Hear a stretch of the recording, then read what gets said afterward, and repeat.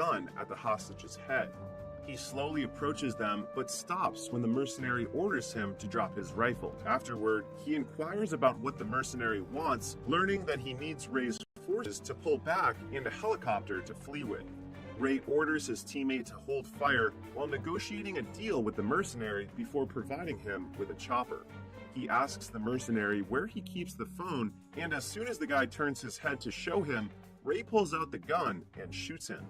This leads Ray and his troops to a successful rescue operation as they get their target hostage secured from the mercenaries. After that, the U.S. military aircraft transports them to Aviano Air Base in Italy, where the U.S. Air Force has permitted them to spend their vacation anywhere inside the country. Since that is the case, Ray feels happy to be able to spend their vacation anywhere in a garrison who is waiting for his arrival on their base. They will finally get the opportunity to spend time together and enjoy the holiday by going to a coastal village in Italy located on the Amalfi Coast. Once Ray and Gina reach their destination, they immediately drop themselves at a hotel to get some rest. The following day, when Ray wakes up, there is a letter from Gina telling him that she is going out to get something for their breakfast. While waiting for Gina to return, he goes to take a bath when suddenly 2 mercenaries appear from within the room and abduct him.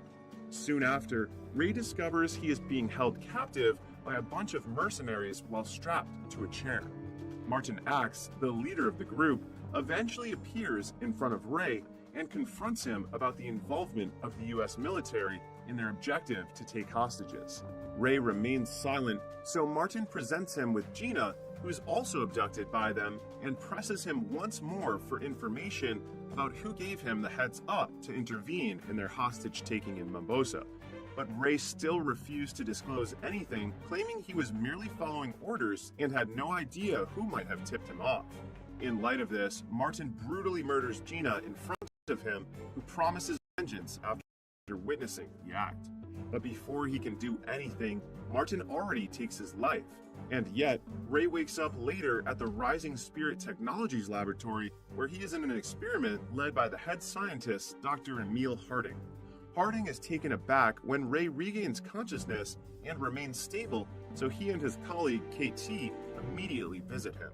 Once inside Ray's room, Harding explains to him that the US military usually lets RST take over disabled military veterans and other military patients so that the cutting-edge biotechnology here can cure them. But Ray's case is exceptional because he was the test subject of their experimental nanite technology, which brings him back from the dead. This makes him the first successfully resurrected RST human subject of the RST's Bloodshot program to have his whole bloodstream replaced with nanites. This piques Ray's interest, and he demands Harding to break down every aspect of nanotechnology for him. After showing him the operating room and saying they work on developing methods to increase the speed and strength of the military's armed forces, Harding then brings Ray to his private laboratory room and suddenly slashes his hand to demonstrate the nanites. He reveals that the nanites are helping his body recover from injuries, and it can also make him stronger. However, Harding cautions Ray that his nanites can run low, so they need to be recharged regularly to keep them from wearing out and causing him to die again. As the demonstration is over, he brings Ray to the rehabilitation center, introducing him to fellow patients like former U.S. Army Ranger Marcus Tibbs, who enhanced his sight with ocular prosthetics, and former Navy SEAL Jimmy Dalton, who engineered his feet. Even though Ray has already met KT, a female ex-swimmer for the United States Navy, Harding introduces her again, saying that KT's enhancements are her larynx and trachea, which allows her to breathe through clavicle-mounted respirations. Later at night, Ray struggles to sleep because he dreams of Gina and Martin and gets out of bed. He goes to the rehabilitation facility to work out, but stops when he sees KT taking late-night diving. They chat and both decide on having a drink to relieve themselves from trouble sleeping. While imbibing, Ray unexpectedly hears the music Martin played while killing them, and he is immediately taken back to the moment when his wife was murdered. This prompts him to leave the RST and seek revenge for Gina's death by killing Martin. He hacks into RST's system with his nanites and utilizes the information to pinpoint Martin's precise location. When Ray learns that he is in Budapest, Hungary, he doesn't waste much time getting there and killing everyone connected to Martin, including the security personnel. Meanwhile, Harding observes Ray on the RST computer screen, witnessing firsthand how effectively Ray dispatches his targets. It is then revealed that Harding plots on making the Bloodshot program successful and eliminating every former associate who betrayed him, using Ray as his weapon. Therefore, he issues an instant order to KT, Tibbs, and Dalton to take Ray back to the facility. Once Ray returns, Harding puts him to sleep and orders Eric, his co-scientist, to begin resetting his nanites and alter his recollection of Gina's death, replacing the person who kills her from Martin to a person named Nick Barris. KT protests this plan of Harding, but he ignores her and even threatens to shut her enhancements down if she tries to get in the way. When Ray awakens again with no memories, Harding pretends to be surprised again and begins reintroducing RST and the new developments in his body. As Harding continues to speak, Ray starts recalling Gina's death, in which he accuses Barris of kidnapping and brutally killing her. Livid, Ray leaves the RST again and follows Barris to East Sussex using his nanites. However, as Harding observes Barris's hideout via computer, he becomes suspicious seeing an unfamiliar man conversing with Barris. So he asks Eric about him and learns that he is Wilfred Wiggins, a skilled programmer and an open source contributor to many of his innovations, including the nanites. This alarms Harding and KT, but their worries escalate when they find out that Wiggins is ordered by Barris to come here because Barris can't stop panicking, knowing that Harding will send someone to kill him. He forces Wiggins to place an electromagnetic pulse bomb that can incapacitate Ray in the room. Wiggins then sets it in motion and hands Barris the remote, telling him to wait until the EMP bomb is fully charged before detonating it. Once Barris fully notes the instruction, he orders Wiggins to leave and return to his office. Harding immediately orders Ray to stay away from the place, but something is intercepting their signal. Meanwhile, Ray finally reaches Barris's office and starts accusing him of the murder of his wife, which makes Barris confused, explaining that he is not involved with the murder and the RST is probably lying to him. But with his rebooted memory, Ray refuses to believe Barris and unhesitatingly shoots him.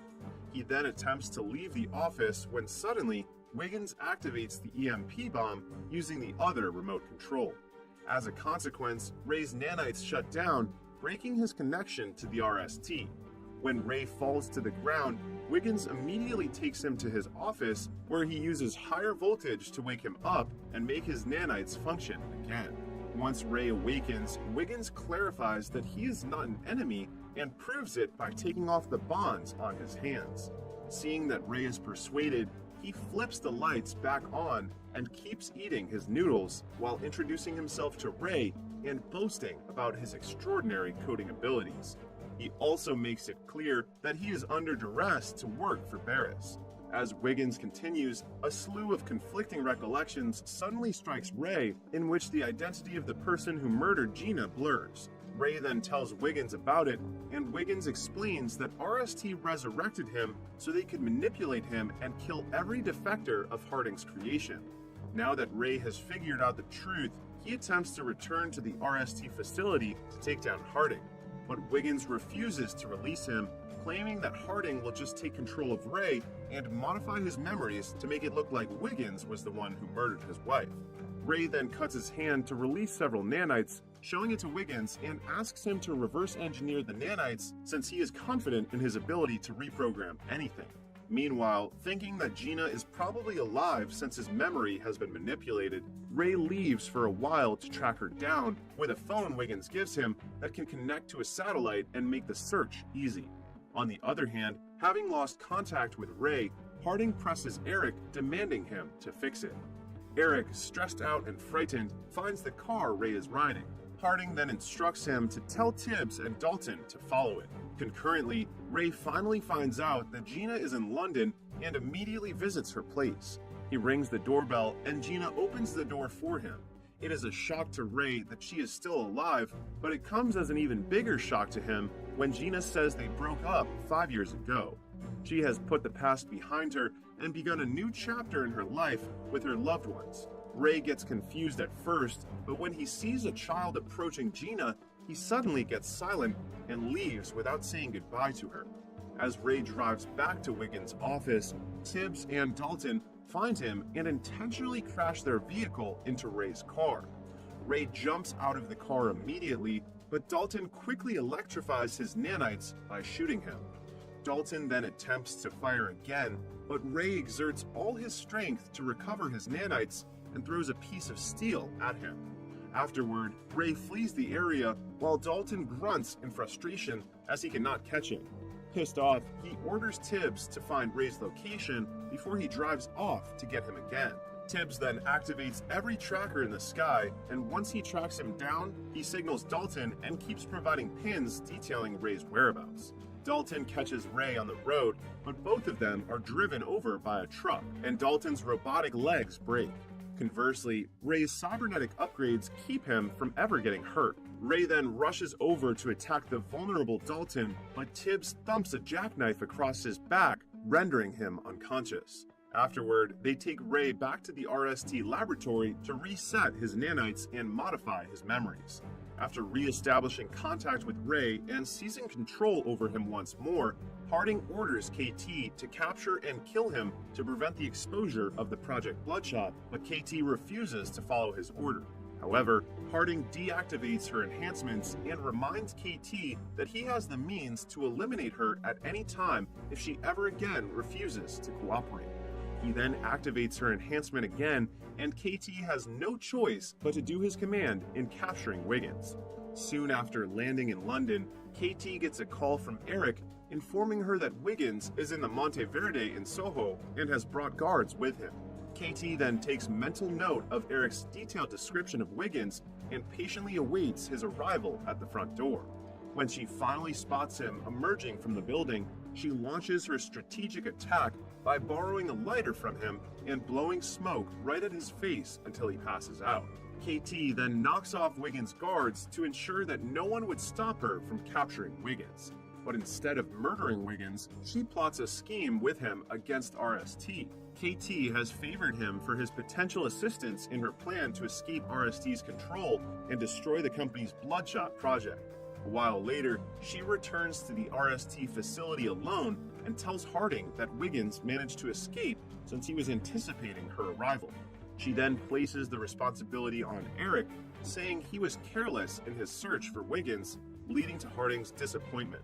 Having exhausted all other options, Harding implements his backup plan, which entails giving Eric strict instructions to implant in Ray's memories that Wiggins must be killed. This prompts KT to storm out of the laboratory and immediately proceed to the control room, where she disrupts Ray's reprogramming process. She alters the sim and connects it to Wiggins' computer to let him do the rest. On the other hand, Harding quickly realizes that KT has tampered with the simulator and rushes to the command center to stop her. But it's too late. Wiggins has already gained access to the RST administration and takes complete control of the awakened Ray. In preparation for Harding's arrival in the control room, KT suits up in body armor laden with smoke grenades. Once inside, Harding makes another attempt to use his remote to shut down KT's rebreather, only to find that he has been locked out. KT throws the smoke grenade at him and runs out of the command center. Afterward, she initiates phase 2 of their operation and destroys the RST technologies using canisters.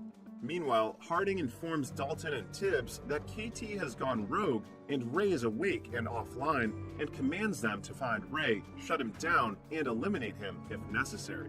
In the light of this, Dalton and Tibbs instantly put on their combat gears and grab their high-tech weaponry.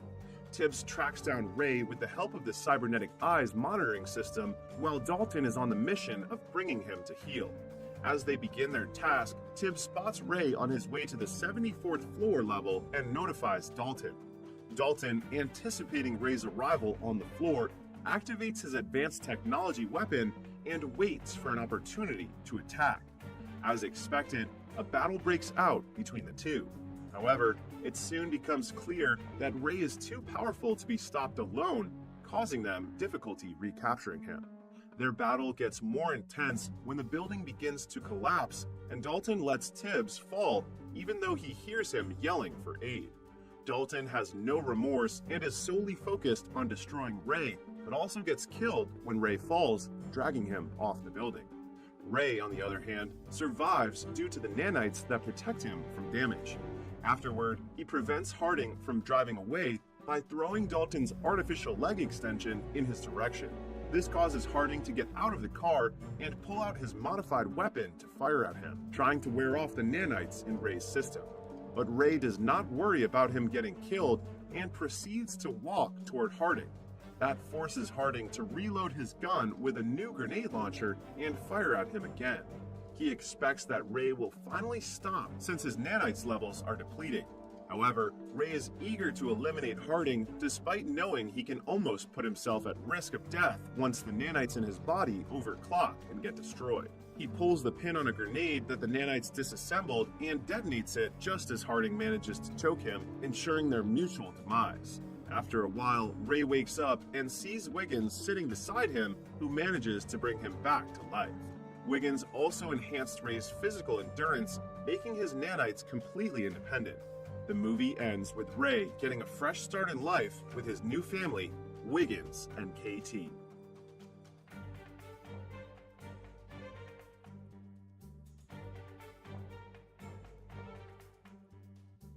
"800 years ago, Calder and his friends are working as witch hunters, looking for the witch that has cursed their town with the Black Plague, which has killed dozens of families. When they make it to the center of the forest, they discover the Witch Queen is behind this, and she kills the first soldier by summoning a swarm from his mouth. Then she brings up a few undead to attack them, and Calder immediately lights his sword on fire to keep them at bay. A fierce battle ensues, and while his friends defend themselves from the evil creatures, Calder goes after the queen, only to find a toy on the ground that reminds him of his dead family. Calder realizes this isn't real, and when he snaps out of the illusion, he begins fighting the Witch Queen directly. The queen pushes him through a hole on the tree and traps him with her roots, but Calder lights the sword again and starts a huge fire. Then he stabs the queen to kill her. However, as she dies, the queen curses Calder with immortality so that he'll forever live with his suffering loneliness. In modern day, Calder is still alive and working as a witch hunter. Currently he's on a plane, and when he breathes against the window, he sees a symbol indicating the presence of magic. Using a pin on a glass of water as a compass, Calder finds the witch and gets rid of the person on the seat next to her by spilling the water on his lap. It turns out this witch is traveling with some ancient runes in her bag, and that's causing a storm that will make the plane crash soon. In fact, the plane suddenly begins to shake, but Calder grabs the runes and deactivates them, making the storm instantly go away. Sometime later, Calder visits his dear friend the 36th Dolan, who works for the Axe and Cross organization like him. It's revealed that witches still exist and are allowed to live alongside humans as long as they don't use magic against them. Calder only intervenes when it's necessary to keep peace. The Dolan will be retiring soon after 50 years of service, so Calder gives him an antique pen to. He also learns that his friends has already chosen the 37th Dolan, a young man that vows to watch out for Calder. Afterward, the 36th Dolan takes a cab to go home while the mysterious Belial watches from afar. The next day, Calder receives a call informing him that the 36th Dolan died in his sleep last night. Devastated by the news, Calder goes to watch the ceremony in which the young man is officially declared 37th Dolan with a burning mark on his arm. Then the two of them go to the dead Dolan's apartment to investigate the death. Calder uses the usual tricks to check for elemental magic, like the breath on the window and a lighter, but there aren't any signs. However, when he's about to leave, he finds 3 dead insects and finds it suspicious. He uses a special powder on the floor and reveals a pentagram, which suddenly explodes and makes runes appear on the walls. This confirms the entire room has been cursed with the rare black magic and that his friend was murdered.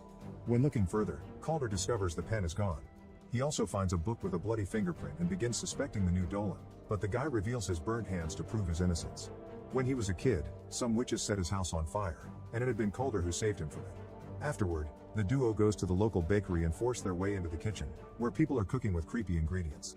The powerful witch Max is there selling illegal uppers and tries to escape with a cloud of butterflies when he hears them, but Calder blocks his way by capturing the butterflies in a jar. Max says he knows nothing about a user of dark magic, but after Calder insists with a threatening tone, Max explains he sold a forbidden herb to a stranger. Max is blind so he can't describe the guy, but he smelled the scent of arsenic and rotten apples on his body. This gives Calder the idea the killer is in a funeral parlor near an apple tree, so he sends the Dolan home for his safety and goes to investigate alone. Meanwhile, a kid is shocked to find a trail of gummy bears on the streets and follows it to find a beautiful gummy tree near a bright house where Belial is watching. When the kid grabs the gummies, Calder stops him and reveals they are actually rotten apples. The house turns old and ugly, and when Calder enters to investigate, he finds a young scared girl. Calder approaches her only to discover she's a warlock in disguise called Alec. The warlock tries to attack Calder and stabs his hand before running away. Calder's wound quickly closes and goes after Ellis, throwing a knife to stuck him on a wall. After finding Dolan's gift pen, Calder knocks Alec out and takes him to the Council of Witches, where the 37th takes the chance to punch Alec for revenge. The council leader Glazer uses card reading to prove Alec is guilty, and she ignores Calder when he says Alec couldn't have been working alone considering the powerful spell he used. Glazer summons a terrifying creature known as the Sentinel and feeds Alec to it without hesitation. Then Calder notices a dead insect on Glazer's clothes, giving him an idea. He checks on the 36th Dolan's body and uses a carved candle to prove the presence of magic. Then he checks Dolan's neck and finds another insect that proves he isn't dead. He's actually been cursed by old-school black magic. The only way to get rid of the curse is to kill the warlock that cast it. Since Alec is dead, this proves he was working for someone. Calder also notices a cut on Dolan's finger and goes to recheck the book, finding multiple bloody fingerprints left on purpose to form a message. Remember your death. Since Calder doesn't remember his early life, he goes to a witch bar for help. His mere presence scares all the witches away except for the owner Chloe, who Calder asks for a memory spell. Chloe is hesitant to help a witch hunter because he hunts her kind, but she accepts when Calder explains it's for the sake of a friend. She proceeds to put a memory potion inside a cherry, and when Calder eats it, he suddenly finds himself in the cursed woods, seeing his own charred corpse kneeling on the ground. However, when he's about to see more, Belial shows up and pulls him out of the spell. When Calder suddenly finds himself chained to the floor. By breaking his fingers, he manages to get his hand through the cuffs and frees himself before going after Belial, triggering a fight. Unfortunately, Calder is still under the effects of the spell and keeps seeing hallucinations, so he can't fight well. Belial uses the chance to set the bar on fire, leaving Chloe to bring Calder back from his trance. Calder thinks she's the queen and tries to kill her, but she blows a powder into his face and wakes him up just in time. Calder tries to catch Belial again, but Belial opens a root hole on the floor and disappears. Chloe tries to use a fire extinguisher to no avail and laments the loss of her bar because it's all she had, so she says Calder is a monster like everyone says. Later in the evening, Chloe hears a weird noise in her apartment and suddenly all the lights explode, allowing roots to open another hole in the floor and drag her down to hell. Chloe tries to struggle free from their grasp and notices Calder's hand helping her, but at that moment she wakes up and finds herself in the cathedral. Calder and the 37th Dolan are researching Belial, and Calder asks Chloe for help again, convincing her to collaborate to get revenge for her bar. Chloe accepts, but with her bar gone she needs ingredients for the potion, so she takes Calder to a friend's house. When they arrive there, Chloe is devastated to discover her friend has been murdered and all the important plants were stolen. At that moment she gets a call coming from her friend's phone, but it's Belial with a message threatening them with more attacks incoming. Since they don't have other choice, Calder goes to see the dangerous witch Danique, who accepts to lend them the plants. However, while Chloe is distracted checking the plant, Calder suddenly begins seeing illusions of his family. It turns out Danique is a traitor, and while her employees catch Chloe, Calder gets trapped in a memory spell. He enjoys seeing his family again, but his happiness is interrupted by Chloe, who keeps talking and pushing until he wakes up. Back in reality, Calder finds himself being dragged away by Danique's men. He immediately knocks them all out and finds Chloe, freeing her before interrogating Danique. The witch swears she doesn't know Belial's intentions, she only got him the plants he needed. Calder decides to leave without punishing her, but Chloe takes revenge by stealing Danique's magical gem and destroying it, which reveals Danique's real hideous face. Afterward, Calder has a chat with Chloe and confirms she's a dreamwalker, meaning she shouldn't need potions to get into someone's mind. Chloe confesses she's afraid of her ability because when she used it on her brother he died, so Calder takes her to a sacred place that shows the history of witches. After teaching her of her legacy, he reminds her he can't die and guides her through the process of seeing his mind. The duo revisits the night of the curse and finds Calder's charred body, which roared when his friends came closer. When the first Dolan tried to destroy the queen's heart, Calder began screaming in pain, meaning they couldn't kill the queen without killing Calder too. The heart was kept hidden, and Chloe realizes Belial killed 36 Dolan because he knew where the heart is and will use it to bring the queen back. Meanwhile, Belial kidnaps Max to take him to the old woods, where he puts it against a tree to sacrifice him to the witch queen as he summons it with the heart. Back to Calder, he goes to the cathedral and yells at the 37th Dolan because nobody in the organization ever told him they hid the heart. The young man responds the 36th Dolan had been considering destroying the heart to grant Calder his freedom. He also provides Calder's with the location of Belial's truck, which can be tracked. Moments later, Calder arrives at the woods and discovers Max has been possessed by the witch queen. Chloe suddenly appears behind him, but when Calder gets distracted, Belial drops the illusion and attacks Calder with fire magic followed by a few shots. However, Calder is fast and quickly throws a knife to kill him. The queen uses this distraction to stab Calder with a root and retrieve the immortality, explaining she hadn't gifted it to him. He has just been keeping it safe until she could regain her body. Max loses his shape and transforms into the queen, who attacks Calder with a magic swarm, but when Calder responds with a shot, she disappears into the tree. Calder rushes back to the city and discovers the 36th Dolan has reawakened. However, Calder isn't happy.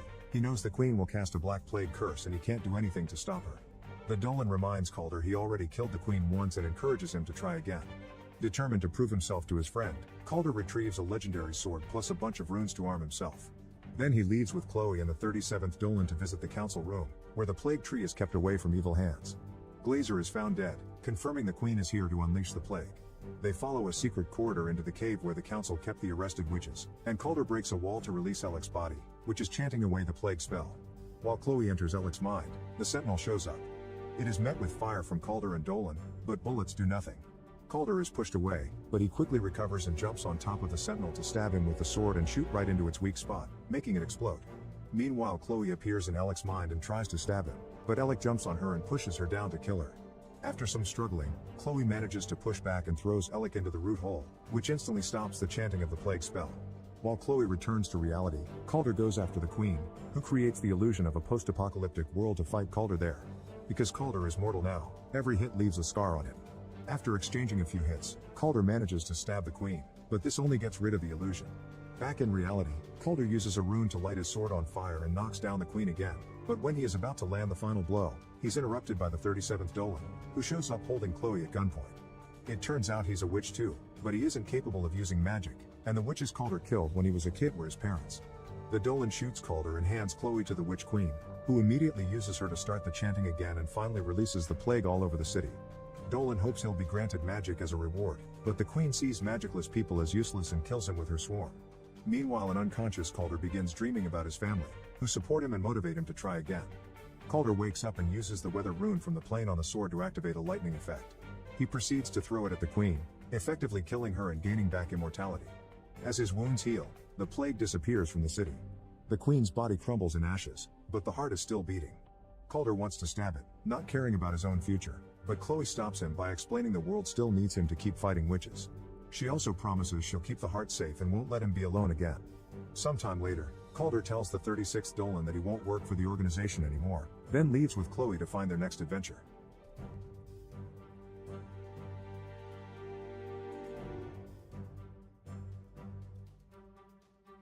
Steve Rogers is a small, skinny kid who constantly gets bullied by those around him. It's the middle of World War II and he decides that he wants to enlist in the military to help out. But he's half the size of every other man there, and has a bunch of different conditions and diseases. He's so pathetic that the army refused to let him join as he would be too much of a liability. He respects everyone that fights for their country, and his only wish is to do the same. Steve hates bullies and stands up to them whenever he has the chance. However, it usually ends with him getting beaten up and thrown around like a rag doll. He does have one friend, Bucky Barnes, who defends him whenever he can. Unfortunately, Bucky is leaving to go to war tomorrow, so Steve will soon be all alone. They decide to spend one last night together at a science expo and meet with two pretty girls. But they are both interested in Bucky and neither one of them pay attention to Steve. Probably because he's 5'3". A man named Howard Stark is on stage showing off his new invention, a flying car. Even though it fails, everyone is still impressed. While Bucky is distracted by the show, Steve sneaks off to try and get into the army again. There is a recruitment center at the expo. His friend tracks him down and tells him it's a bad idea. Even if he gets into the army, he is too weak and could end up dying. Steve insists on trying again. He believes it's his responsibility as a man to protect those around him.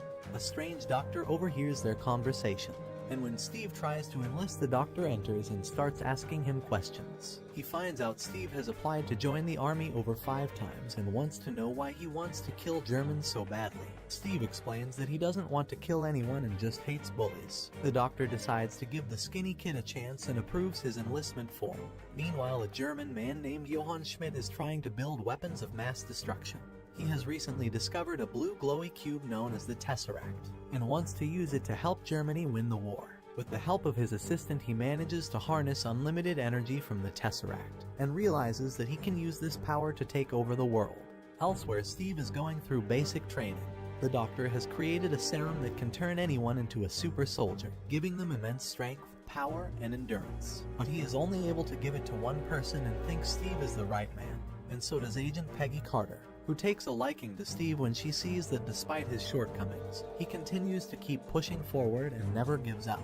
However, the Colonel doesn't like him and thinks it's a waste of time trying to train such a puny man. To use the serum on Steve would be like throwing money down the drain. Steve starts to wonder why the doctor wants him to be a super soldier when everyone else is clearly so much better than him. The doctor explains that it is because Steve is a good man, who only wants to help others even though the world is horrible to him. His muscles may be tiny, but his heart is big. The day of the procedure arrives and Peggy takes Steve to a secret facility, hidden underneath an antique store. It is filled with doctors and nurses who are ready to inject him with their juices. He takes off his shirt and enters a weird-looking machine.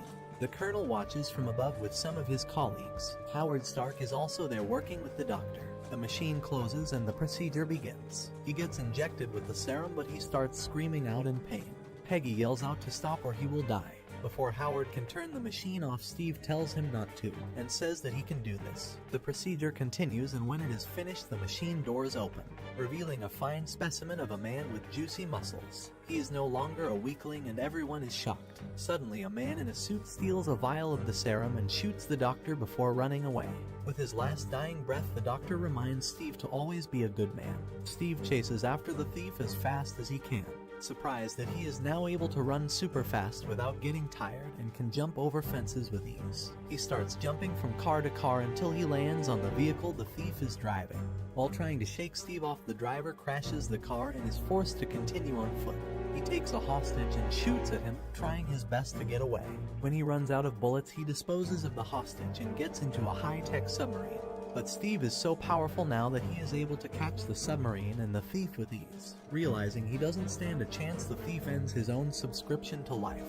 Before dying, he says 2 words, "Hail Hydra." Hydra is a German organization that wants to win the war and take over the world. Schmidt is their leader, and he has been busy creating a super weapon, capable of decimating every country on Earth, even Germany. Schmidt wants to create a new world where Hydra is in control.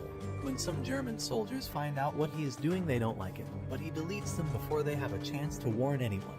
His assistant, Zola, starts to worry that Schmidt has gone crazy. When Steve finds out about Hydra, he wants to go after them. The Colonel doesn't want him and says the procedure was a waste. Steve is just one man and there's nothing he can do for them. Feeling defeated, Steve starts to work as a performer, dressing in red, white, and blue and calling himself Captain America. He entertains people all over the country, providing them morale during the war.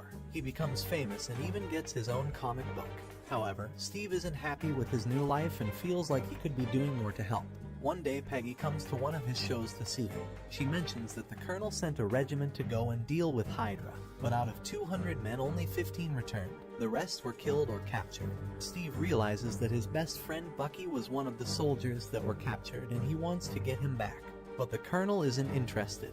He says it would be too dangerous and he doesn't have enough men. Steve decides he is going to go and get Bucky back all by himself.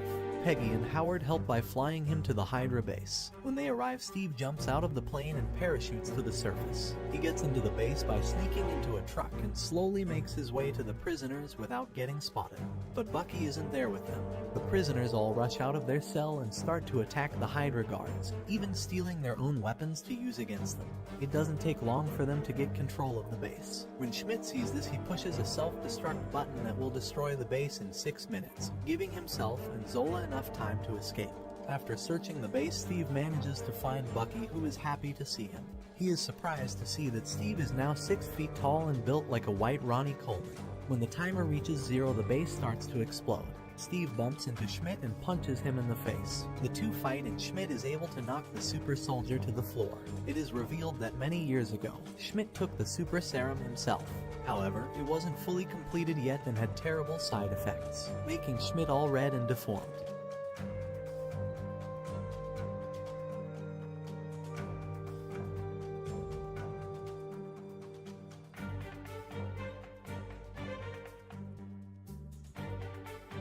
Then he takes an elevator to the roof where he flies away, leaving Bucky and Steve to die in the burning building.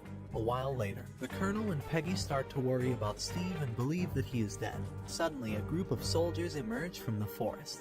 It's the regiment that were originally captured, with Steve and Bucky at the front, leading them. They are all still alive, and the Colonel is happy to see them. All the soldiers cheer for Captain America.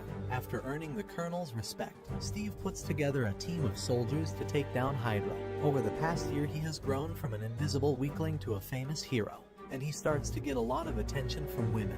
One of them even kiss him, which makes Peggy jealous. He talks with Howard about designing a new Captain America uniform and even gets a new shield, made of vibranium, the strongest metal in the universe. With his new team, he travels to Hydra bases all around the country, taking them down. He is finally the soldier he always dreamed of being. His next mission is to hijack a Hydra train and capture Zola. Using a zipline, he lands on top of it and sneaks inside with Bucky. The two of them get separated and attacked. Using his new shield, Steve is able to take out a metal man with no problems, but Bucky is being cornered. Steve helps him out, and together they are able to defeat the Hydra soldiers. However, another metal man appears out of nowhere and shoots them, blowing a hole in the train. Steve knocks him out using his shield, but Bucky is hanging off the train. He tries to save his friend, but the railing snaps, causing Bucky to fall to his death. Even though Steve lost his best friend, the mission was still a success. They have captured Zola, and the Colonel interrogates him to find out information about Hydra. It doesn't take long for Zola to snitch on Schmidt. He tells the Colonel all about his plans to take over the world. Tomorrow, he plans on using his weapons of mass destruction to destroy every major city on Earth. Elsewhere, Steve mourns his friend while Peggy comforts him. He says that he is going after Schmidt. He's not going to stop until all of Hydra is dead or captured. Schmidt is in the final Hydra base, which is hidden in the Alps. The next day, Steve rides there on his motorcycle looking for revenge. He takes out some soldiers and a tank, then he crashes his bike into the front door, blowing it up. He does his best, but there are just too many soldiers and he gets outnumbered. They capture Steve and take him to Schmidt, who beats him. Bullets fly everywhere as Hydra tries its best to survive. Schmidt realizes his plan is falling apart and starts to fly away on his super jet. The Tesseract is on the plane, and with it he can rule the world. Steve runs after him, but he isn't fast enough. Fortunately, the Colonel and Peggy arrive just in time to offer him a ride. Using the car, they are able to catch up to the plane before it takes off. Steve gives Peggy a sloppy kiss before jumping onto the wheel, safely making it onto the plane. He sees a bunch of bombs which are all labeled for different cities. If he doesn't stop Schmidt, a lot of people are going to suffer. He makes his way to the cockpit where he finds the Red Man. The two of them get into an intense fight and almost cause the plane to crash. But luckily, Schmidt manages to put it into autopilot. He then shoots at Steve, gloating about how he will be victorious. Steve dodges his bullets and throws his shield, which hits the bony demon and also the Tesseract, causing it to malfunction. Schmidt picks up the cube, hoping to fix it, but it starts to burn through his hand. The Tesseract is too powerful and he never should have messed with it. A wormhole opens up above the two of them and Schmidt gets sucked in, leaving only the cube behind. The Red Skull has been defeated, but Steve still has to deal with the bombs and he doesn't have a lot of time. He realizes that he is going to have to crash the plane. It's the only way. He talks with Peggy over the radio and explains everything to her. She's really upset as she enjoyed their sloppy kiss earlier. Steve crashes the plane into the Arctic, saving the world but sacrificing himself. World War II ends and everyone is happy. However, after years of searching, no one can find Captain America's body or the plane that he crashed. It got lost in the ice, until 66 years later when his body was found frozen. And surprisingly, he was still alive after all this time. After being unfrozen, he wakes up in a hospital in New York and is greeted by a cute nurse. He quickly realizes that something isn't right and tries to leave the hospital. When he realizes it was fake, he runs into the street where he is shocked by what he sees. He was in the year 1945, but now all of a sudden it is 2011 and everything is different. A black guy in an eye patch comes along and explains to Steve that he has been asleep for almost 70 years. The movie ends with Steve realizing that this is all real, and his old life is gone.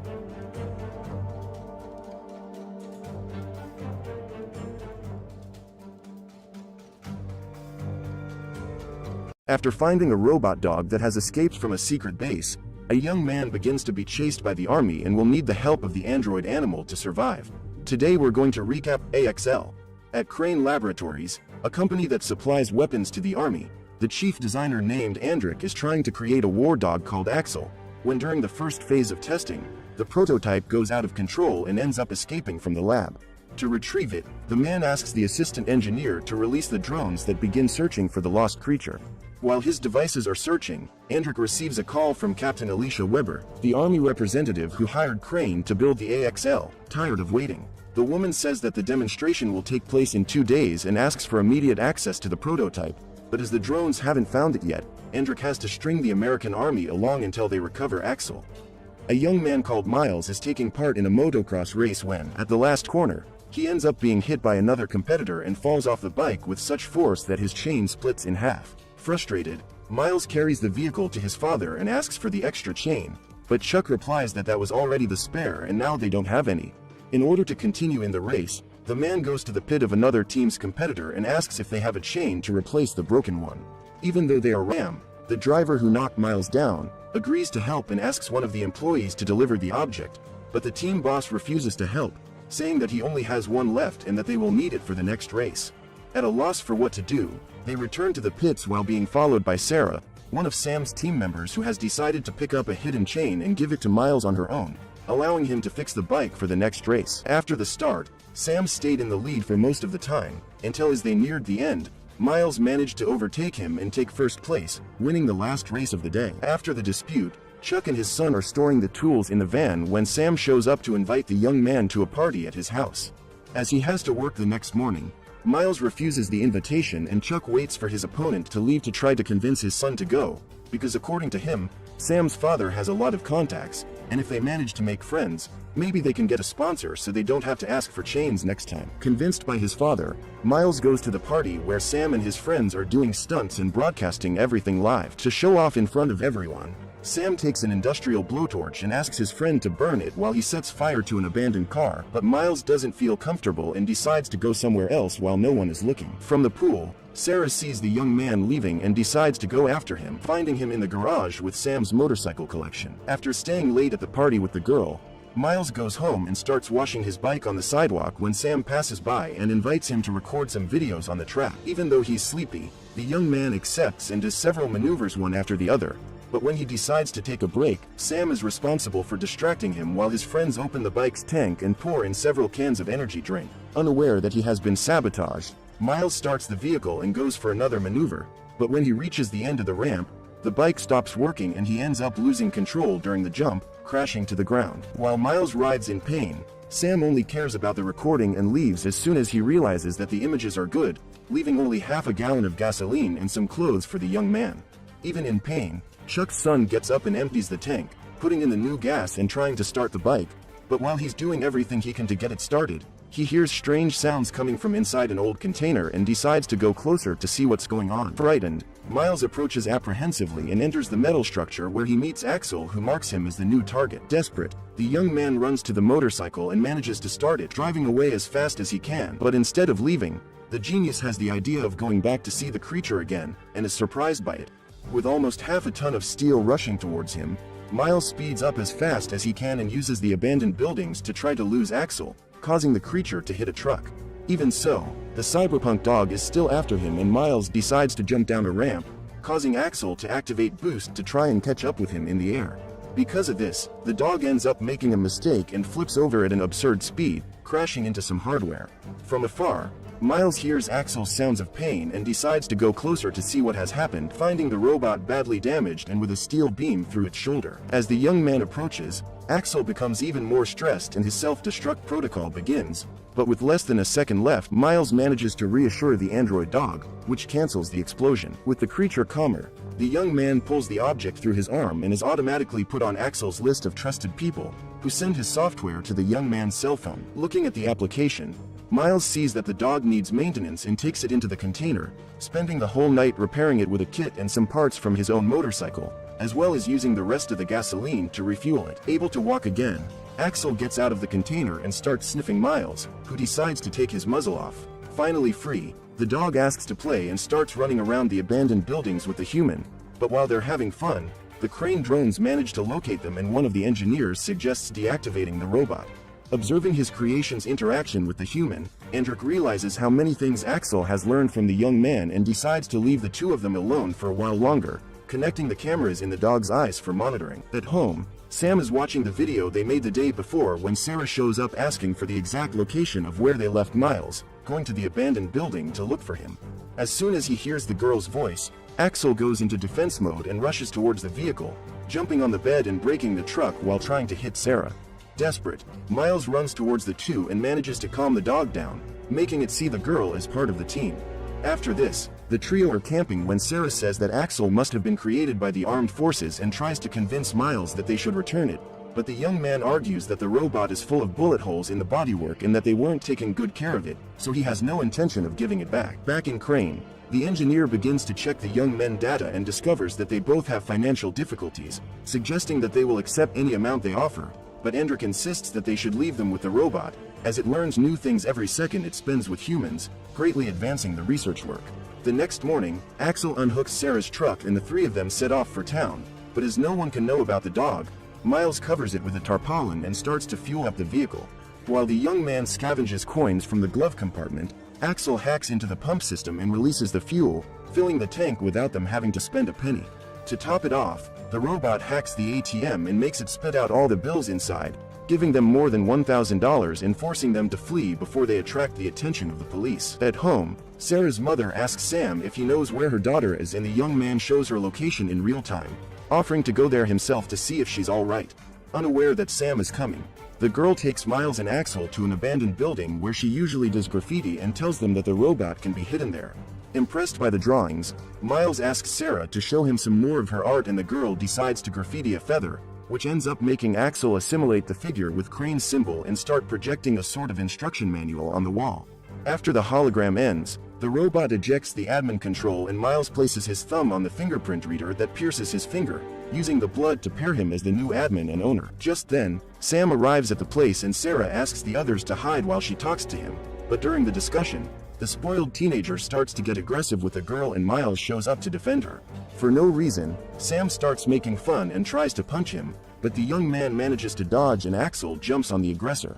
With Sam immobilized, Miles asks the robot to take him to the truck and starts threatening him never to go near the girl again, leaving Sam terrified. After making him promise to leave everyone alone, Miles allows him to leave and thanks Axel for defending him, but Sarah is not at all happy with what has happened and starts saying that he has ruined her life. According to the girl, her mother works for Sam's family and they both live in his house, so now he can fire them and they'll have nowhere else to go.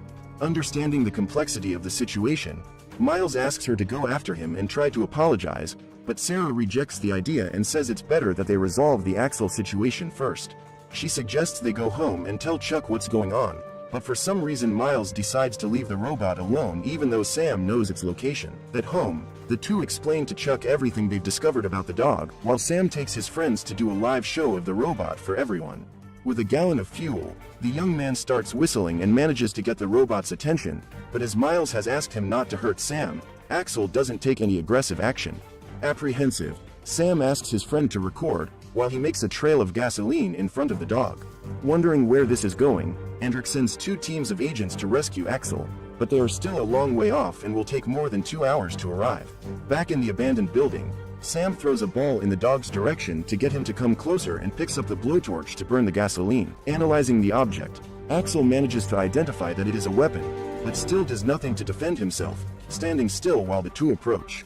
At home, Miles asks his father what they should do and he suggests that they return the creature, but while they are arguing, Sarah sees Sam's live and interrupts them, saying that they should go back as soon as possible, making the young man leave and leave the admin key behind. With no one to stop him, Sam turns on the blowtorch and sets fire to the gasoline, which explodes right under the robot, damaging the system and putting it into safety mode. With what little energy he has left, Axel communicates with the two via cell phone and gives them the location of a workshop where they can start cleaning and repairing. After working all night, the couple manages to reset the robot's circuits, which programs a system reboot for 2.5 hours from now, leaving them with nothing to do. While the two wait, Chuck is visited by one of Crane's agents who threatens him to enter the house and search it. After confirming that Miles is no longer there, the man asks if Chuck has seen the admin key and he replies that his son's things are in the garage, leaving the agent to search, while he takes the device from the table and hides it in a safe place. With that done, Chuck takes his bow and manages to overpower the employee, disarming him and handcuffing him to a chair. From headquarters, Endrick sees that his agent has been captured and goes into a state of denial, but the engineer is tired of being ignored and takes advantage of the moment of distraction to send an email to Alicia telling her everything that has happened. Unaware that he has been betrayed, Endrick manages to track down Axel and sends his remaining units to capture the three, but while they are searching for the humans, the reboot is completed and the robot begins to attack them. To defend themselves, the agents fire high-voltage weapons that try to overload the dog, forcing Miles to jump on top of the soldier and allowing Sarah to surrender all of them. With the battle over, Axel begins to remember the latest events and goes into hunting mode, abandoning his administrators to go after Sam. Unaware of the danger he's in, Sam stops at the gas station with his friends and is soon overtaken by the dog, who is watching everything from the roof, but soon realizes that something is wrong and manages to leave the place before being attacked. So the young man goes straight to a party and starts broadcasting everything live when the cameraman sees Axel on top of the trailer. Panicked, everyone runs for their lives, while Sam decides to hide under a vehicle, but ends up being spotted and does his best not to be crushed by the robot's footsteps. While he's trying to dodge, Miles and Sarah arrive on the scene and distract Axel, allowing Sam to run up to the flamethrower and use it to defend himself. However, the torch runs out of fuel after a few seconds and the robot can attack again, forcing Miles to jump in front of it to save the bully. Hearing his admin's voice, Axel finally manages to calm down and comes out of hunting mode, but before they can leave, they are met by drones that stick to the robot's body, electrocuting its bodywork and leaving it incapacitated. As Sam flees, Crane's agents appear and handcuff both Axel and the humans, knocking them out and taking them to their laboratory. Without access to the prototype because of the key, Hendrik asks Miles where the access is and shows Sarah tied to a chair, saying that if he refuses to cooperate, neither of them will get out alive. At that moment, he orders the engineer to bring the girl to them and creates a force field around her, warning that if she leaves the delimited area, Axel is programmed to attack without mercy. Desperate, the girl runs out of the box and manages to grab a flashlight without getting bitten, using the light to draw a feather like the one she made on the wall. Even reprogrammed, Sarah's movements make the robot remember them again and break free of its restraints, allowing the humans to flee while it confronts Hendrik. Despite being its creator, the man no longer has any control and runs outside, where he is surrendered by the armed forces.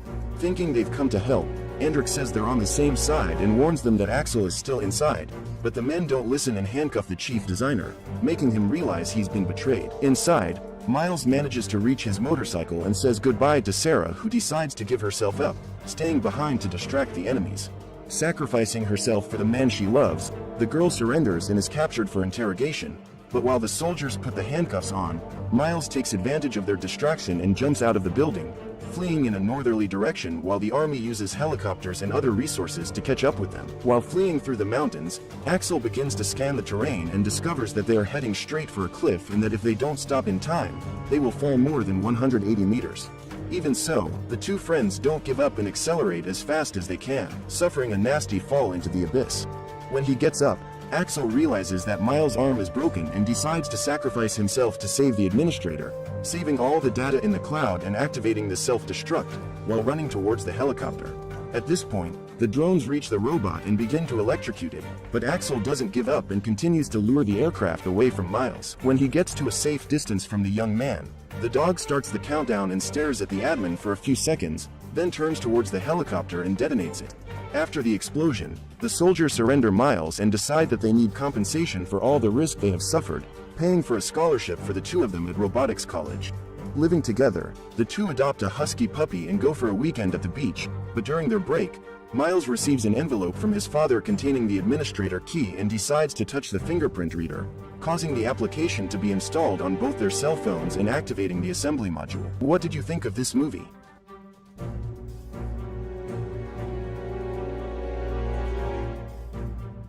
Did they finally kill Superman? Stay tuned to find out. Welcome back to our channel, guys. Today we will be recapping the movie, Death of Superman. Spoiler alert, watch out and take care. The film begins in the Metropolis City Hall, where the cops are trying to stop a notorious group called the Inter Gang from kidnapping the mayor. The gang disposes of the cops with their advanced weapons, but just as they are about to start celebrating, our favorite Red Cape hero shows up just in time. Superman flies in and single-handedly stops them in their tracks. He defeats the gang and their leader Mannheim and heroically states that no one tears his city apart and gets away with it. Later, Cyborg discovers that the gang's armor was designed by Apocalypse Technology, so he offers to take it to his father, who knows this stuff, for further information. During an interview with the Daily Planet's reporter Lois Lane, Superman presents the rocket that brought him to Earth from Krypton, and in it they find a Kryptonian crystal with information. Superman activates the crystal and a man appears in a hologram claiming he is a Kryptonian AI designed to assist Kal-El and also keeping the history of all Kryptonian bloodlines. Later, Superman flies Lois Lane back to the Daily Planet and then flies off. Then she enters the building. Inside the office, Lois Lane bumps into fellow news reporter Clark Kent, who she apparently is in a relationship with.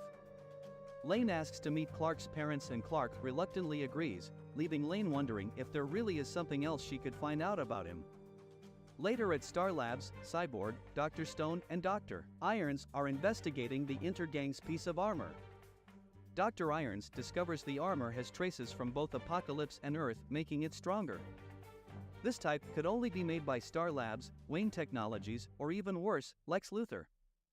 Following this, Superman confronts Luthor, who is confined to house arrest, but he denies any involvement. Meanwhile, a Superman's fan, Captain Hank Henshaw, leads a team of astronauts aboard the space shuttle Excalibur when a boom tube sends a meteorite heading towards the shuttle. Elsewhere, Lex Luthor arrives at his Lex Towers in a bearded disguise where a doctor takes off his house arrest tag, which he mysteriously mounted with pieces of kryptonite in his lab.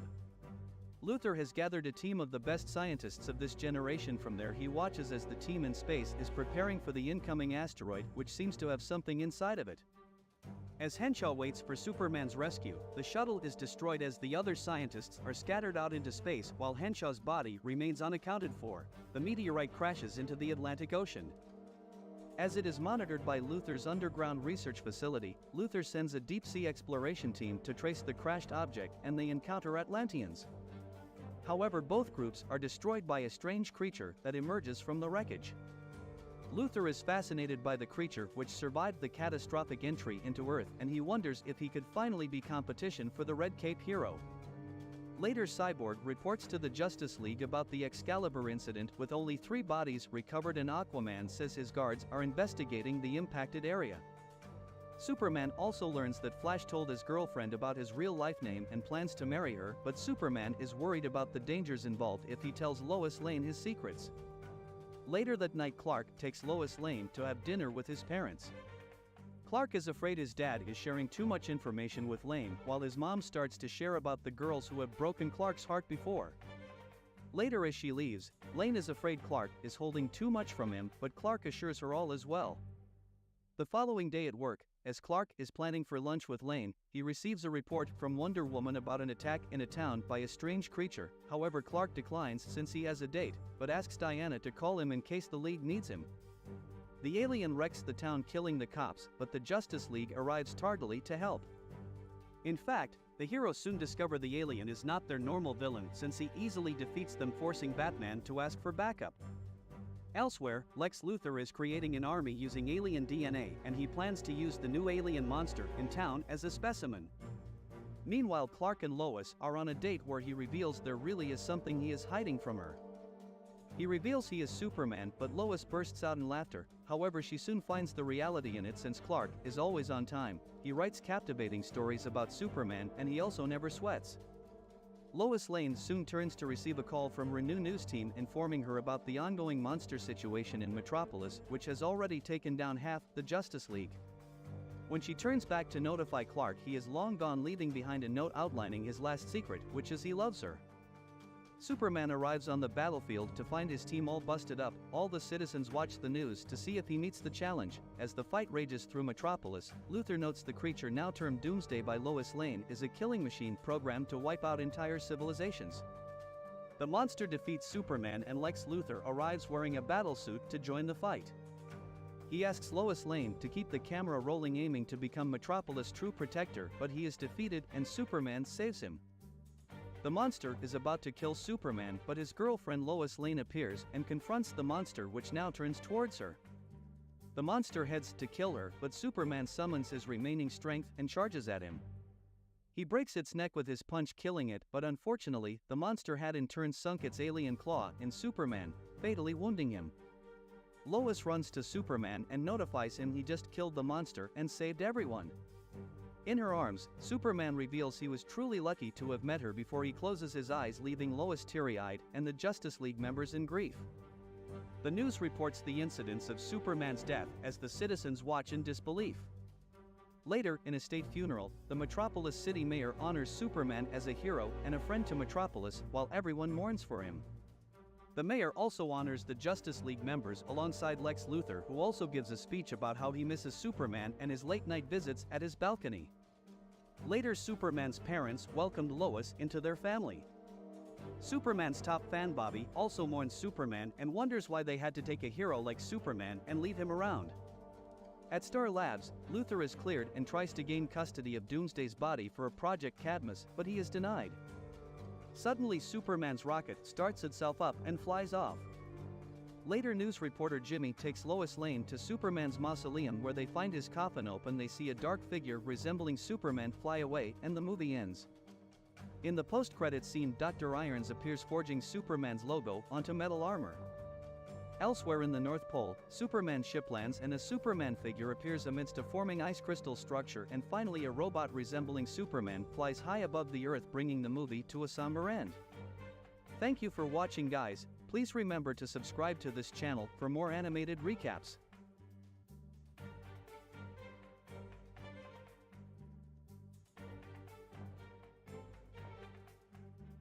Superman is possessed by a demon who helps him and the Justice League to defeat Darkseid.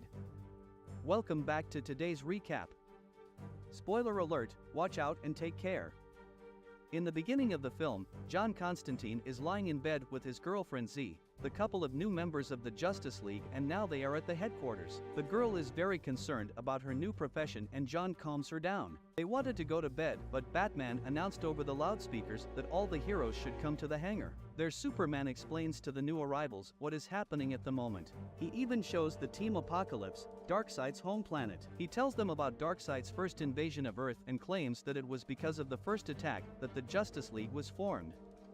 The second attack involved Cyborg, Superman and his cyber forces. However, Raven, one of the heroines, gets sick during the superhero story, but she doesn't tell anyone about it. Diana reports that Apocalypse has infiltrated their dimensions and released drones, after which he retreated again. Superman claims that soon Darkseid will try to take over the Earth. Flash is interested in Darkseid's intentions, and he asks what assumption Superman has, whether the villain will capture the Earth right now or it will happen in the distant future. Superman, in response to his question, shows pictures taken from the worlds captured by Darkseid. Justice League intelligence reports that the villain is sending his elite guards as an occupying force. Superman outlines that the team is faced with a real and very dangerous problem that they have to solve. Many team members offered to make a deal with Darkseid, but Superman was categorically against it. He states that the villain created a monster that once almost killed him, therefore the only way to win is to destroy Darkseid. Flash and Constantine argue that the villain does not deserve to die and war should be avoided, because otherwise a lot of people will die. Superman still stands by his opinion. Next, Diana tells the team their plan, but there is a traitor in the midst. Through Cyborg's eye, Darkseid saw and heard what the Justice League was going to do in order to destroy him. The Justice League is off on their mission to save the world. Through the portal, they moved to the Apocalypse. Almost immediately ships began to attack. The scene changes to 2 years later. Planet Earth is enveloped in darkness. There are a lot of destroyed buildings and cities, and people do not go outside. Darkseid guards are patrolling through the streets. Constantine is in a bar drinking whiskey with his friend Etrigan. Clark Kent and Raven come for him. Superman reminds an old friend of himself, after which Darkseid monsters break into the bar and attack them. They defeat the monsters and a dialogue ensues between them. Superman looked different, his eyes were green and there was a green Superman logo tattoo on the skin of his chest. Superman claimed that it was because of liquid kryptonite so that he would not become a threat to Darkseid. This means the hero was deprived of his superpowers as a result. Raven feels terrible and hears a voice in her head. She soon gets better. They both came to the bar to take Constantine with them, but the man refused their request. Raven tried to manipulate Constantine, saying that his dead girlfriend would like to see her man as a hero. However, Constantine is not moved by these words. Constantine brought his old friends to his office. They both retells what had happened in that battle. Darkseid knew all their actions and was able to stay one step ahead of the heroes. Because of this, many members of the Justice League died at the very beginning of the battle. The villain did not kill everyone as he had plans for some of the heroes. A few days after the battle, Darkseid sent his subordinates to Earth, so the heroes had no chance of winning. Constantine remembered how his beloved died, and he ran away at that moment. Now he doesn't understand why he did it. They both came for Constantine because they needed to search magic. John agreed to help, but before that he had one thing to do. He left and asked his old friends to wait for him in the office. Darkseid continues to destroy the Earth. He plans to gain power over the space sector. He even made Batman become his servant. Batman followed all his given instructions and reported all the work done to his master. Superman learns that new destructive equipment has appeared in China. Constantine returns to the heroes. Superman asks him to find Damian Wayne. The heroes are transferred through the portal to the location on the map. However, Batman contacted Luthor and told him the plan of action, which is to extend Darkseid's power to the entire universe. When the heroes got to the location, they were attacked by Damian's guards. They managed to fight back and found Damian, who was not happy to see Superman. Raven hears the voice in her head again and falls into a trance in which her father contacts her. It is his voice that torments the girl. He insults and humiliates her in every way and swears to take revenge for everything. Damian calls Raven and Clark to follow him. The young man claims that many of his comrades died because of that battle. Superman says they need to get to Batman and Damian can hack into Darkseid's program. After all, he is the son of Batman, so he agrees to help save him. The team is transferred to Stryker's Island, but Raven is getting worse. Meanwhile, on the island, Clark's girlfriend Lois fights Harley Quinn in the arena. A lot of people were watching them. Although Clark thought that the girl would negotiate, Lois defeats Harley and becomes the champion. Harley snatches the microphone from the host and tells the Suicide Squad that they will go to Lex Luthor and take back the planet tomorrow. Harley and Lois go to her office. Lois wants to show her something. Sheeta took Damian and Raven to a separate room so that the girl could rest. The young man asks how she contacted Clark. She said that she wanted to end her life by suicide and Superman saw it and saved her. Damian confesses his feelings to the girl. He wanted to find the League of Assassins and invited the girl along with him, but at that moment she refused. Raven told the young man that she didn't want to reject him. The fact was that her father wanted to kill Damian and the girl could not take the risk. Lois shows the new allies and heroes the Darkseid machines that have appeared in China, the Congo, and on the shores of England. These equipment move the Earth's magma to Darkseid's base. The heroes need to blow up the apocalypse, but for this they need to lure out the Paradums, which consist of improved Batman's DNA. Lois suggests they do this by stealing 2 trucks, thus the Paradums will go from the apocalypse to Earth. Next, the team will capture Luthor's tower and teleport to the apocalypse and destroy it. The team will wait until Darkseid goes to away, then when they get to the apocalypse they will close the portal so that Darkseid does not get back. Without the apocalypse, the villain will not be able to destroy the Earth. Lois learns about all this information from the sleeper who was with Darkseid. He had been giving her information about the villain for months. The team needs to act as quickly as possible as the molten core of the planet will be depleted in a week. This plan is very risky, but the team has no other choice. Harley and Captain Shark found the truck and made their way to the Luthor Tower. Darkseid goes to away and orders Batman not to bother him. The team is already inside the tower. The sleeper informs Lois that Darkseid has gone to away. The first team and the second team went to damage the equipment. Batman teleports his Paradums to Earth. Lois is concerned that the sleeper has not yet reported that the Paradums have left the apocalypse. The girl begins to blame herself that she did not assemble a third team. Constantine, thanks to his abilities, went to the third machine. He summoned his old friend John Constantine, set up the monster to ruin the equipment, then he returned to his team. Lois said that Constantine's plan worked, but they were just acts without any plan. The superheroes went to battle with the army of Darkseid. Luthor on CCTV cameras saw the heroes heading to the top of the tower. Lois informs the team that the gate is on the floor above and the team is in a hurry to get there. Suddenly Luthor appears in an exosuit and prevents the heroes from passing on. Lex starts attacking the team, but Raven deftly handles him. Superman stops the action of the team and says that they need Luthor, however Damian does not agree with him. Luthor tries to justify himself and says that at the end of that battle he was surrounded and since then he has been forced to work for Darkseid. However, Lex was exactly the same sleeper who helped the team and transmitted all possible information so that the heroes could move forward. Luthor was really useful to the team as he knew all of Darkseid's plans, therefore the heroes took him with them. The teams that caused damage to More Machine and fought with the villain's drones, many of them were already dead. Superman puts on an exosuit that Luthor gave him. The exosuit and all the weapons that Luthor gave to the team consisted of kryptonite. Meanwhile, Lois decided to stay on Earth and make sure that the portal remained closed. The heroes teleported to the apocalypse where they were attacked by their old friends. Their minds were controlled by Darkseid. In this battle their team lost Edrigen. Constantine managed to free Diana's mind from Darkseid's control and she joined their team. Wonder Woman pointed the heroes to the tunnel that leads to the power generator and she decided to deal with the attacking opponents herself. some heroes stayed in the tower with Lex and Lois. They decided to stop the monsters that have arrived on Earth, since if they return to the apocalypse, the plan will not work. Meanwhile, the team reached the power generator. There they saw the Flash. With the help of his speed, the power generator was operational. Flash was forced to run to maintain its functioning constantly. Superman destroyed the generator and saved the Flash. The superhero said that after that battle, Darkseid reactor was damaged and the villain made Flash his replacement. The Flash was off the energy generator, but the heroes could not blow it up. However, the team had gone too far. They needed to revisit the plans. Meanwhile, the team of heroes who stayed on Earth began to fight monsters. Their weapons were running out of ammo and they had to close the portal to teleport to other dimensions. Heroes on the apocalypse faced a laser attack indoors. Raven created a protective dome, but she couldn't hold it for long. The girl could not restrain herself and her strength burst out. However, she repelled the attack of lasers and fell to the floor from exhaustion. As it turned out, it was her father who wanted to get out. Suddenly, the team notices the cyborg's body. It was taken apart and mounted to the wall. Their former colleague is now a servant of Darkseid as a source fence. Darkseid ordered him to capture the heroes alive to watch their punishment. Constantine uses magic to free the cyborg and all the other heroes from Darkseid's control. Superman tries to pull their friend out of the wall, but Cyborg hurried to stop him.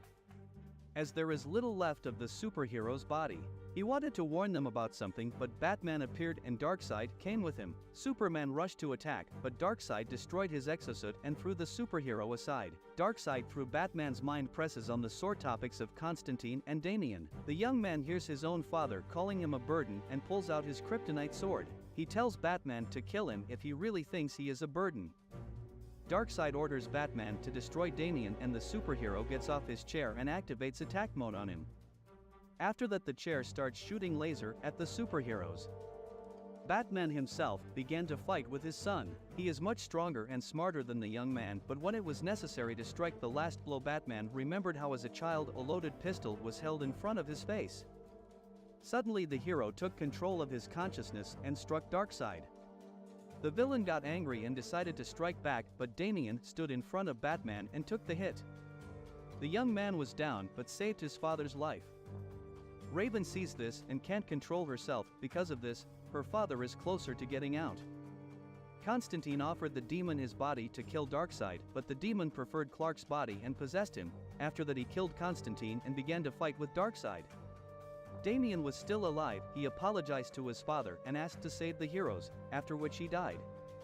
Lois tries to contact Clark, but Batman answers her. The hero takes her to the big screens and Clark sees her. Lois says that she loves him very much, after which a powerful explosion occurs and Lois, along with the entire team on the ground, dies. Superman expels the demon from his body and regains his abilities. Darkseid captures the demon and starts fighting Superman. Constantine meets with his dead girlfriend and realizes that he also died. Z outlines that she needed to apologize to him. On the day of their first attack, when the girl was dying, she used a compulsion spell to make Constantine escape and survive. After this conversation, the girl claims that their friends need Constantine and he needs to go back. Raven cries over Damian's corpse and confesses her feelings, but as soon as her tears get on his skin, he comes to life. Z kisses Constantine and he comes to life on Earth. The heroes devised a new plan in which Cyborg offers to send the heroes to the platform and bring the Paradums back, then throw the apocalypse into nowhere and Darkseid will be forever locked up with his monsters. Constantine and Raven release Raven's father to freedom so that he distracts Darkseid and the heroes can return to the platform together. The demon does not attack Superman and tells him to leave as soon as possible. Cyborg opens the portal and the heroes leave. Then the apocalypse was teleported to an unknown dimension and the Earth was saved. The heroes mourned the dead loved ones. Batman outlined the bad news, stating that the inhabitants lost not a small part of the Earth's core and the rotation of the planet was disrupted. Batman estimates that about 1 billion more people will die before superheroes can take control of everything, but Superman is not going to give up. He is ready to fight for the Earth. Thank you for watching, guys. Please remember to subscribe to this channel for more animated recaps. Mirror Master stole Batman's plans and used them to disable the Justice League members. Hey guys, welcome back to our channel. Today we will be recapping the movie Justice League Doom. Spoiler alert, watch out and take care. The story begins with the Justice League investigating the activities of the elusive Royal Flush Gang.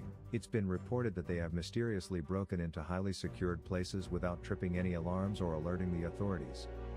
Batman tracks them down and walks in on a robbery in progress, so he immediately calls in reinforcements from the Justice League. Jack of the Royal Flush Gang keeps watch as the others haul in a big score. Suddenly he notices Batman sneaking and he buys enough time for the rest of the heroes to arrive on the scene. Ace was about to drop the vault door on him when Green Lantern arrives and throws him against the wall. He then pursues 10 trying to escape on a floating card, while Superman handles Ace himself. Wonder Woman chases after Queen while Martian Manhunter goes after King. Flash and Batman work together to handle Jack, who cornered himself into the vault room. While Batman keeps Jack preoccupied, Flash phases through the wall and knocks him out. Green Lantern uses his powers to knock out 10, while Superman uses his overwhelming strength to rip Ace's humanoid body apart, and Wonder Woman uses her lasso to restrain the Queen. King manages to break free from Martian Manhunter using a plasma generator to electrocute him, but he immediately gets knocked out by Cyborg, who was waiting outside. It turns out that Batman called in Cyborg to help with the case, given that the villains were using extra-dimensional tech and Cyborg is the only specialist in that field. Cyborg explains that the device allows its user to pass through solid objects and explains that somebody gave it to them, given that the Royal Flush Gang is not highly skilled enough. They tried to interrogate them but came up empty. Cyborg explains that he needs time to sort the data on the hard drive from the device to determine who made them. Unsatisfied with how things turned out, Batman returns to the Batcave and continues working, but his butler Alfred Pennyworth insists he gets medical attention first. While Batman and Alfred return to the manor, Mirror Master breaks in through the Batmobile's rearview mirror. He then uses a mysterious device to steal all encrypted data on Batman's computer. Meanwhile, Bane follows a track sent to him by a mysterious person somewhere in the Louisiana swamp. Out of nowhere, a crocodile pounces at him and drags him under. Bane uses his powers to break free and easily snaps the reptile's neck. He is later greeted by fellow villains, Star Sapphire, Metallo, Ma, Alepha, Ak and Cheetah. While getting acquainted, a building surfaces from under the swamp. The host welcomes them to the Hall of Doom and introduces himself as Vandal Savage. It turns out that they were all invited and lured in with promises of a payday. Vandal explains that they were specially handpicked after having a personal vendetta against a member of the Justice League. He claims he has a vision for a new world and wishes to take out the Justice League, which stands in his way. Though reluctant at first, Vandal convinces them to join his cause after their long history of failing to kill members of the League on multiple attempts. Mirror Master vouches for Vandal, offering them a foolproof plan of winning against their nemesis. To sweeten the deal, he even offers them an additional $100 million for each Justice League member they manage to take out. Star Sapphire grows suspicious at how Vandal flaunts that much money. Vandal explains that he's pretty old and he has spent 50,000 years amassing a vast fortune. He later hints at an ulterior agenda aside from taking out the Justice League, which could be monumentally beneficial for them if they continue working with him. After agreeing to his plans, they are officially welcomed as members of the Legion of Doom, dedicated to defeating the Justice League. At the Batcave, Alfred alerts Bruce Wayne of the desecrated graves of his parents. When he sees it, he's overtaken by rage and Bane suddenly sucker punches him. When he catches him off guard, he then beats him to near death before burying Bruce alive in his parents' coffin. Meanwhile, John Jones the Martian Manhunter meets a friend who surprises him on his birthday. Everyone's friendly to him at the bar when a mysterious woman buys him a drink out of nowhere. He approaches the woman and thanks her for the warm gesture, when he realizes that it is Ma, Alepha, Ak in disguise. He admits that the drink is laced with magnesium, a chemical that has an odd effect on Martian biology and is considered poison to their kind. Although the magnesium won't kill him, his body will continue to sweat it out of his pores, which when ignited will continually fuel the flames. John is unable to retain his disguise and reverts to his original form.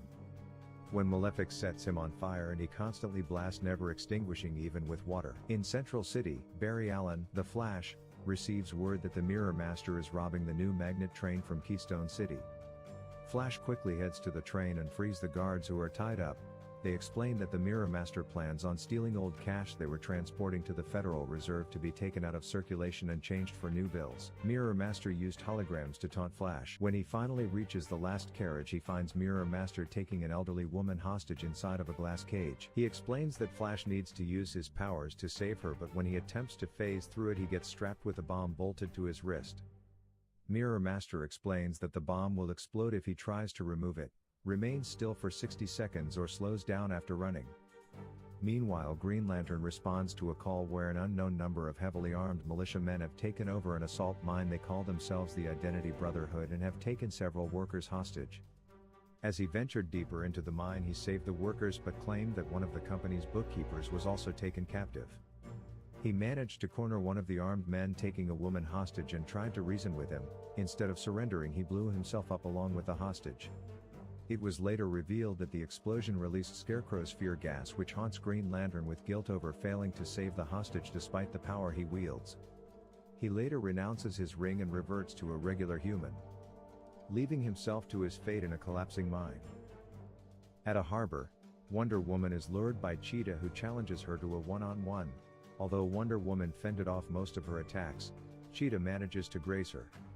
It turns out that her claws were laced with nanites to attack Wonder Woman's visual and auditory centers, causing hallucinations, causing her to see everyone look like Cheetah. She then starts attacking random civilians and even police officers who are trying to calm her down. Knowing Wonder Woman will never quit a fight, she will continue fighting until she dies from a stress-induced heart attack or a brain aneurysm. In Metropolis, Clark Kent, the Superman, receives word from Daily Planet reporter Lois Lane that Henry Eckertson, a disallowed White House reporter, is about to jump off the top of a building. Superman immediately flew over to reason with him.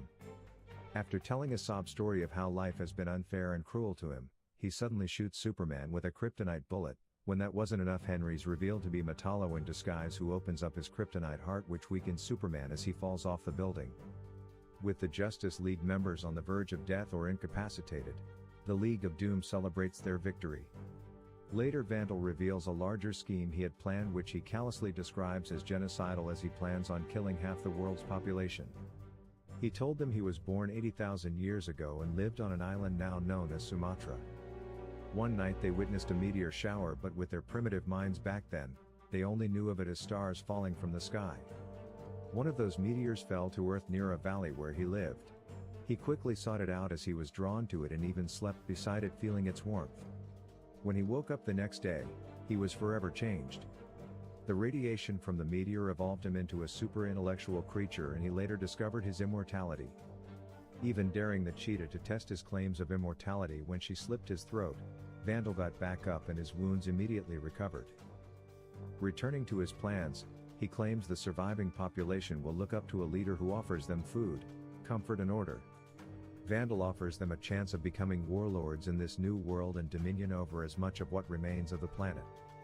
When asked how he plans on ridding half of the world's population, he shows them a specifically crafted nuclear missile that causes a solar flare directed at Earth. Cyborg later arrives at the park after hearing a report of police officers attacking Wonder Woman. The officer in charge explains that she was first seen fighting Cheetah when she suddenly went berserk and started attacking everyone else. They managed to get the civilians out and seal off the park, but they struggled to restrain Wonder Woman. Cyborg later realizes that she has nano-machines on her brainstem, making her hallucinate and see everyone as Cheetah. He manages to free her from the hallucination with a sonic attack using a frequency that neutralizes the nanites. Meanwhile, Bruce, trapped in a coffin with his parents, made him more determined to break free. While trying to figure out how Bane got the upper hand on him, Alfred informs him of the grave news of Superman being shot. He later realizes that the Justice League is under attack using contingency plans he had stored on his computer. He instructs Flash to phase through an iceberg to break free from the bomb bolted to his wrist. Meanwhile, Wonder Woman dives into the water to inject Martian Manhunter with aluminum oxide to counteract the magnesium he is overly secreting. Batman then finds Green Lantern and explains that what happened was not his fault and that the so-called corpses were just android bodies to make him feel guilty over their deaths.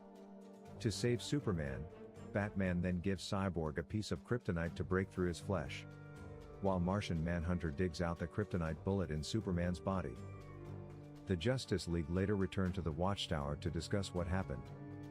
Batman admits that the plan used to take them out was his contingency plan considering each of their weaknesses.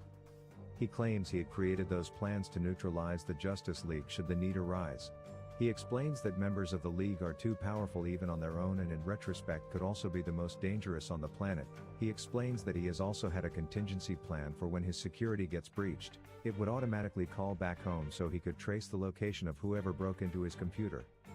At the Hall of Doom, Vandal reveals how the nuclear missile would kill half of the world's population. He explains that the missile will trigger a solar flare that will grow at light speed along the magnetic trail left by the missile to destroy Earth and everything on it.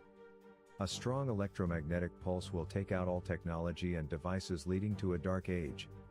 Out of nowhere, Martian Manhunter appears before them and summons the rest of the Justice League. The League faces their own rivals. Superman tore Mentello apart. Wonder Woman knocked out Cheetah. Green Lantern overpowered Star Sapphire. Flash overwhelmed Mirror Master. Martian Manhunter outsmarted Alepha. and Batman defeats Bane. Cyborg manages to stop the missile auto-launching sequence, but Vandal sneaks up on him and launches it manually. Wonder Woman arrives and restrains him, to which Cyborg knocks him out with a punch. Although they defeated the League of Doom, they failed to prevent the rocket from launching. Superman quickly flew to stop the missile en route, but one of the warheads reached the sun and triggered a solar flare. Green Lantern tries to buy them some time by creating a massive shield to slow the solar flare. Cyborg suggests they use the intangibility tech that the Royal Flush Gang used to let the flare pass through Earth. He reveals that the Hall of Doom was built as a giant intangibility device to provide it with enough energy to generate a force field letting the solar flare harmlessly pass through, saving Earth and everyone in it. With the crisis averted, they later return to the Watchtower, where Superman informs them that Vandal Savage has been tried in World Court. He's been found guilty of crimes against humanity and sentenced to life in prison. They also welcome Cyborg as the newest member of the Justice League, given his assistance in the recent incident. They later decide whether Batman should stay with the League given that his plans were used against the League members. Batman claims he would do it again if given the chance. He firmly believes that the Justice League is far too powerful of a group not to have fail-safe against any possible misuse of its powers. Despite good intentions, Batman fears their powers could easily be used for ulterior motives. He then walks away, but not before criticizing them for not seeing the potential danger of an out-of-control League member. Superman later talks to Batman before he leaves.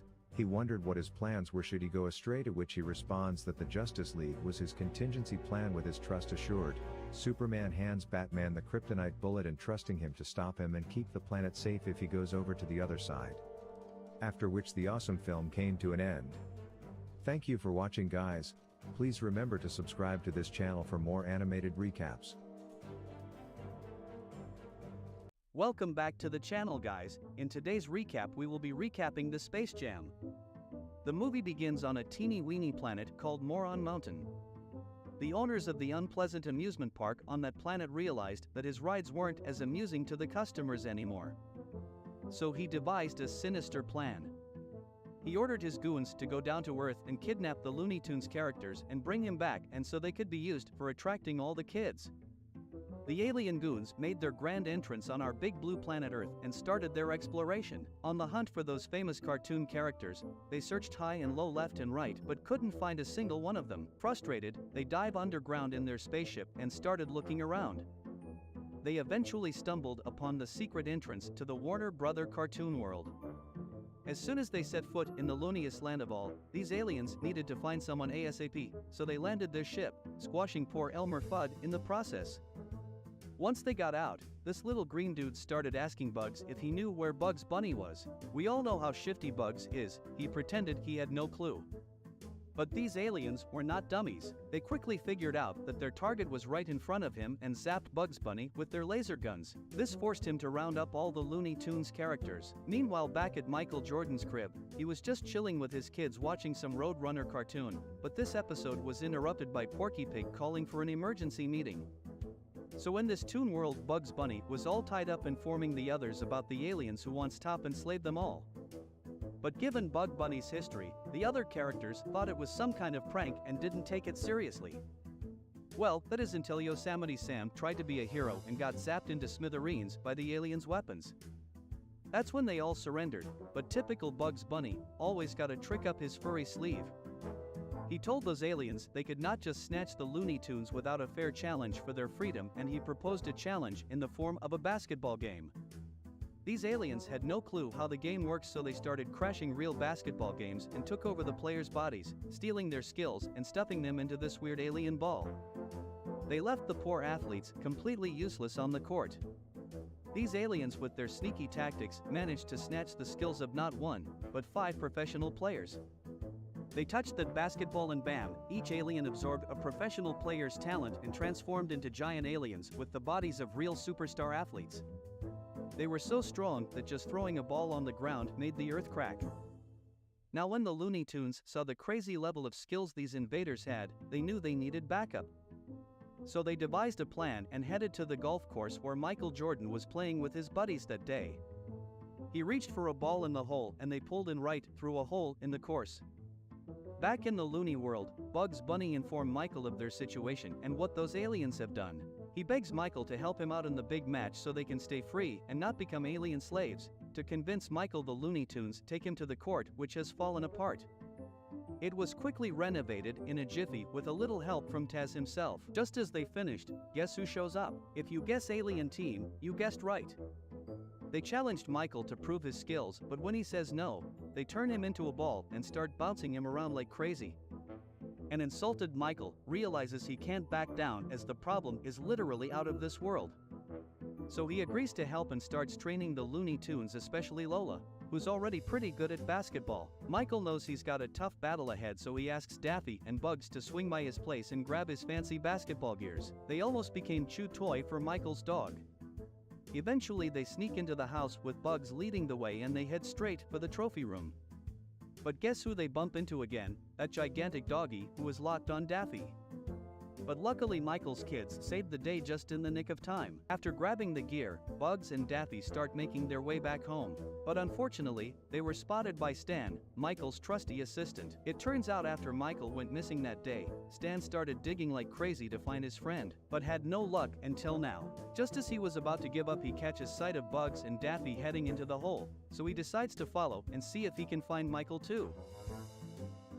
After a whole lot of training, the big day has finally arrived. The day of the epic basketball game. Warner characters from all over have gathered to witness this legendary match. The excitement is through the roof. As the game kicks off, Michael gets the jump ball advantage and passes the ball to Bugs Bunny.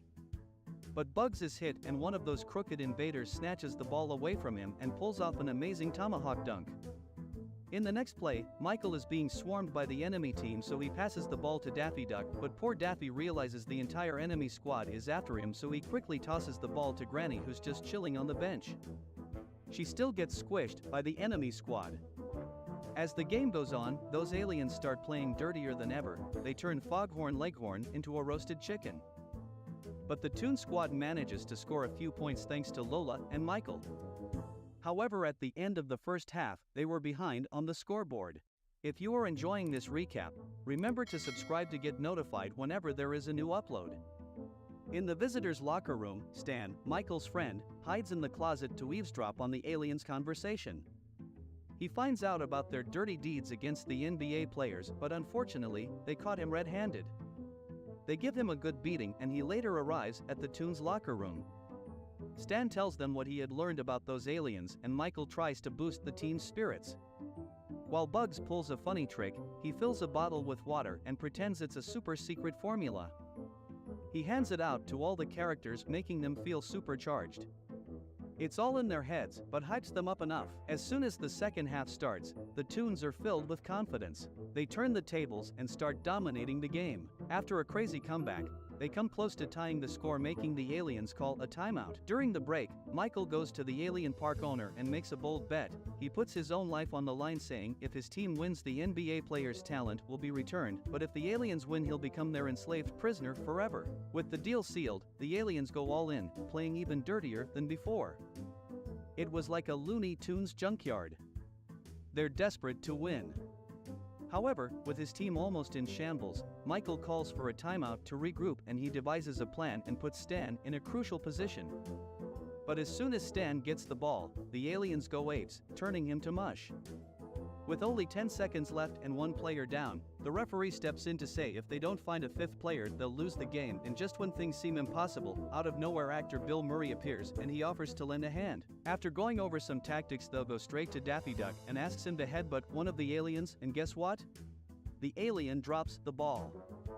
Murray grabs it, passes it to Michael, who jumps high off an alien's back, and despite being held back by two opponents, Michael stretches his arm and slam dunks the ball right at the buzzer. The crowd goes bananas, the score flips a 77-78 and the Toon Squad snatches the victory in the very last second. Furious at his defeat, the evil park owner starts throwing insults at his employees, but they have got the upper hand now. They scoop him up and stuff him inside an Acme rocket, blasting him off to Moron Mountain. With the game over, the aliens keep their end of the bargain. They return the players' skills back into basketball, as they revert magically to their original shape and size. After the dust had settled, Michael bids farewell and returns to the human world back on Earth. He visits the athletes who lost their skills and asks them to touch the basketball, and like magic their talents were restored and they can finally get back to their careers. This brings the movie to a close. Thank you for watching, guys. Remember to please subscribe to this channel for more animated recaps. Welcome back to our channel, guys. Today we will be recapping the movie Superman vs. Batman, Clash of the Titans. Spoiler alert, watch out and take care. In the city of Gotham, after facing a devastating alien attack a year ago, has started rebuilding, and their sister city Metropolis has aided them with a whopping $100 million. The mayor announces that Superman will personally deliver the funds, as Bruce Wayne and Damian along with the reporter Lois Lane watches the mayor's speech from the crowd. Soon the roof lifted, and there he was, the Man of Steel. Superman is welcomed by the mayor and the crowd with thunderous applause. He unveils a giant check worth $100 million, donated by the good people of Metropolis to the city of Gotham. Suddenly an invitee attacks, who Superman recognized as the villain Metallo. Armed with a kryptonite in his metal chest weakens the power of Superman greatly. Bruce Wayne and Damian quickly change into Batman and Robin to chase Metallo down to save Superman. Metallo takes Superman into an empty junkyard to beat him up, but Batman and Robin show up to defend Superman. As Metallo mocks Batman for not being able to overpower him, Batman signals the Batmobile to come into action. The Batmobile crashes Metallo into a wall and blasts him. Metallo emerges from the flames, but Batman shows Robin that they have been able to crack the kryptonite in his chest and jumps to attack him. Robin's Batarang was able to get the job done, and they are able to get their hands on the kryptonite. As Batman instructs Robin to take it away, Superman regains his strength quickly and comes to the aid of Batman, who is fighting with Metallo. He then punches Metallo into a crusher and powers him down. Batman doesn't hand over the kryptonite to Superman as he doesn't trust him. This, however, annoys Superman. Then he uses his X-ray vision to see who Batman really is. Bruce then tells him he is not very trusting, and stated not when it comes to kryptonite. Plus, he now knows Batman is the famous billionaire Bruce Wayne. In LexCorp, Luthor is furious at the loss of Metallo at the hands of Batman after equipping him with kryptonite, and plans his next move to take down Superman. Meanwhile, Batman reaches his new tech center inside Wayne Industries. A high-tech robot dressed in a bat suit armor appears, and it is revealed to be controlled by Lucius, CEO of Wayne Industries and Bruce Wayne's good friend. They discuss strategies, and Robin is excited to find a jetpack with a rocket launcher made for him. Batman goes through the surveillance data in Metropolis City to track down Superman to uncover his identity. Supersonic disturbances in the Metropolis atmosphere pinpoint to Daily Planet and Metropolis Garden Apartments. Batman deduces Superman's secret identity and his residence. The next day, when Clark enters, Bruce Wayne is already waiting inside his apartment, surprising him. Superman states that he is truly the world's greatest detective, completely forgetting about Sherlock Holmes. However, Bruce hands over the kryptonite that is coated in lead and safely packed in a box. Before taking his leave, Bruce invites Clark to join the Justice League. Soon after, Superman flies out to the outer atmosphere and throws the lead-lined kryptonite into the sun to burn it. In the next scene, it's Friday evening and Lois Lane is working late at Daily Planet. Without anyone noticing, Clayface enters the Daily Planet disguised as Clark Kent and abducts Lois. She is greeted by Black Mask in a limousine and they take off. Soon Superman flies to an abandoned warehouse to save Lois Lane, where Black Mask and his entourage is waiting for him. Black Mask shoots Superman with red sun energy beams which drain Superman of his powers. A weakened Superman is then attacked by Bane and Clayface, and finally Victor freezes him to make him totally incapacitated. However, with the minimal sunlight that he received, Superman breaks the ice only to realize he is still too weak to even defend himself. As Black Mask tries to shoot Superman again, Batman and Robin arrive. The Batarang strikes the beam gun and it thaws Victor Freeze. While Batman and Robin fight the criminals, Superman regains his energy by exposure to the yellow sunlight and fights back. If you are enjoying this recap, remember to subscribe to get notified whenever there is a new upload. Finally, they defeat the criminals, capture Black Mask, and save Lois Lane. Superman flies out after learning Lex Luthor is behind the whole thing. Meanwhile, Luthor has already hatched another scheme to take down the Man of Steel. Lex Luthor has captured Poison Ivy and is awaiting the arrival of Superman. Superman blasts through the door, but Lex, who is well prepared, shoves an enchanting gas made of spores of Poison Ivy and kryptonite to take control of Superman. During the night, Batman and Robin are watching over Gotham City. However, Batman's sixth sense tells him something is not quite right and suspects Superman to be in danger. He therefore goes to search Luthor's office with Robin. Batman finds kryptonite and plant spores residue and tracks Luthor down to his weapons factory. Batman finds Lex Luthor working on his new robot army with Mercy, his lady assistant. While sneaking into another part of the compound, Batman comes across Poison Ivy, who was imprisoned in a glass tube by Luthor. However, Clayface attacks, but Batman, who is always on alert, suddenly shoots a chemical compound and dehydrates Clayface, who is trying to sneak up on him. That is when the mastermind comes to the spotlight and reveals himself to Batman, although he knew from the very start it was Luthor who was behind all of this. Luthor presents a mind-controlled zombie-looking Superman, who only obeys him and explains his master plan to take control of Earth using his robot army, which he is going to deploy throughout the world. Just when Lex orders Superman to destroy the Bat, he quickly fires Batarangs to destroy the hypnotic device on Superman, causing the room to be filled with gas. Batman runs to the rooftop and Superman chases him using his X-ray vision. Superman easily overpowers Batman, and then Batman uses a piece of kryptonite that he kept in his belt to attack the Man of Steel. Just then both of them drop from the sky. However, Robin acts quickly and flies to rescue Batman with his jetpack while Superman makes a huge crash landing. Batman and Robin come to their secret Batcave outside of Wayne's mansion to get more kryptonite to equip themselves with. In no time, Superman tracks them down into the Batcave. Initially, Superman backs down to the power of kryptonite, which Batman uses against him but soon knocks it over. Batman arms himself in a robot batsuit to battle Superman and asks Robin to slow him down. Outside, Superman and Batman engage in a fierce battle, resulting in huge buildings to crumble and collapse. The Daily Planet, Gotham Times and GothCorp all arrive in helicopters to broadcast the clash of the Titans to the whole world. While the Man of Steel brings raw power to the ballgame, Batman levels the playing field using his technology and technique. Finally, Superman somehow manages to subdue Batman, but only to be attacked by Robin with his new rocket launchers. With the distraction Robin caused, they quickly escape into a warehouse and Batman uses atrazine gas to neutralize the effects on Superman by plant spore and kryptonite blend. A recovered Superman takes Batman and Robin to LexCorp's weapon facility where Luthor is ready to launch his new robot army. Superman takes on the launched robots in the sky and battles them in midair. Superman succeeds in disabling their firepower and destroys multiple robots. Batman and Robin attack Luthor's command center, making Luthor retreat to cover. Meanwhile, Mercy, his assistant, defends him. Just then a gigantic armed robot emerges from the facility which has Luthor in its command center. Mercy is quickly subdued by Batman and Robin, and at the same time, Robin hits the robot with explosives with no effect. But Batman attached a specially made Batarang which sends electrical signals that imitates a virus attack on the robot, leading to its system's failure.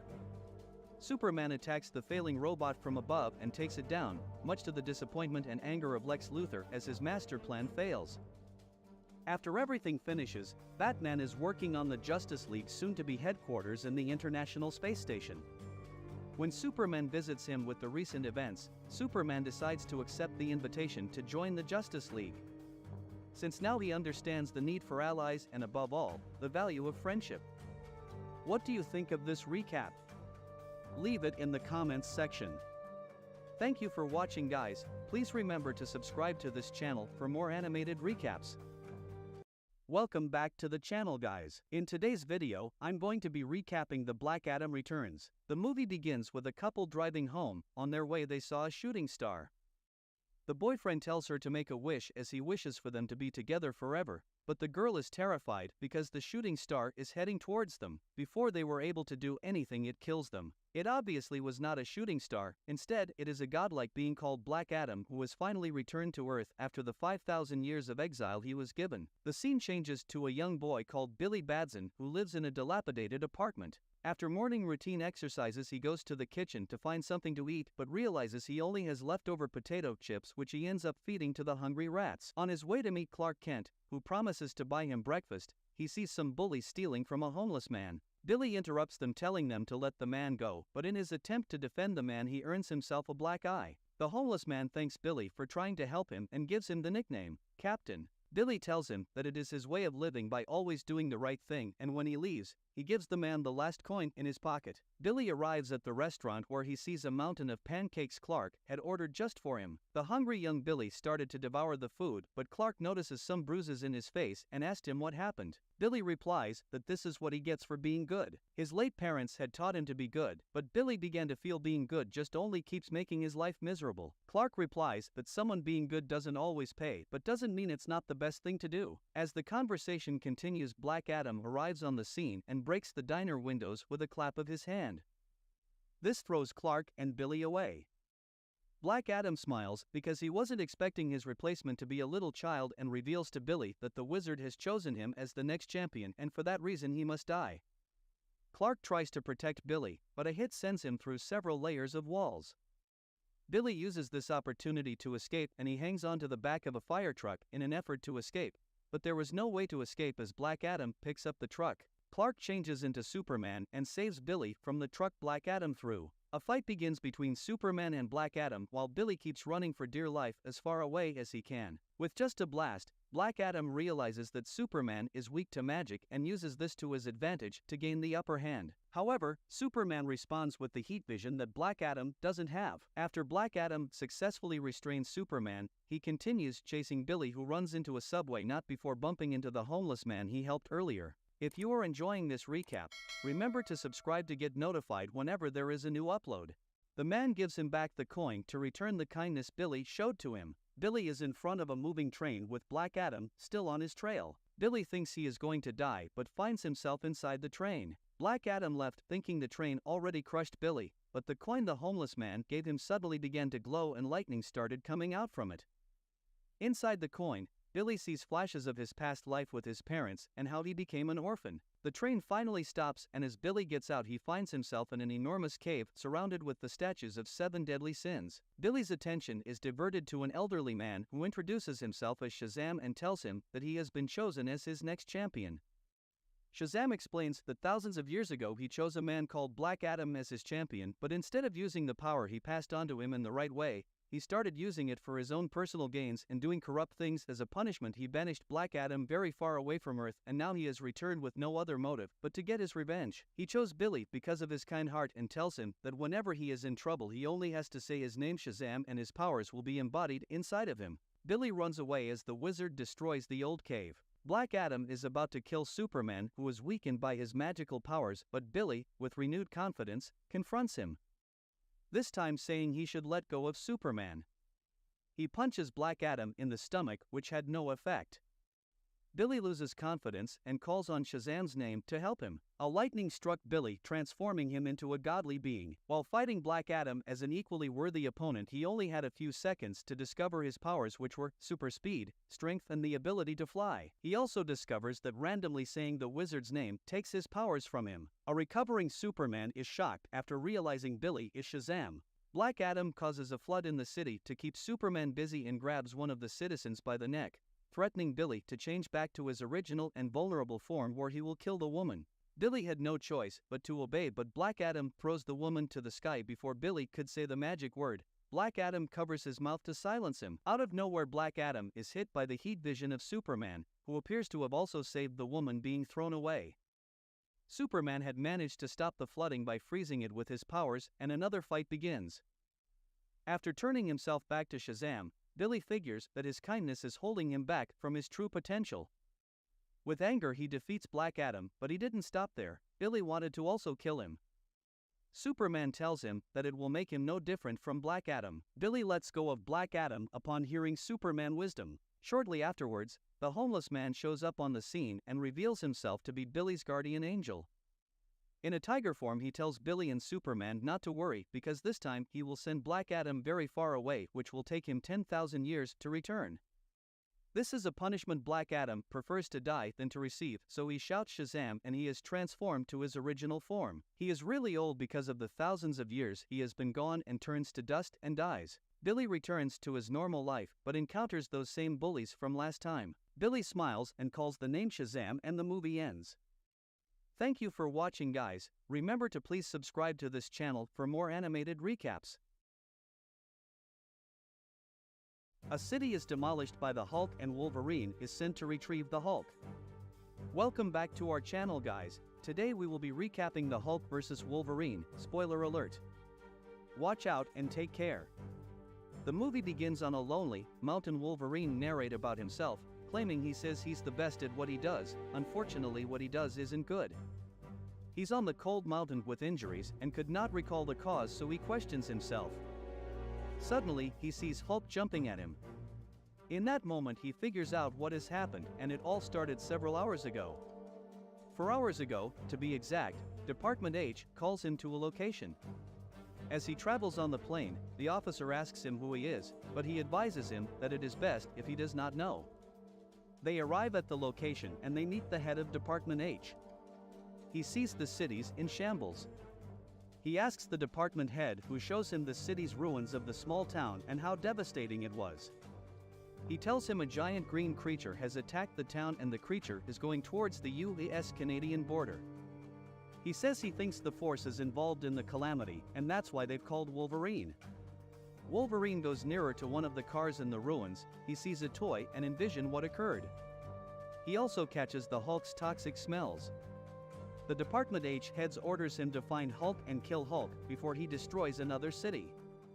He takes the plane alone with some of the force members and they see a mountainside. They figure the Hulk is around the mountainside and they ask if they should stop the plane.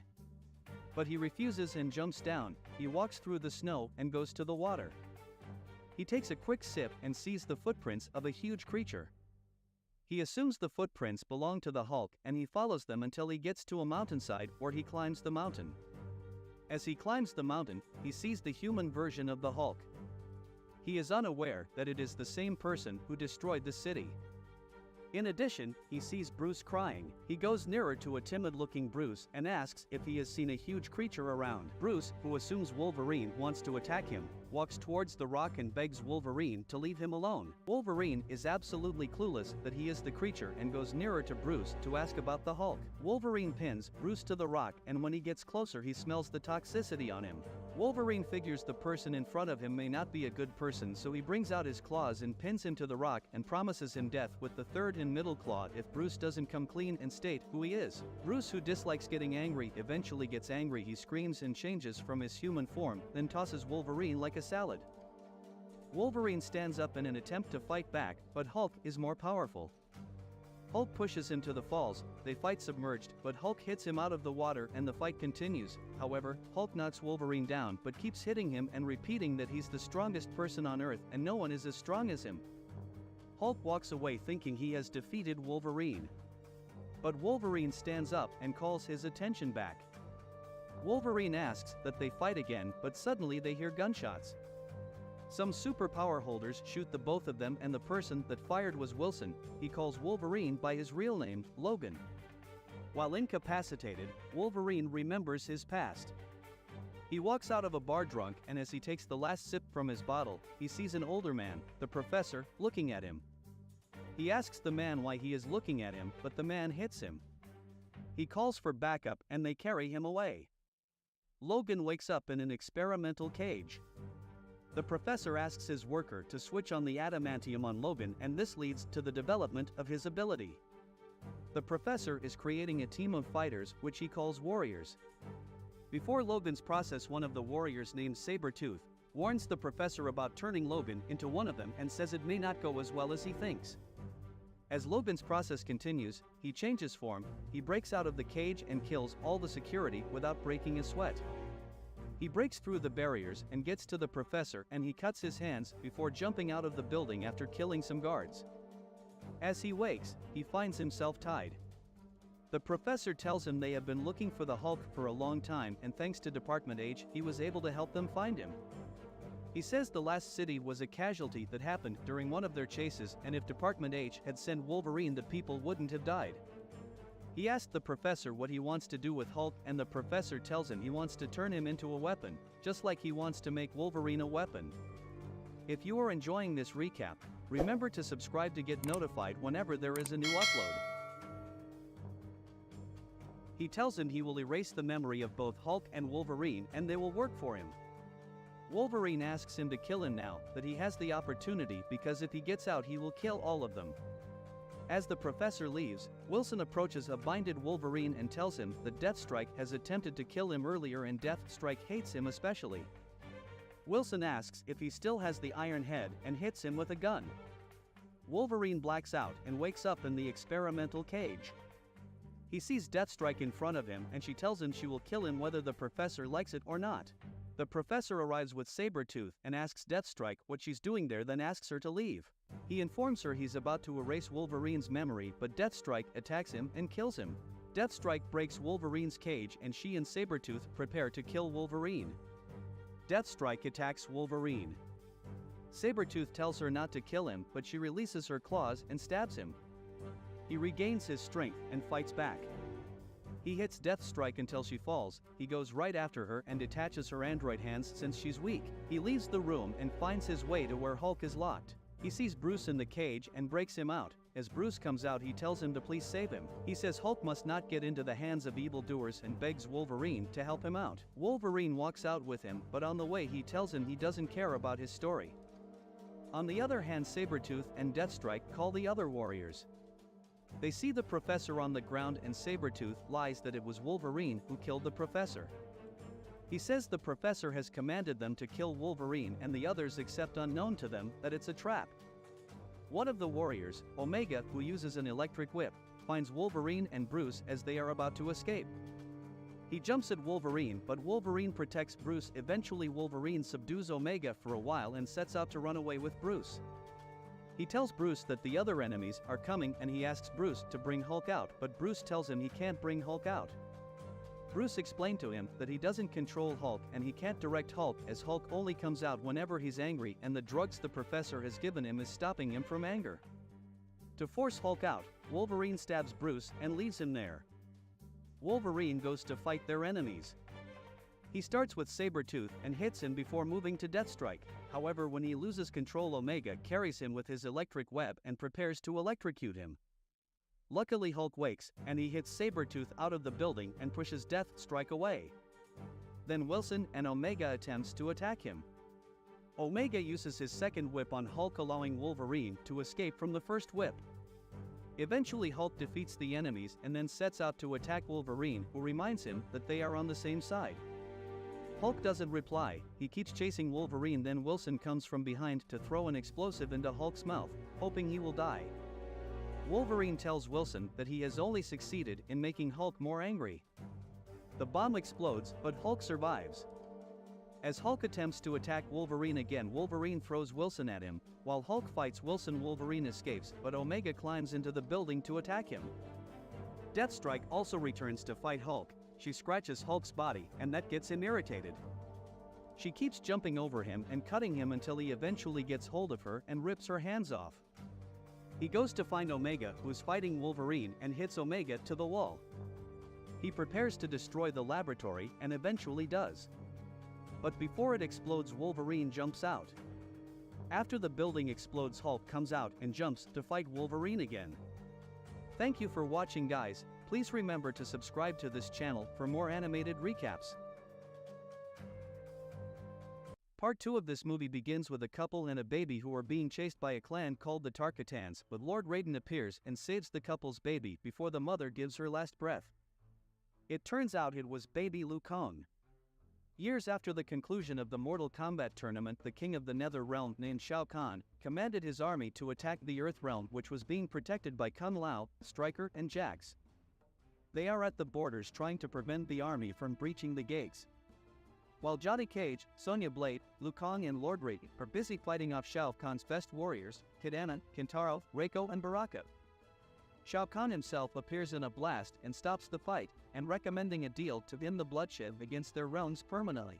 He wants Lord Raiden to travel along with him to see the Elder Gods, requesting permission for another tournament, the final Mortal Kombat, to stop the endless cycles of brutality. Raiden agrees to Shao Kahn's proposal without hesitation and goes along with Shao Kahn to meet the Elder Gods. Scorpion finds himself in the Nether Realm after his fight with Quan Chi, and he is confronted by a Grandmaster Shinnok. Shinnok explains that the key Scorpion took from Shang Tsung is now bound to his soul and threatens him to go to the Earth Realm and enter the Temple of Elements to help him steal a special artifact. Scorpion denies his request and runs away to the Earth Realm. Shinnok orders his soldiers to hire the Lin Kuei clan to capture him. In the Lin Kuei temple, the master in the temple gives Kuai Liang and Smoke the mission to capture Scorpion. The master reveals the other two of his warriors called Cyrax and Sector, who he is now transformed into a cyborg's form.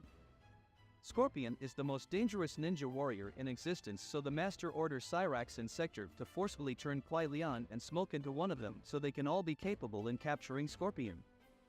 Kuai Liang manages to escape, but Smoke is left behind and is being initiated by the cyborgs. Raiden and Shao Kahn show up in front of the Elder Gods to seek their permission for a final tournament between the realms. Raiden also appeals to them to take away his immortality and godly powers so he can participate in the tournament as a contestant on behalf of Earth Realm. The Elder Gods agree to their request, and Raiden goes back to the Earth Realm as a normal human being and immediately gathers all his champions to join the tournament. After all his champions enter the portal, Scorpion meets with Raiden, revealing all the evil plans of Shinnok. Raiden tells him that the artifact Shinnok wanted him to steal is called the Kamadagu, that has the power to release the One Being into the world. Raiden is now human, so he has no power to separate Scorpion's soul from the key, so he advises Scorpion to hide himself so he won't be spotted by Shinnok. Raiden and his champions are transported to the fortress of Shao Kahn, who introduces them to his warriors in the tournament: Li Mei, Shang Tsung, Kitana, Devora, Baraka, Reiko, and Jade. As the tournament begins, Johnny Cage is defeated by Devora without him getting to fight. Liu Kang defeated Jade with a very deadly punch. Stryker wins his fight against Baraka with his very unique fighting skills. Sonya Blade defeats Li Mei by brutally smashing her head to the ground, while Kintaro is killed by Jax. Back at the Earth Realm, Scorpion was ambushed by the cyborgs, Sector and Cyrax, who are later joined by Cyborg Smoke. Though skillful, Scorpion is outnumbered and defeated by the cyborgs, who captures and takes him to the gates of the temple, forcing him to use the key and opening the gates. The cyborgs were about to kill him after he opened the gates, but Kuai Liang freezes the cyborgs because he intends to kill Scorpion himself to avenge the death of his brother Sub-Zero. After an epic showdown between the two, Scorpion convinced Kuai Liang to join forces with him to protect the artifact against the cyborgs, who are planning to resurrect the destroyer of the world. Scorpion and Kuai Liang were both defeated, and the cyborgs took the artifact and escaped to the Nether Realm. Back at the tournament, Raiden finishes off his opponent Reiko. Sonya wins her fight against Devora. Shao Kahn effortlessly defeated Jax, while Shang Tsung defeated Stryker with a fatality. In the final round, Kung Lao fights with Shao Kahn, who easily uses his weapon to tear him to shreds. While Kitana engages in a combat with Raiden and spares his life after a brief fight and betrays Shao Kahn by attacking him. Shao Kahn imprisoned Kitana after giving her the beating of her life. Meanwhile, Liu Kang fights with Shang Tsung, who disables his left arm using his magic, but despite this disadvantage, Liu Kang still wins the fight and decided to spare Shang Tsung's life. However, the master of the Lin Kuei clan arrives with his cyborgs and delivers the artifact to Shinnok, but later wants to fight him after he reveals his evil plans on bringing the One Being into the world. If you are enjoying this recap, remember to subscribe to get notified whenever there is a new upload. Just as the Master and his cyborgs were killed by Shinnok's monsters, Scorpion and Kuai Liang arrive, but they are unable to stop Shinnok from resurrecting the One Being. On the other hand, Raiden engages in a final fight with Shao Kahn. Raiden displayed some really good skills but was no match for Shao Kahn's punches. Raiden was sadly killed by Shao Kahn, and as Liu Kang sees the only father figure he knows being killed in such a way, he furiously goes to fight Shao Kahn. This fight was the most legendary in the tournament, with Shao Kahn gaining the upper hand at first until Liu Kang went Super Saiyan with his fire technique, which he furiously uses to overpower Shao Kahn in the fight and eventually kills him with one final kick, leaving the whole crowd in shock for winning the Mortal Kombat tournament. The Elder Gods appeared in front of Liu Kang and rewarded him with the power of a god to fight against Shinnok. Shinnok has already ascended to god level by fusing himself with the One Being and is about to destroy all the realms with his godly powers. Liu Kang teleported Johnny, Sonya, Jax and Kitana to the Nether Realm to stop Shinnok and his army. They are later joined by Scorpion and Kuei Liang. Liu Kang transforms himself into a gigantic dragon and engages in one-on-one combat with Shinnok, while the others join the military in fighting Shinnok's army. Shinnok gains the upper hand, but with Scorpion's and Kuei Liang interference, Liu Kang was able to defeat Shinnok and returns the Earth realm back to normal. That brings the movie to a close as we see Johnny Cage receiving a kiss from Sonya. But the champions are left unsettled because Shao Kahn's body is nowhere to be found. Raiden is revived and gets his godly powers back and watches over the champions from afar. Thank you for watching, guys. Remember to please subscribe to this channel for more animated recaps. Welcome back to the channel, guys. Today we will be recapping The Reign of Superman. The film starts at about 6 months after the death of Superman. The world is still shaken by the death of the son of Krypton, better known to humans as Superman. However, there has arisen some mysterious Supermen around the city fighting crime, saving people, dodging bullets, and turning war missiles towards space. The most renowned of the heroes so far are Superboy, Steel, the Eradicator, and Cyborg Superman, each having different crime fighting styles, but they all dress like the Man of Steel. Following this news, reporter Lois Lane is seemingly devastated by the loss of her lover Clark Kent, and she cries whenever she sees their pictures. Clark's parents are there to comfort her, and the father thinks that he might not really be gone. According to some details by a news reporter on the TV, Superman's body disappeared and everyone is speculating that the new guys could actually be Superman Reborn. Lois Lane then decides to look more into the matter and to even ask the Supermen some questions. Later, Lois meets up with Wonder Woman hoping for some information from the Justice League concerning the new guys in town, but Diana has nothing on the new Superman and they share an ice cream. Later that evening, Lois Lane attends Lex Luthor's press conference about rebuilding their city, in which Luthor introduces the new Superman called Superboy, supported and financed by LexCorp. Lois then sneaks into the LexCorp labs where she learns from a scientist called Donovan that the new Superman is a clone, and Lex Luthor finds them. Luthor explains that he hoped Lane could rebound with him after Superman's passing, but his lines are interrupted by another Superman called the Eradicator, who is primarily here to eradicate the criminal Lex Luthor. Superboy steps in to fight the Eradicator, but he is too great a menace for him. Another Superman called Steel also joins the party with his rocket hammer, but the Eradicator defeats him and he now turns to Luthor. Luckily, he is again helped by the other version of Superman called Cyborg Superman, who is angry at the Eradicator for claiming he is the only Superman. However, the Eradicator escapes during the fight. Later, Lois Lane releases a report of her findings about Superboy being a clone. Meanwhile, the robots in Superman's Fortress of Solitude watch the report, and one of the robots asks that Kal-El should not be awakened since he is severely depleted and is undergoing an ion radiation transfer. Later, Lois Lane meets up with Cyborg Superman, who claims to be the real Superman since he activated his genome to rebuild before he died.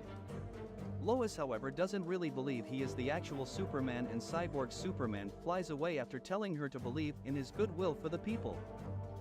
Following this, the Supermen continue with their crime fighting and saving people. Lex Luthor is, however, disappointed that the crowds are treating his Superman as a clone and not the real Superman, and he plans to relaunch him again.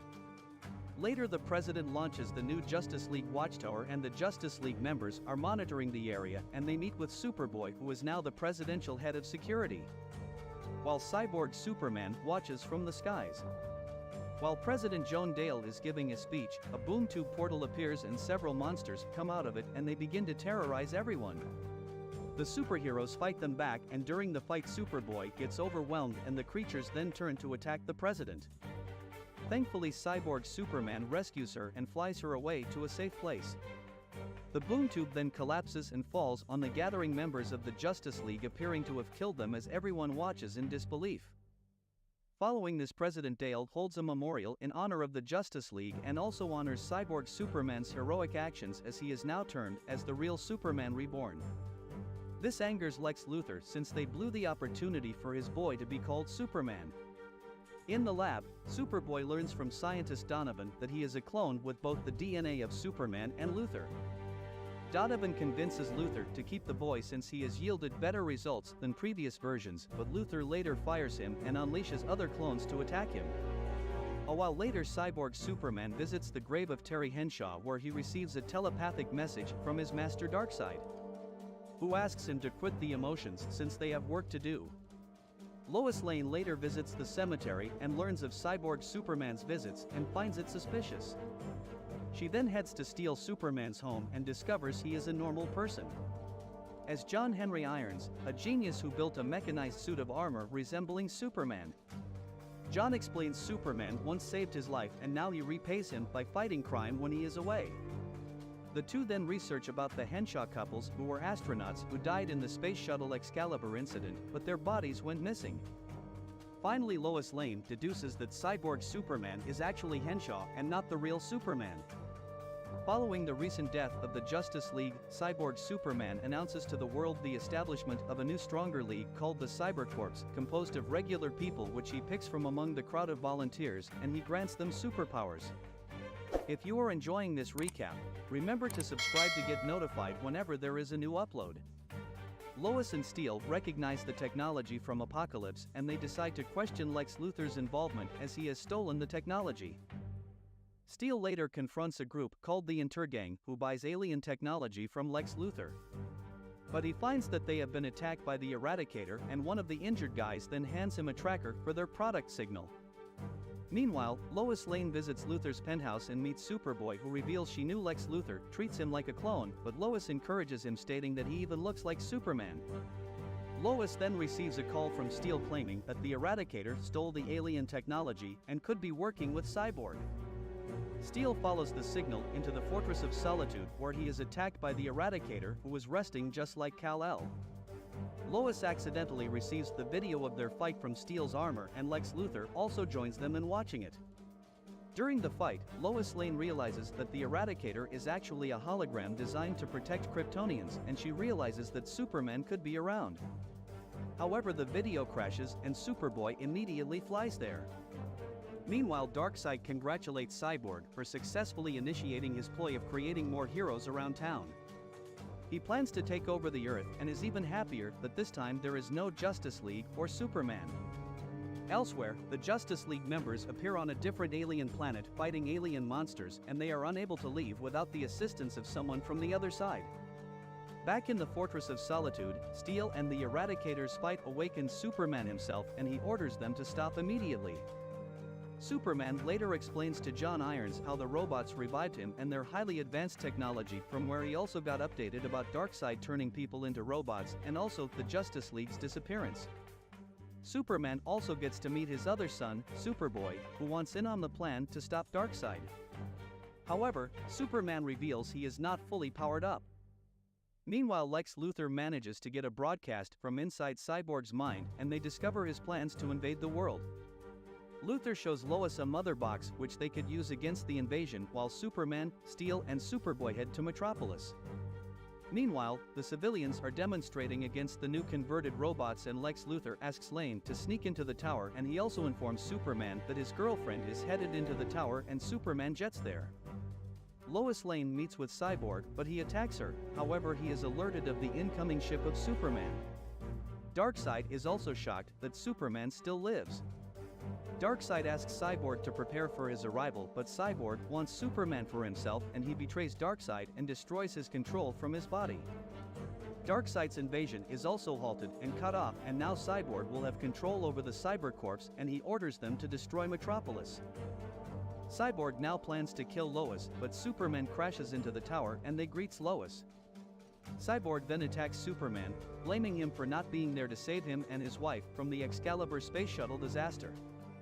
Superman is not yet fully recovered and tries to run away, but Cyborg tosses him around and reveals he plans to destroy him.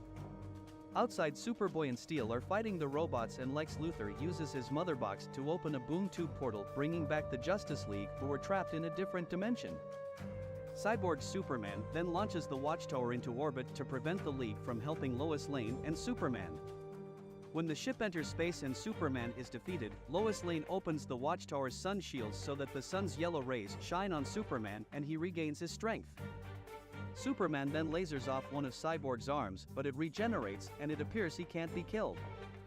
Superman then pulls out a crystal from his fortress which contains the Eradicator's program. He injects the crystal into the cyborg's brain and the Eradicator destroys him from within. The cybercorps outside all drop to the ground, and sadly the people who became robots also died in the process. Sometime later, news reporters reveal that Clark Kent is alive after being lost for a long time in the Doomsday fight. Beside him is Superman, who claims he found him and brought him back home, and the civilians cheer him on. Elsewhere, in a restaurant, Clark shows Lois a picture of how Superboy, now called Connor, has settled with his parents and they love him. Suddenly Clark receives a call from Wonder Woman and he has to go, and he flies away to the Justice League Watchtower in space. During the post-credits, the Justice League members agree to take the fight to Apocalypse to end it once and for all. However, before they leave, Lex Luthor joins them wearing a suit and asks them to count him in, and the film comes to a close. Thank you for watching, guys. Please remember to subscribe to this channel for more animated recaps.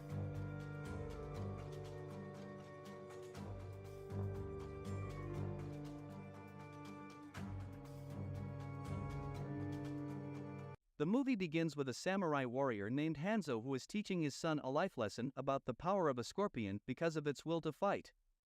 After the father and son moment together, Hanzo takes his son back to the village only for them to be ambushed by a clan of ninjas called the Lin K clan.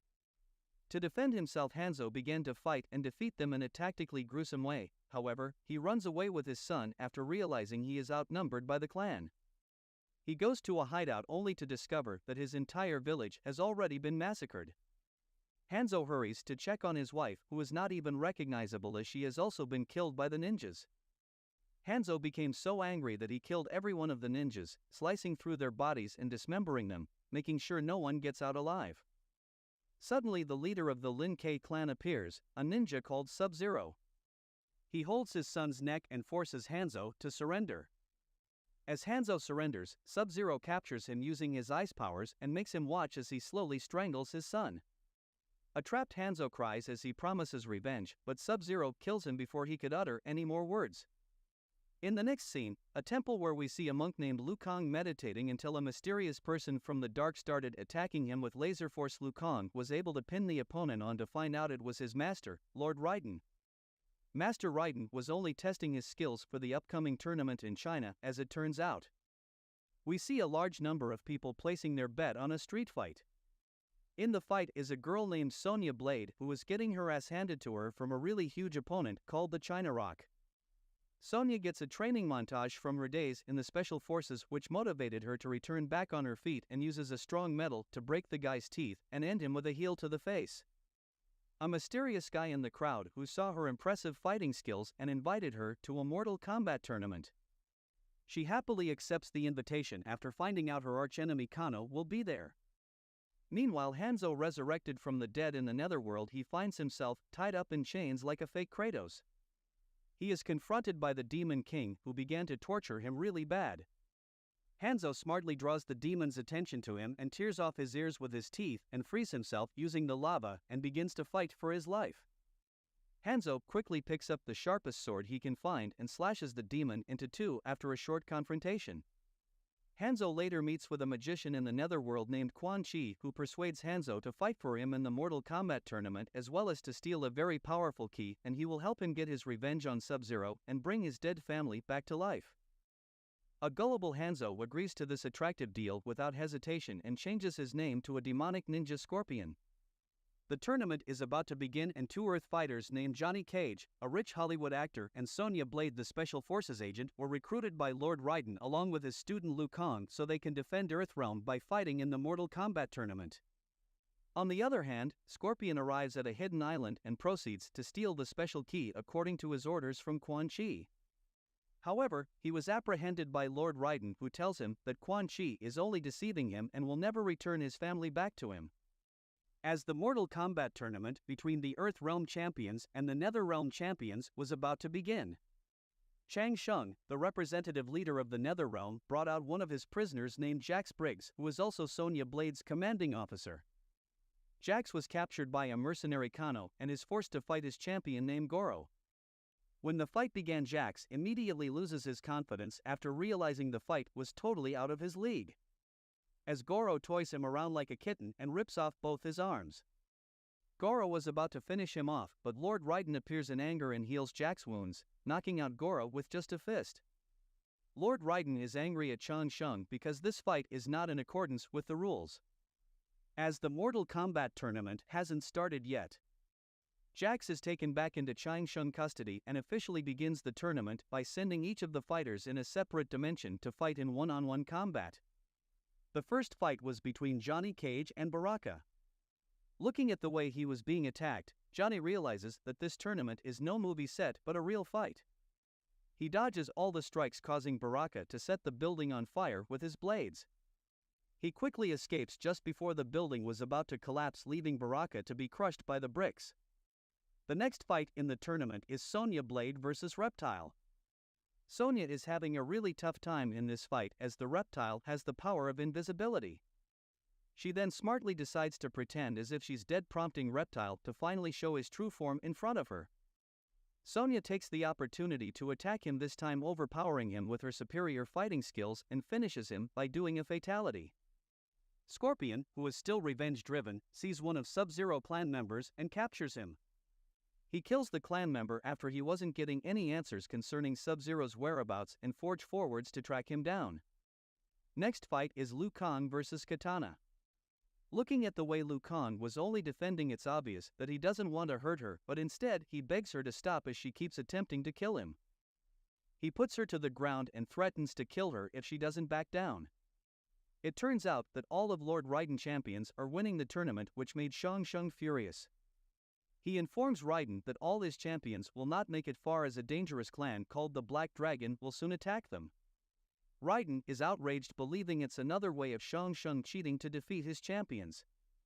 After the tournament, all the champions of Raiden reunited together, but they see Scorpion finishing off some members of the Black Dragon clan. Thinking Scorpion is the bad guy, they were about to fight him, but Johnny Cage stops the commotion, reminding them that fighting each other isn't worth the time because they have a bigger threat they should be preparing for.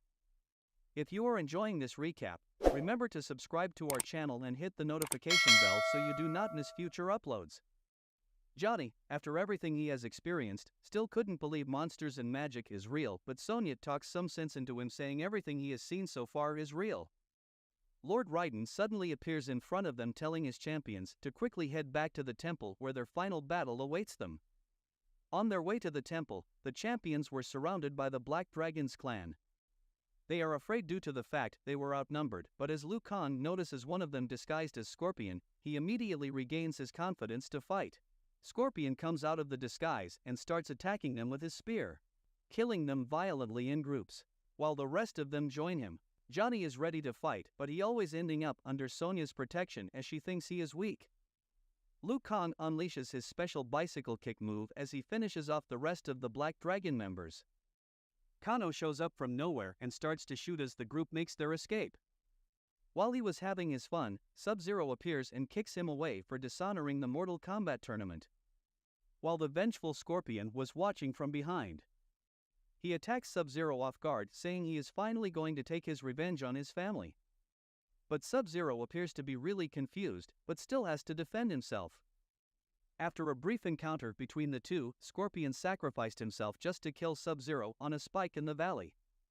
While Sonya and Johnny Cage chases after Kano so they can find Jax, it is revealed that Scorpion is still not dead, and we see Quan Chi yelling at him for losing focus on his mission of stealing the special keys, but instead fighting Sub-Zero.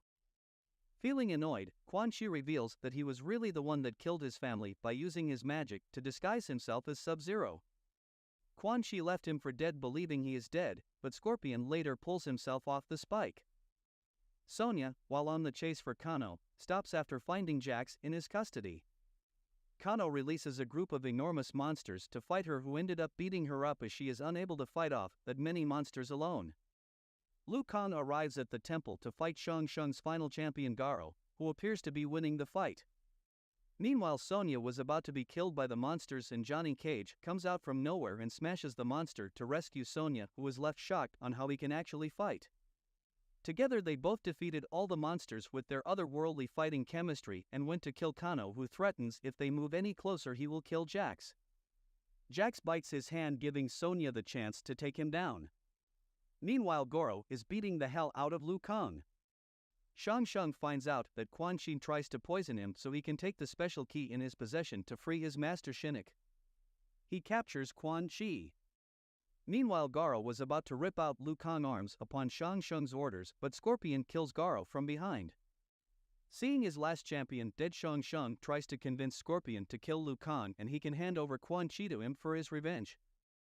Scorpion instead attacks Shang Tsung after thinking this through, threatening him to hand over the key to him and therefore ending the tournament. Shang Tsung is about to fight Scorpion but backs down as soon as Lord Raiden steps in. He transported himself back to the Nether Realm, promising revenge on them. Without Shang Tsung's powers, the whole temple will collapse, so Raiden and Liu Kang runs out of the temple, leaving Scorpion and Quan Chi to their fates. Quan Chi and Scorpion gets into a really epic battle as they were both smashing bones, but Scorpion has the advantage because he cannot die no matter how Quan Chi damages him with a sword. Scorpion weakens Quan Chi with a really massive blow, then tears off both his arms, then rips off his head and finally giving him the famous flames thrower fatality. This way he will never be able to reincarnate. This concludes part 1. Stay tuned for part 2.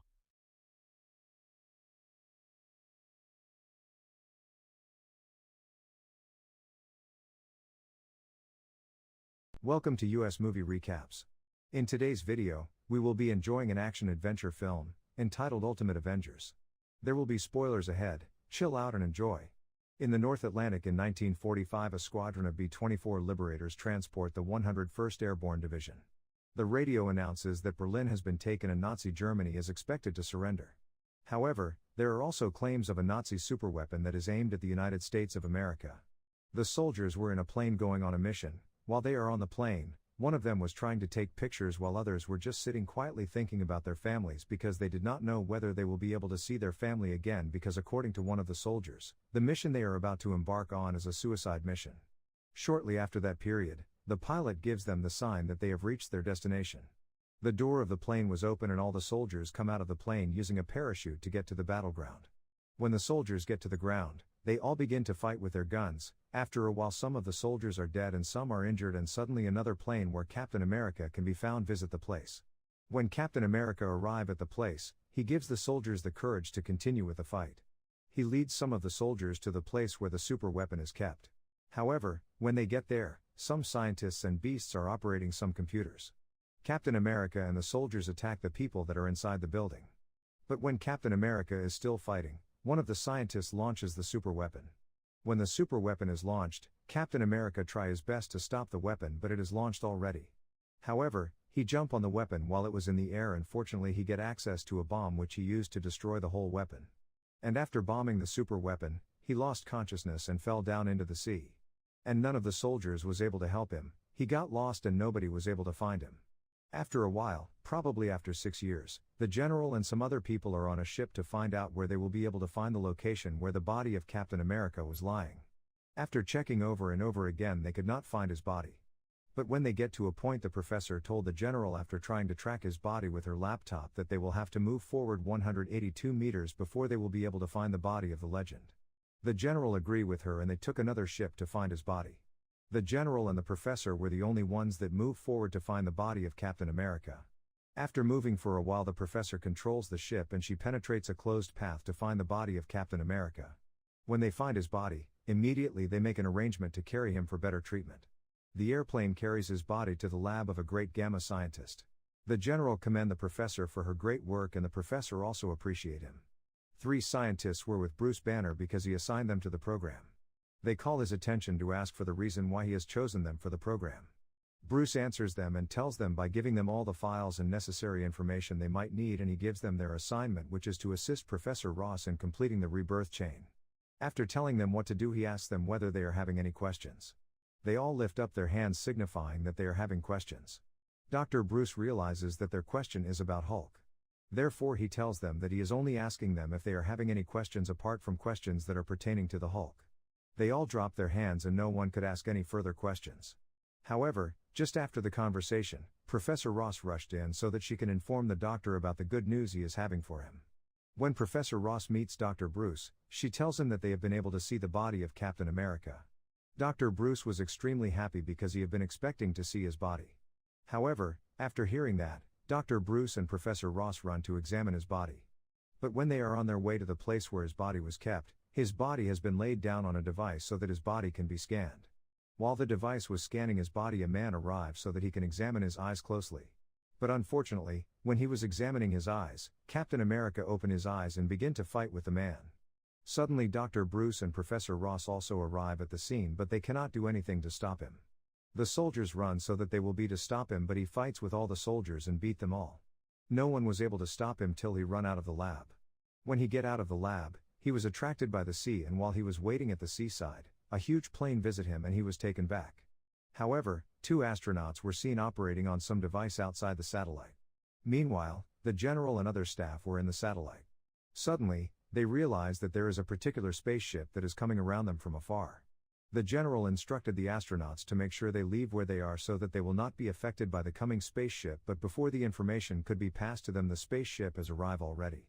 The astronauts did not have anything they could to escape, and suddenly, the spaceship hit their satellite and the astronauts fell off the satellite. The satellite was also affected and the whole staff that are inside the satellite were all affected, including the general. The general enters another room and 3 faces appear to him because they were aware of the problem they are passing through. While the general is with them, the satellite is destroyed.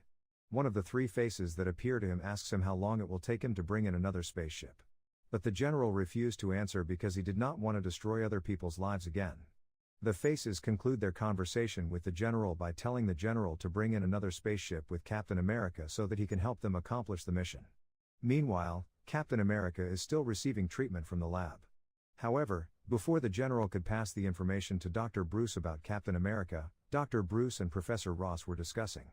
And in their discussion, Bruce tries to convince Professor Ross that he will try his best to correct all the mistakes he had made earlier. But Professor Ross did not believe him. Suddenly, the general entered and informed Dr. Bruce and Professor Ross about the mission he is having for Captain America. Dr. Bruce suggests helping instead of disturbing Captain America, but the general told him that he cannot allow him to do that because he did not have the ability to control himself. Fury and Captain America try to recruit the Norse god Thor, who rejects the offer to continue environmentalist protests. The resulting recruits are Captain America, Bruce Banner, Iron Man, Giant Man, Wasp, Natalia Romanoff, and Betty Ross. Fury briefs the team about the aliens, named the Chitauri, and the use of the metal vibranium, while Banner struggles to repress the Hulk persona and Captain America is hesitant of leading the Avengers. Team's first mission is to capture a Chitauri spy which has breached a SHIELD facility. The Avengers disregard Captain America's orders and follow their egos, resulting in failure which allows the alien to escape with all sufficient information about SHIELD. Fury fires Hank Pym, who is followed by his wife Wasp. Iron Man resigns immediately. Captain America also chooses to leave Fury, feeling unready to fight the Chitauri. Desperate for soldiers to combat the coming assault on SHIELD's New York facility, Fury demands that Banner applies his super soldier serum to all of his candidates, only for Betty Ross to learn that Banner was only using the serum as a diversion to find a way to control the Hulk. Banner steps into a rebirth chamber, which transforms him into the Hulk, while still maintaining his mind. Fury and the Black Widow lead a failing attack against the alien invaders, but each Avenger shows up, now joined by Thor, to send the 3 ships crashing into the ocean. Banner loses control of his thoughts and the Hulk retains his own childlike and violent personality, brutally killing every last Chitauri and then lashing out against the Avengers.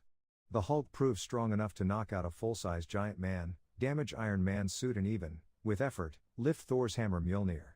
The Avengers manage to inject the Hulk with a high dose of Banner's medication, and Betty Ross calms the Hulk long enough to let the drug render him human again. Banner is kept in a glass cell for breaking Fury's trust, and the Avengers celebrate their success against the Chitauri and praise a wounded Captain America for leading them as a team. Thanks for watching. Please subscribe to our channel to get notified whenever we publish the next recap. Till then, take care. See you next time. Welcome to US Movie Recaps. In today's video, we will be enjoying an action fantasy film, entitled The Monkey King Reborn. There will be spoilers ahead, chill out and enjoy. We see Wu Jing and Piggy Bai Jay at the beginning of this movie. Wu Jing explains to Bai Jay that during the creation of the universe, energy flowed as light, and the energy that fell below led to the development of Earth. At that time, a demon by the name of Yuandi was born, and because of his great power, everywhere he went, all living things transformed into demons. As a result, he decided to combine all three worlds so he could rule the heavens. Just to stop him, Buddha came but failed. Even the soldiers of heaven were not able to stop him, so a disciple of Buddha decided to make a significant sacrifice to do so. With the help of his soul, the demon was then buried beneath the earth. The land where he was buried became cold and black, and according to this book, Yuandi had the power to turn anyone into a demon. When Piggy heard this story, he shouted, "You always used to tell me the same story with other names." He grabbed his book, and they both started fighting.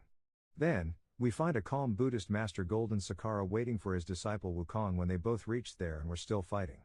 In fact, Piggy and Wu Jing were also Master Sakara's disciples. The movie's lead, son Wukong, then makes a big entry while flying through the mountains at the speed of light. He then gives his master some water to drink. Actually, he only went there to get some water, so they were shocked when Piggy and Wu Jing learned that Wukong had traveled a great distance for just some water. The next day, they paid a visit to the Wuhuang temple. When they got there, two young keepers of the temple met them and led them inside, where they found it to be a huge temple.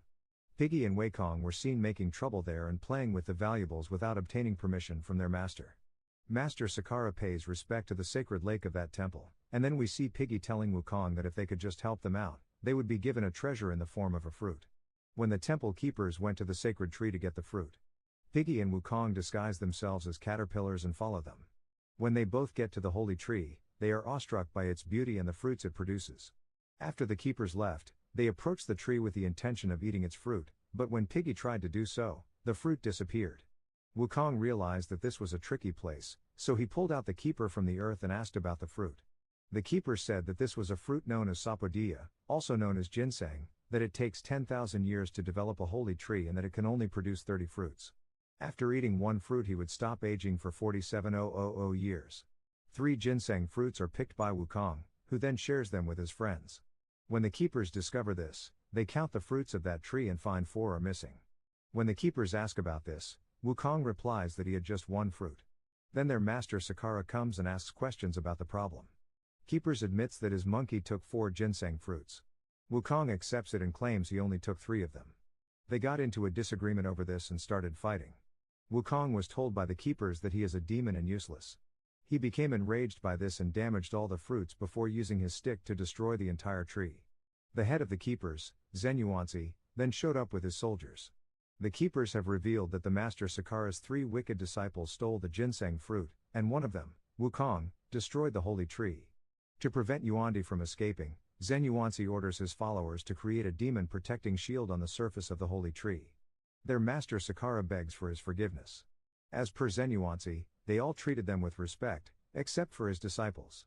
3 of them are then imprisoned in his magical cell until, all of a sudden, the shield of protection breaks and Yuandi escapes from the holy tree's roots, taking Master Sakara along with him. Wukong tries his best to free himself but is unsuccessful. Zhen Yuanzi explains to Wukong that it took a lot of work to capture Yuandi, but after freeing him by knocking down the holy tree, Yuandi will now make every effort to merge the 3 realms, which will cause the destruction of the earth. Wukong says that you are the ancestors of gods, so why are you terrified of him? Wukong says that the only way he can save his master is by setting him free. If he does so, he thinks he might be able to capture Yuandi as well. Zhen Yuanzi says that if he is unable to capture Yuandi, he will continue to imprison Wukong under the mountains forever. When Wukong agrees to his challenge, Zhen Yuanzi releases him. After the trio left, he dispatched his disciples to tell the God of Heaven about the situation. Meanwhile, Yuandi's demonic abilities are noticed wherever he goes, possessing every living thing. Yuandi hides in the mountains with the Master Golden Sakara. Many demons were present, and all of them believed Yuandi to be a sea creature. However, their leader informs them that Yuandi is actually the ancestor of all demons. All of the demons immediately knelt before him after learning this. Yuandi informs them that he lost his old body as a result of being trapped underground for a long time. He then commands them to take care of Golden Sakara until he can reclaim his body. He then vows to merge the 3 worlds in 3 days, and no one will be able to stop him. Then we see Wukong and his two friends searching for Yuandi when suddenly a little creature appeared from Wu Jing's basket and claimed to be the holy soul who had captured Yuandi. However, Wukong didn't trust him and sent him away. He again takes out the god of the land, and when they ask about Yuandi's whereabouts, he informs them that he is hiding in the mountains. As a result, all three of them reach out to the mountains in pursuit of him. Yuandi discovers that someone is looking for him and sends his demons to kill that holy soul. Later, we learn that the holy soul was in a town with Wukong and his friends. The demons of Yuandi then showed up. After hiding the pure soul, Wukong began to fight the demons. The villagers were under the control of the demons, and some of the men went in search of the pure soul just as the demons were ready to capture him. Wukong then arrived and sent the men away. When he saw the villagers in danger, the pure soul felt terribly sad and decided to help everyone who was affected by Yuandi's powers. We then witnessed the demons explaining to Yuandi that they were ready to capture the holy soul when Wukong rescued him, but after hearing this, he became enraged and sent his demonic souls to kill that pure soul. Then, we see Wukong and his friends.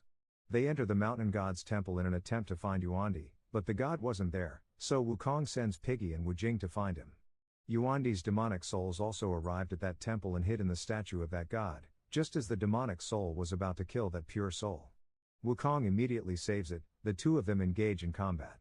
His friends have also arrived to help him in fighting the demonic souls. When Wukong struck the god of the mountains in the head with his stick, all of the demonic souls escaped from his body, and the god of the mountains regained consciousness. When Wukong asks about Yuandi's location, the god points toward Millennium Mountain. We could then see that mountain, where all those demons were celebrating Yuandi's freedom and where he returned to his original form, and here in the middle of the way, that pure soul asks Wukong who named him Wukong. He tells the holy soul that learning about him is more important than learning how he got his name. When that soul asks, "Do you know anything about yourself?" Wukong responds, "I know everything about myself, and I also know that I'm a demon, created by a magic stone." The pure soul replies that while they are all wicked demons, he has a heart and is a good demon, and then the pure soul nods off. Because he was in the form of a child, Wukong didn't want that pure soul to accompany him, so he surrounded him with a shield and traveled to Millennium Mountain with his friends. When Wukong, Piggy, and Wu Jing arrived at Millennium Mountain, where many demons could be seen, they all got into a fight. When Piggy first started, everyone thought he was completely powerless, but soon Piggy transformed into a giant and crushed all those demons beneath him. Wukong then mercilessly killed the demons with his magical stick before using only his hair to create an army of monkey kings who helped them in fighting all those demons.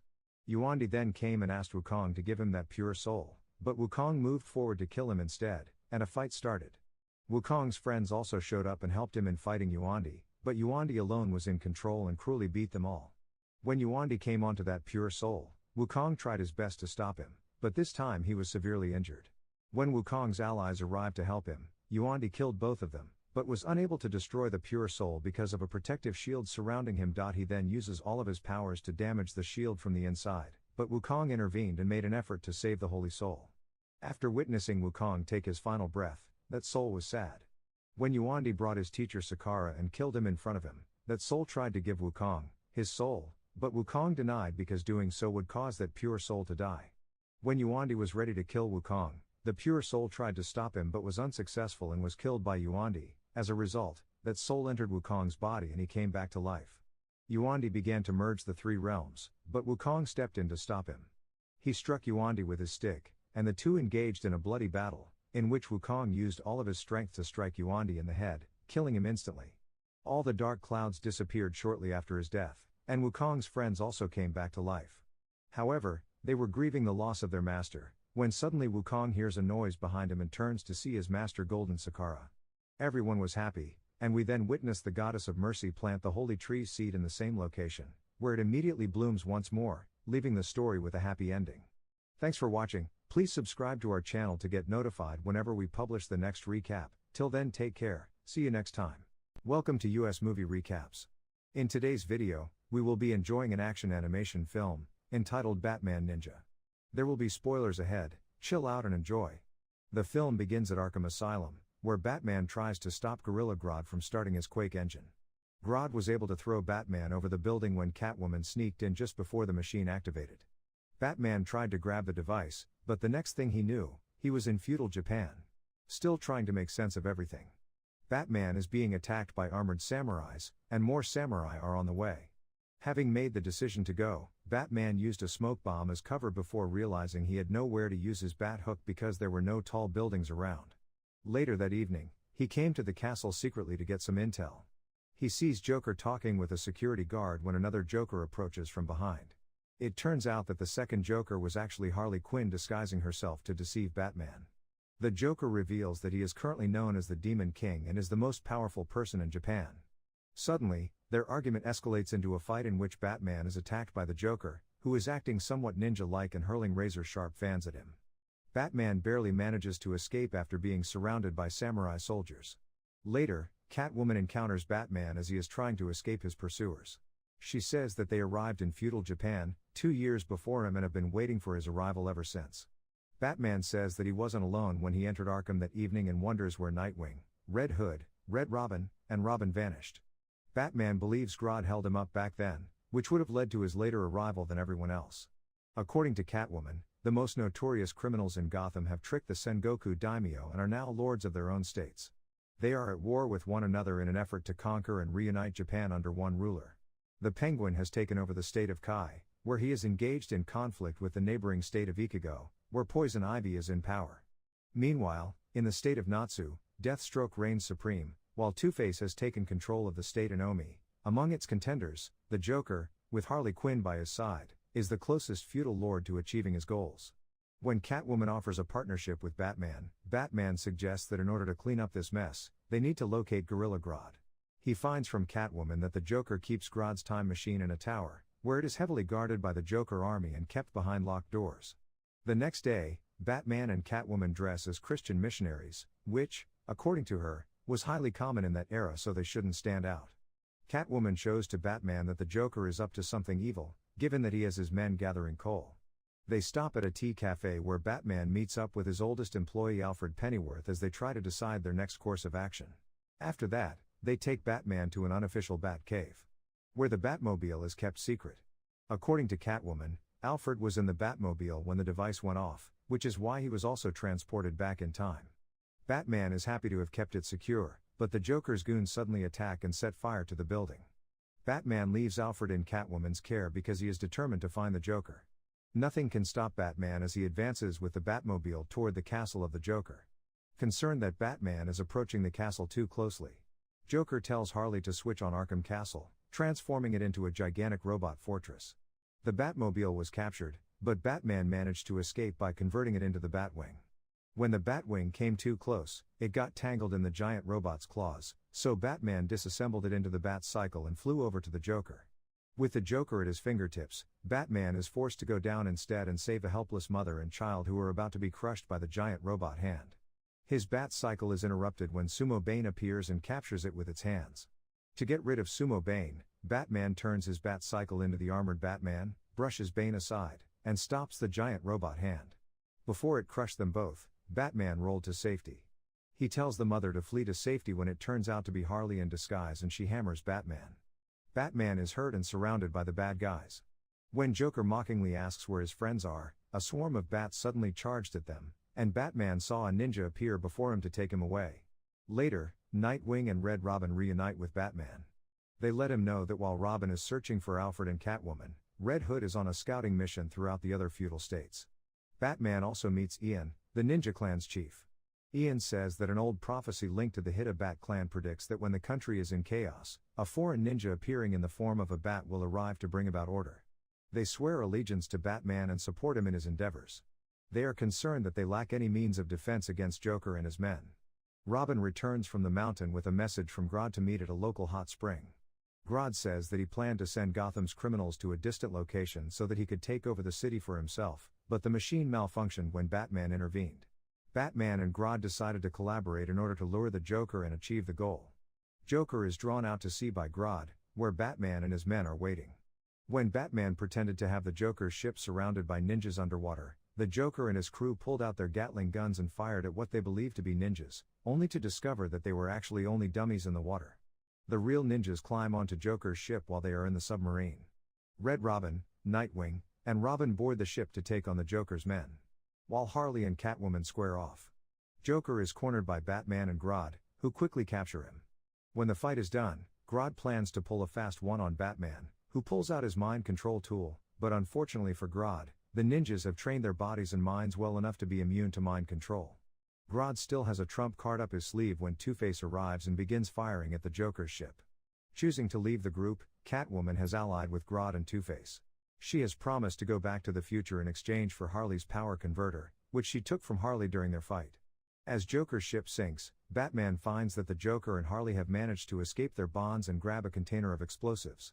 Batman urged Red Robin to flee with the others as he chases the Joker. Joker intends to flee, but not before lighting the barrel on fire and destroying his ship along with Batman. Grodd brings Catwoman back to Arkham Castle. As he gives his men instructions to fix the armored fortress in preparation for the upcoming battle. Grodd informs the other daimyo that they will meet and engage in battle at the infamous Field of Hell, Jigaku Koera. In order for Quake Engine to function, Grodd says, he needs the other 3 power converters from the Penguin, Deathstroke and Poison Ivy. Later that night, battered and worn out from their previous battle, Batman wakes up and is greeted by Alfred, who informs him that he has been out for 2 days.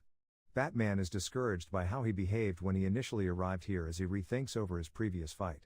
With no equipment to assist him in war, such as vehicles, guns, or technology, he felt powerless. He was desperate enough to ally with Grodd and could not predict Grodd's betrayal. It resulted in loss of many lives. Now more than ever, he is driven to make up for his mistakes. This time, he urged his allies to study and master the ninja techniques, which when combined with their modern combat skills and innovations, will bring about the fulfillment of the ninja's legend and prophecy. Meanwhile, Robin informs Batman that Red Hood has traced the Joker and Harley, whom they initially thought for farmers. As Red Hood tries to force them to stop acting, Batman stops him because he believes they have lost all memories of who they were and decides to keep eye on them. After a month, the Great Battle's day has finally here. Grodd and Arkham Castle have moved closer to the battlefield. The Trojan Birdman Castle of Penguin, the Jiroku Plant Poison Castle of Poison Ivy, Kakuju Shorso Castle of Deathstrokes, and the feudal Emote Castle of Two-Face, all mobilize and move directly for the Field of Hell. Now that the epic fight between giant robots has started, Penguin and Poison Ivy are engaged in combat as Deathstroke fires at them.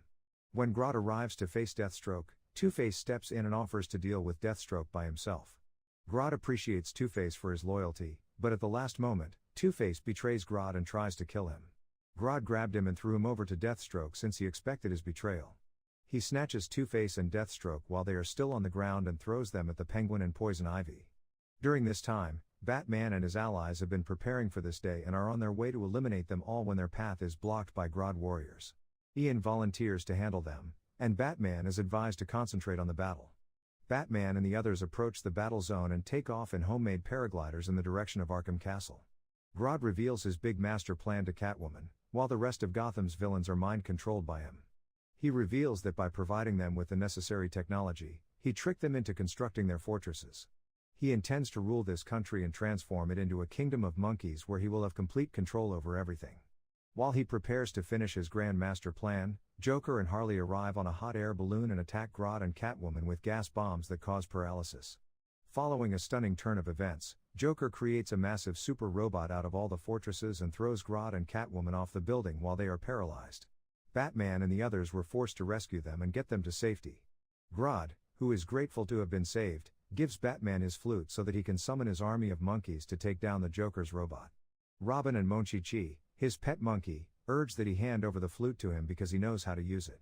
When Robin and Monchi-Chi began playing the flute, thousands of armored monkeys appeared on the battlefield and rushed at the giant robot, but despite their overwhelming numbers, they were unable to grab it. Mommy, a female monkey, suggests that they combine the armored monkeys to create a giant monkey that is comparable to the giant robot. The giant robot is struck hard by the giant monkey, which causes it to fall to the ground.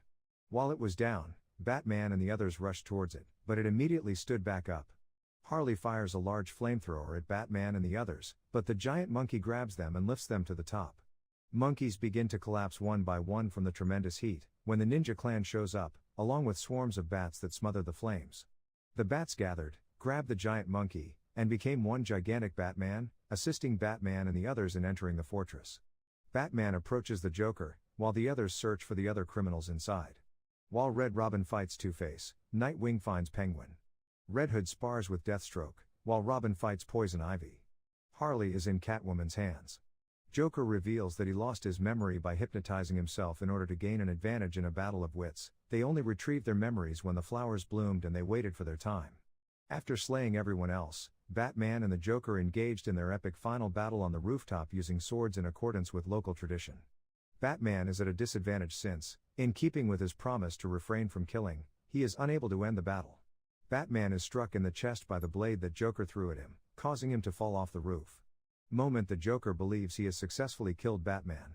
He appears behind him. Batman revealed ninja methods to him by dematerializing himself into a swarm of bats. He eventually beats Joker and is tempted to kill him, so he lets him fall off the building only to save him at the last moment.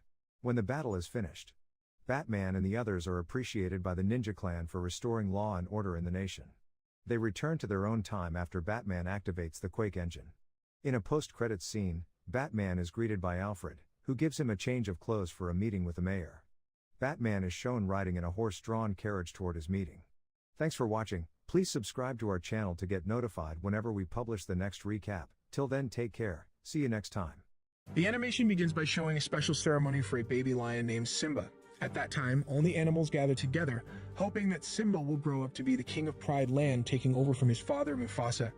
Now, Mufasa is the leader of the kingdom, which is located in an African savanna. In another scene, a mouse rushes towards a cave. Inside the cave, the mouse meets Scar, who is Simba's uncle. Unfortunately, he wasn't present at Simba's ceremony. Shortly after, a bird named Zazu arrives and asks Scar why he didn't attend Simba's important event. However, he avoids answering Zazu's question and instead gives him a menacing stare as if he wants to harm him. Just then, Mufasa arrives and prevents Scar from attacking Zazu. There he asks Scar the same question as Zazu, but Scar casually replies that he forgot about the morning event. Soon after, Mufasa tries to advise Scar, explaining that his actions disrespect the Queen of Pride Land, who is Mufasa's wife named Sarabi. But Scar doesn't apologize and tries to walk away from Mufasa, and this angers him, who confronts Scar because he sees Scar's behavior as a challenge. Then Scar argues that he won't fight the king who will be king forever.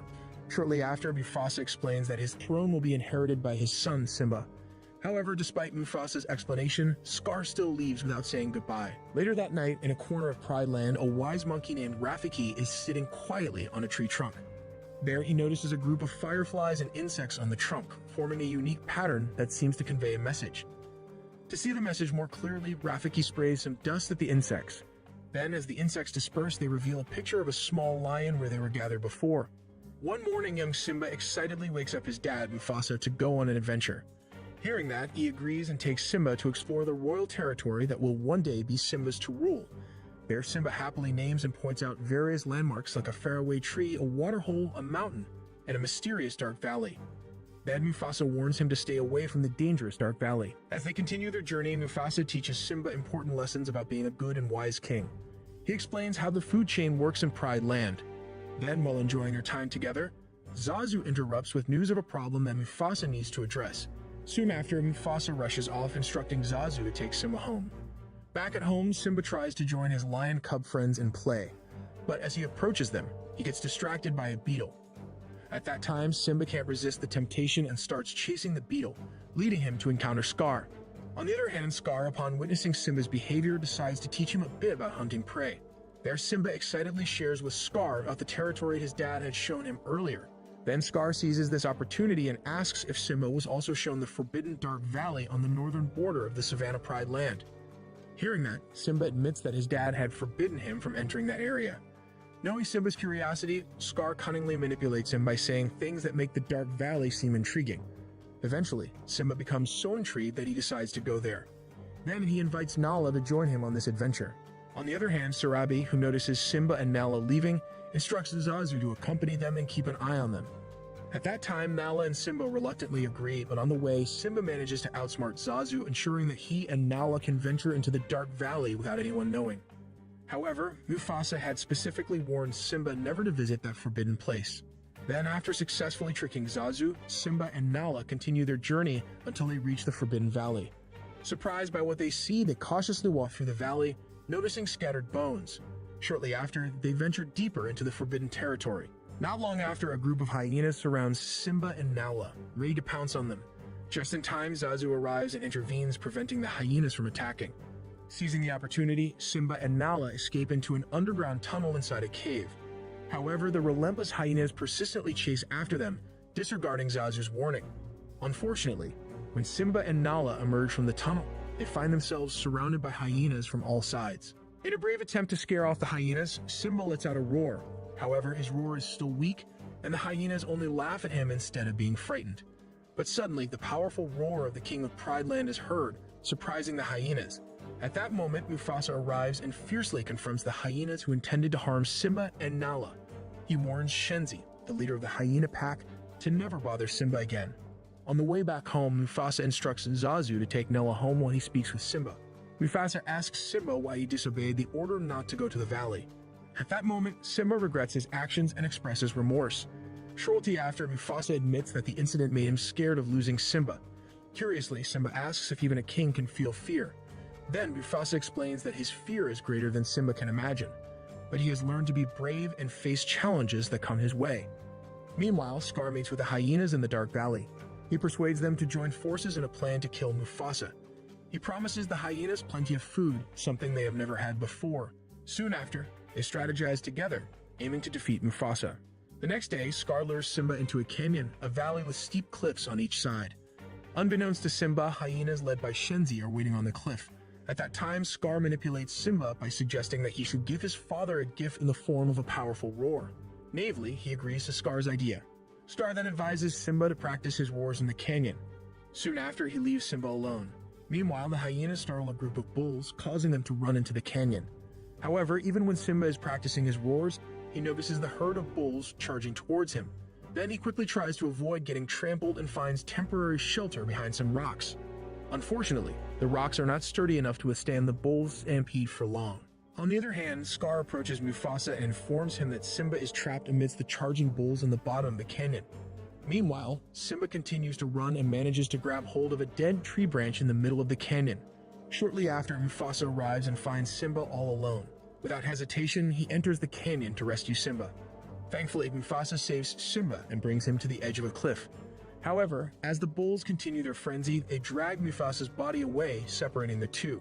With great effort, Mufasa struggles to escape from the charging bulls. He leaps off the cliff's edge and starts climbing back up, but as he nears the top, he sees Scar waiting for him. Desperately, Mufasa asks for Scar's help to pull him up. Shockingly, Scar claws at Mufasa's paw, causing him intense pain and making him lose his grip. Then Mufasa plummets to the bottom of the canyon where the raging bulls trample him. Sadly, he loses his life in the stampede. Shortly after, Scar appears and confronts Simba, questioning his actions. Scar deceitfully portrays himself as the victim and falsely accuses Simba of being responsible for Mufasa's death.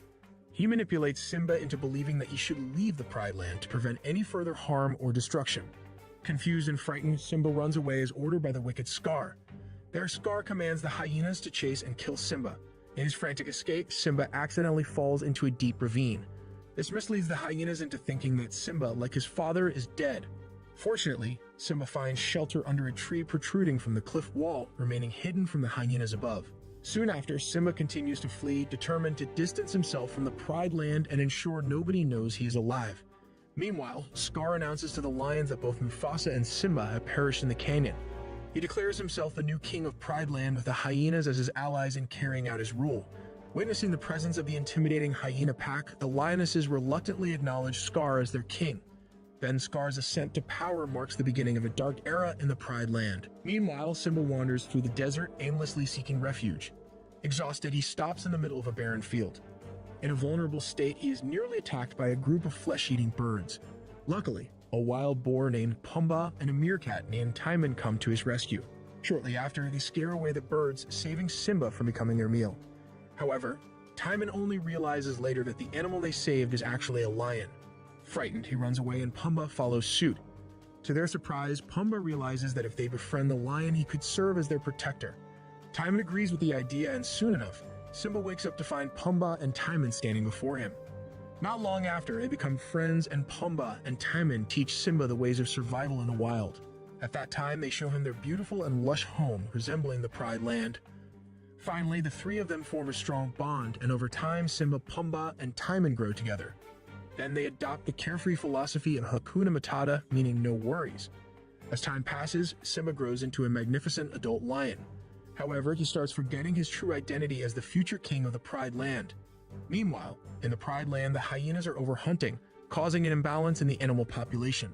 Soon after, Surabi approaches Scar, requesting that he warn the hyenas to stop excessively hunting, as it is negatively affecting the lives of other animals.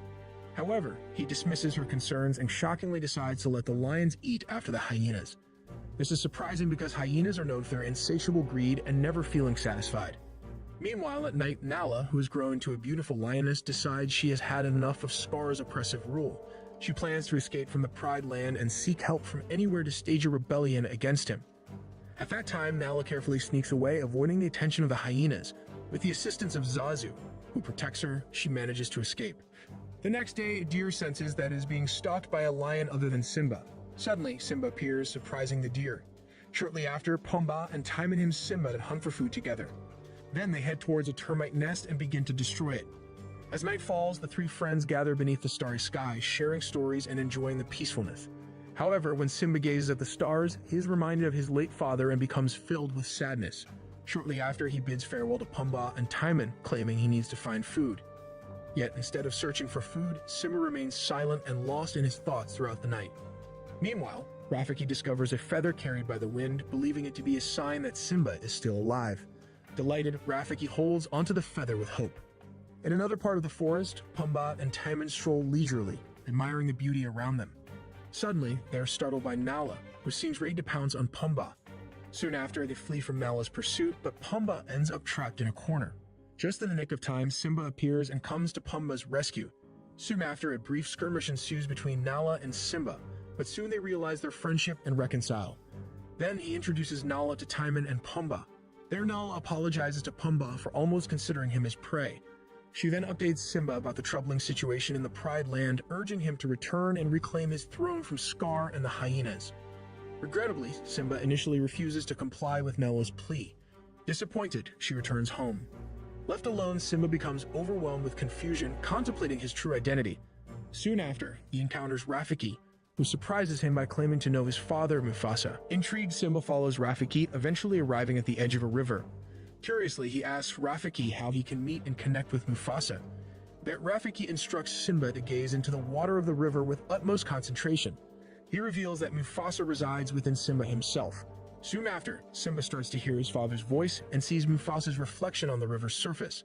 Mufasa confirms that Simba is his son and destined to become the king of the Pride Land. Filled with determination, Simba decides to return to his homeland, the Pride Land, where he must reclaim his rightful place as king. During his journey, he reunites with Nala and urges her to accompany him and take their rightful place on the throne. Then, upon reaching the border of the Pride Land, they gather to strategize. Unexpectedly, Pumbaa and Timon catch up to them, joined by Zazu, who has patiently awaited Simba's return. At that time, their first challenge was to outsmart the hyenas guarding the border of the Pride Land. Pumbaa and Timon took up the task and easily caught the attention of the hyenas. Meanwhile, Scar engages in a heated argument with Surabi over his harmful decisions that favor the hyenas at the expense of other animals. Suddenly, Simba arrives and surprises all the animals present. There, he boldly demands that Scar immediately step down from the throne, as it rightfully belongs to him. However, Scar refuses to comply and brings up Mufasa's death once again. He falsely accuses Simba of being responsible for Mufasa's death and insists that Simba should be held accountable. On the other hand, Surabi, seeking confirmation, questions Simba about Scar's accusations. Scar, witnessing Simba's inner turmoil, attempts to manipulate him into admitting guilt for Mufasa's death. Overwhelmed with guilt, he remains silent and evades Scar's questions. At that moment, Simba finds himself hanging precariously, mirroring Mufasa's fate at the hands of Scar. Witnessing this, Scar finally confesses to being Mufasa's killer. Enraged by his admission, Simba retaliates by biting Scar's mouth and manages to climb back up. Soon after, the hyenas swiftly surround Simba, but he boldly proclaims that Scar is the true murderer of Mufasa. Upon hearing this revelation, the lions become furious and launch an attack against the hyenas. Meanwhile, Pumbaa and Timon initially believe they have escaped the hyenas, unaware that the hyenas are right behind them. Nevertheless, they fight back, successfully overpowering and intimidating the hyenas. Returning to the battle between the hyenas and the lions, Nala ultimately triumphs over Shenzi, the hyena leader. Witnessing Shenzi's defeat, the remaining hyenas flee, including Scar, who finds himself cornered by Simba. However, he refuses to let Scar escape and relentlessly chases him towards a high rocky cliff. Then Simba offers Scar forgiveness on the condition that he must leave the Pride Land. However, when Scar agrees, he instead attacks Simba, resulting in a fierce battle between the two. Eventually, Simba emerges victorious by causing Scar to fall off a cliff. However, even when Scar survives the fall, he finds himself surrounded by angry hyenas at the bottom of the cliff. Betrayed by Scar's courtesan fleeing after Shenzi's demise, the hyenas swiftly attack him, leading to Scar's death. Finally, the cunning, evil, and greedy Scar meets his end. In the end, the animals gather in the morning for a ceremony celebrating the arrival of Simba and Nala's cubs. At that time, the entire Pride Land rejoices, content with their new and true king Simba. The animation ends.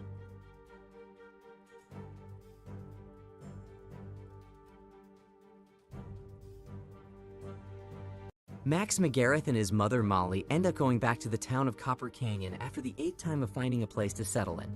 Years ago, his father Jim died in a supposed storm incident that hit their research laboratory, which is NTech. After that incident, Molly took Max and kept on transferring from one place to another as per finding a doctor that can help him with his unknown condition. Because of that, despite not being an actual loner, Max got used to not having any permanent friends. One afternoon, he is hanging out on the roof of their house and gets a glimpse of the old NTech lab. Called by his mom, Max helps Molly get their things inside as she tells him that they are finally home. Yet, he still doubts that they will actually stay at Copper Canyon for good, to which she promises that they will. Some time later, in his room, Max finds their old family photo as well as the planetary display that his father made for him when he was still a baby. In turn, Molly sees his drawing of the old NTech lab, so he asks her if that is where his father died. When she confirms it, Max doesn't say a word, but his sadness is visible in his face. At this time, the electricity starts flickering, so Molly leaves to call an electrician. Max, on the other hand, notices that his hand is emitting some sort of unknown energy that confuses him. The next day, Max decides to stop at the old NTech lab before heading to school. But as Molly sends him a message, his phone suddenly dies in his hand. Annoyed, he just decides to go to school, where he nearly gets run over by a truck. However, despite not getting hit, his bike still crashes on the center road. Luckily, the driver of the truck named Sophia, who's also a student where he's studying, decides to come to his aid. After making sure that Max is fine, she tells him to meet her after class so she can take a look at his bike. A little later, Max finally gets into his first class, and he realizes that his father was a well-known figure in the school after a teacher recognizes him for his surname. In addition to that, there is also a picture of Jim on the bulletin board as once part of the school's science club. Upon the end of the class, Sophia picks up Max and takes him to her house to fix his bike. On their way, Max compliments her truck, in which she says that it was she and her dad that fixed it. Hearing that, he guesses that Sophia named the truck, but she just smiles at him. Not long after, they arrive home and Sophia finally finishes fixing the bike. At this time, the two start to have a moment, but they get interrupted when a radio suddenly turns on. With that, he awkwardly says bye and heads home. There, Max finds his mother talking to a man, who she introduces as Miles Edwards.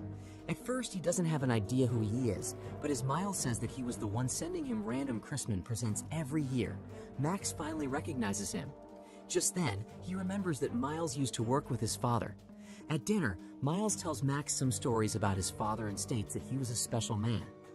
In turn, he asks if Molly and Miles have been in touch all these years, to which Miles says that this is the first time that they have met. Molly then reveals to him that it was actually Miles that convinced her that it was time for them to come back to Copper Canyon. At this time, Max asks what was his role in NTech. According to Miles, he was mostly doing paperwork while Jim was the one who truly led them. Yet, Molly remarks that Miles managed to rebuild NTech and is the one managing it nowadays. But Miles points out that he is still following Jim's vision of saving the world even up to the present. As it turns out, Miles was there on the night of the accident. Hearing that, emotions fill Max up and cause the power to get cut. Being clueless as to what truly causes it, Max goes down to the basement to restart the power. Going back, he overhears his mother and Miles talking about something that Molly doesn't want to discuss with him just yet. Meanwhile, at the new NTech lab, two researchers notice that the subject that they have been monitoring has finally shown signs of life. One of them also mentions that it is the first time that it happened in 16 years. All of a sudden, a big explosion in the water happens, but the water seems to stop moving midair. Then the alarm goes off, so they call for security, stating that the subject is no longer in stasis mode. Shortly, the security arrives and they manage to corner the subject, which appears to be a drone-like creature. Yet, it still gets past them and eventually escapes. Going back to the house, Miles gives his business card to Max and says that he can come to the new Tech lab anytime he pleases if he ever wants to know about his father's work. Just then, Max goes to his room and researches the incident, where he finds footage of what happened and some articles suggesting that it was not a normal storm that hit Tech that day. However, his computer suddenly dies and it starts to annoy him. As he lightly slams the table, his hand starts glowing and releasing liquid-like energy. He tries to stop it, but it just overloads, cutting the power in the whole house again. The following day, he tries to harness his newfound ability by trying to turn on electrical appliances. However, he gets overly excited that he ends up destroying all of the appliances. With that, he just decides to go to school, where Sophia asks him to meet her at a diner the following day. Because of that, he gets overwhelmed again and causes the vending machine behind him to malfunction. At home, he cleverly uses rubber gloves so his energy will not affect his computer again as he tries to research what is happening to him. But as expected, he doesn't find the answers that he is looking for. Later on, Max goes and finds his mother resting outside. At this time, he reveals to her that he overhears her conversation with Miles and asks why she is not telling him anything about his father. He even remarks that Copper Canyon knows more about Jim than him. In turn, Molly says that Jim was indeed a very special man, but he was also a complicated one. So, despite wanting him to know more about his father, she doesn't think that he is ready for the truth just yet. Unknown to them, the subject from Tech is watching them, specifically Max, from afar, and it seems that it can see the energy inside his body. The next day, Max goes to the diner where he is meeting Sophia. When he arrives, she is already waiting for him, so he apologizes for being late, stating that his phone is kind of broken. At this time, Sophia finally reveals to Max that she indeed named her truck, and it is called Frida. This makes Max chuckle, so Sophia tells him that not all people know about it. In turn, he jokingly says that her secret is safe with him. Hearing that, Sophia says that she knows his secret too, which makes Max nervous. According to her, she knows that Max is pretty good at being alone. Because of that, she wants to be close with him, so she asks him to put his number on her phone, suggesting that she can give him a tour and show him around town. However, upon holding Sophia's phone, it dies immediately and his head starts to hurt a lot. With that, Max excuses himself and goes to the bathroom, but the pain is not going away. Instead, the energy in his body starts to overload as if he is about to explode. Eventually, he bails out of the diner, leaving Sophia alone and confused as to what is happening to him. Concurrently, the subject is still watching over him from afar and sees him running away, so it decides to follow him. Arriving at the woods, Max cannot take it anymore and releases all the energy stored up in his body, causing him to lose consciousness. However, he finds himself in his room when he wakes up, giving him the idea that it was just a dream. But it is proven to be true when he notices the holes in his sheet and shirt, as well as the burn mark that is shaped like the letter V on his chest. Just then, the drone-like creature finally shows itself to Max, scaring him. As he swings the baseball bat at the creature, it suddenly speaks his name and tells him to put down the bat. According to it, the creature is a parasitic, silicon-based life form, which means that it is an alien. However, the alien seems to be remembering only fragments of its memories. Luckily, it remembers its name, which is Axtel, but he says that Max can call him Steel because it is what a certain someone called him before. In turn, Max asks where the alien came from, but Steel doesn't know specifically. But what the alien knows is that it needs to protect Max from everything that will try to kill him for his energy. Hearing that, Max questions Steel about what it knows about his energy. However, they get interrupted when Molly shows up, so Max quickly hides Steel in the laundry. When she's gone, Steel notices that Max is starting to store up the energy once again, so it attaches to him and absorbs the energy off of him. With that, Max puts Steel inside his bag and plans to go back to the woods where the alien found him so it can go home. But to his surprise, Steel states that he will be generating the energy called tachyon for the rest of his life, so it is up to Steel to absorb it and prevent Max from exploding. This makes Max stop driving, as Steel goes on to say that he was supposed to explode yesterday, and he was lucky that Steel made it in time. Not long after, a bunch of armed people show up and it seems like they are looking for Steel. Thinking quickly, Max sabotages their tracker using his energy. Because of that, Steel commends him, but they still get spotted and shot at. This causes the two to immediately get away from there. While on the run, Max confronts the alien about why people are shooting at them. However, Steel already told him everything that it can remember. Desperate, Max tells him to try harder, and it actually worked. In a flashback, it is revealed that Steel was in Tech during the day that Jim died, as one of the researchers said that the Ultralinks are closing in. But what confuses Max is why he sees it as if he was the one who's in that moment. At this time, Steele insists that the two of them are connected, and it may be the reason why he can see its memories through its point of view. Max asks what are Ultralinks and if Steele is one of them, to which it declines. According to Steele, Ultralinks are dangerous creatures as they destroy every world that they come to. Just then, Max notices that the armed men are close, so the two of them head to the school where they cannot follow. Arriving at school, Max struggles to hide Steele because he won't stop talking. After a while, he bumps into Sophia, so he quickly takes the opportunity to apologize for bailing out on her. And to make it up to her, he asks her to go out next time, which makes her smile. Yet, Steele is trying to drag him away, so Max excuses himself again. On the other hand, Steele notices that Sophia makes Max's heart rate and respiration increase, so the alien suggests that he should avoid her. But, in return, Max tells Steele to shut up and insists that Sophia is not dangerous. At this point, Max is running out of options on where to hide, pointing out that they cannot stay in school for much longer. Just then, the alien sticks to his leg to absorb his energy. According to Steele, every time he gets worked out or emotional, his energy will start building up in his body. The alien then suggests that maybe his mom can help them, but Max doesn't want to involve her in the mess. He says that she has been through so much since his father died. This then surprises Max as he realizes that he just opens up to Steele. In turn, the alien says that it is fine because they are already connected in the first place and insists that he can tell him anything. With that, Max says that it will be a great help if Steele can remember who are the people that are coming after them. So Steele tries to remember anything but still gets nothing.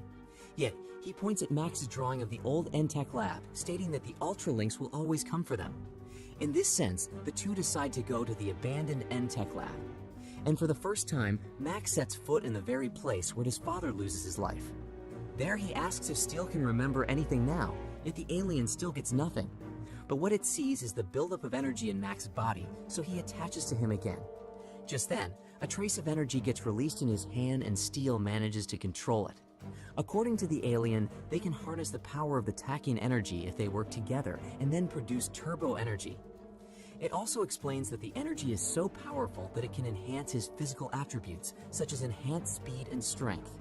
At this point, Max begins training and incorporating his movements with tachyon energy. And to his surprise, Steele manages to fuse with him when he accidentally falls, forming a suit of armor around him. Confused, Max asks how it happens, to which Steele points out that whenever they harmonize their energy, they can become one. Just then, another flashback of memories flows into Max's mind. This time, it is revealed that Steele actually worked with his father in stopping the Ultralinks before. Upon this realization, Steele also states that the supposed storm that killed Jim was actually an Ultralink. The next day, Max sees the business card that Miles gave him before and thinks that he is the one that can understand and help him. Due to that, they make their way to the new N-Tech lab. Unfortunately, the armed men are back on their tails, so Max and Speed decide to split. And by good fortune, he stumbles into Sophia, who he asks for help to drive her across the town. After a while, they finally arrive at the N-Tech and Max talks to Miles about how his father died. In turn, Miles says that it shouldn't come from him, but Max insists, so he shows him a miniature of a power core that he and Jim were working on before. According to him, Jim's goal was noble, but he overstepped, implying that it was his own fault that he died. Hearing that, Max gets overwhelmed by emotions, and without Steele to absorb his energy, he starts feeling the pain again. Due to that, he runs away from Miles and Sophia. However, he gets suddenly attacked by an Ultralink that controls the wind to create a tornado. Luckily, Steele shows up just in time to fuse with him, eventually saving him. Just then, they use the turbo energy to take down the Ultralink, revealing that they are just like Steele. At this time, new memories come flashing by, and it shows that Steele seemed to betray Jim, which ended up costing his life.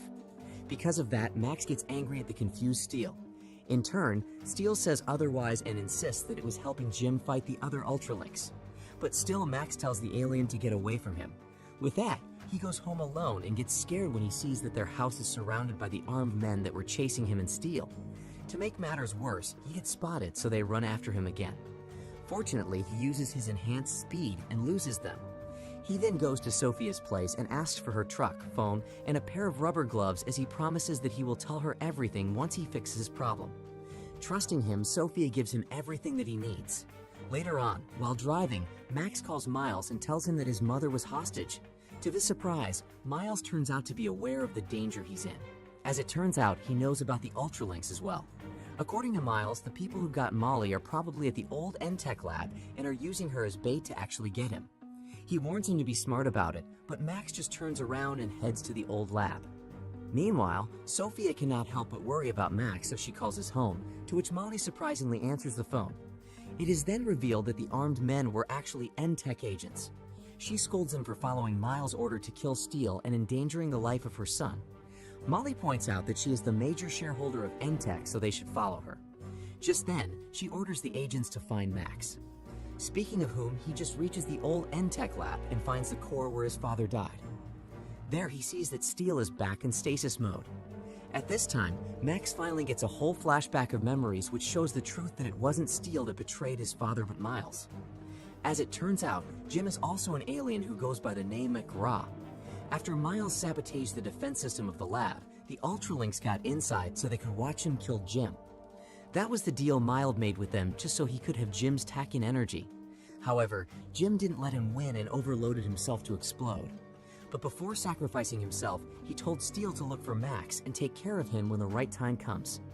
As he gets back to the present, Max sees Miles wearing a special suit that he made so he can absorb Tachyon energy.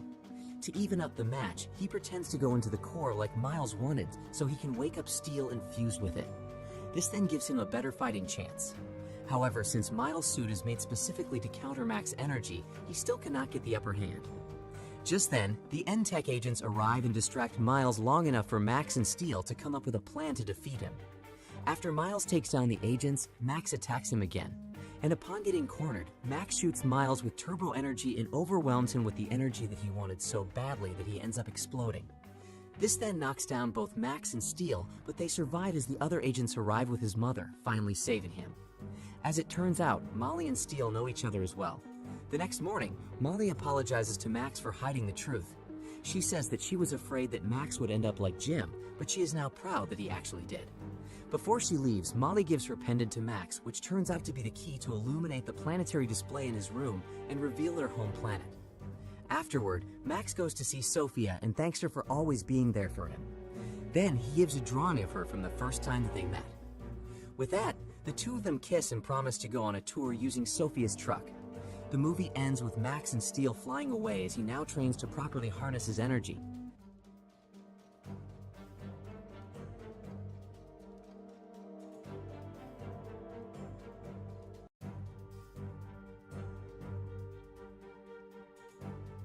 The film starts with pencil sketches marking the backstory.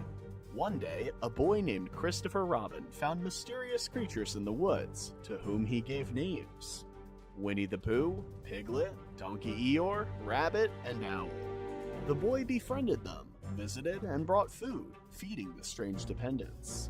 After years of unhealthy friendship, the growing hero leaves his buddies and goes off to college to become a doctor. There's no getting rid of this schizophrenia otherwise. When the cold weather struck, the poor animals went wild and starved, which led to eating one of the house members, Donkey Eeyore. The animals went wild and lost their minds, mourning their comrade with his own meat. In the end, the animals swear to renounce their humanity and never speak again. 5 years go by.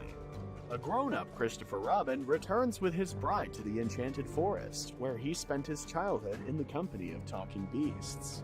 Mr. High Voltage Duffelcoat tells his girlfriend about them, but she naturally treats the tales with a certain amount of skepticism.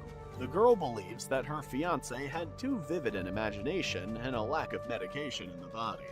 Hearing a suspicious noise in the wilds, Christopher rushes to the sound. He finds Winnie Pooh's lair with a huge pot speared with something scarlet. The place where he used to play as a child resembled a countryside BDSM club.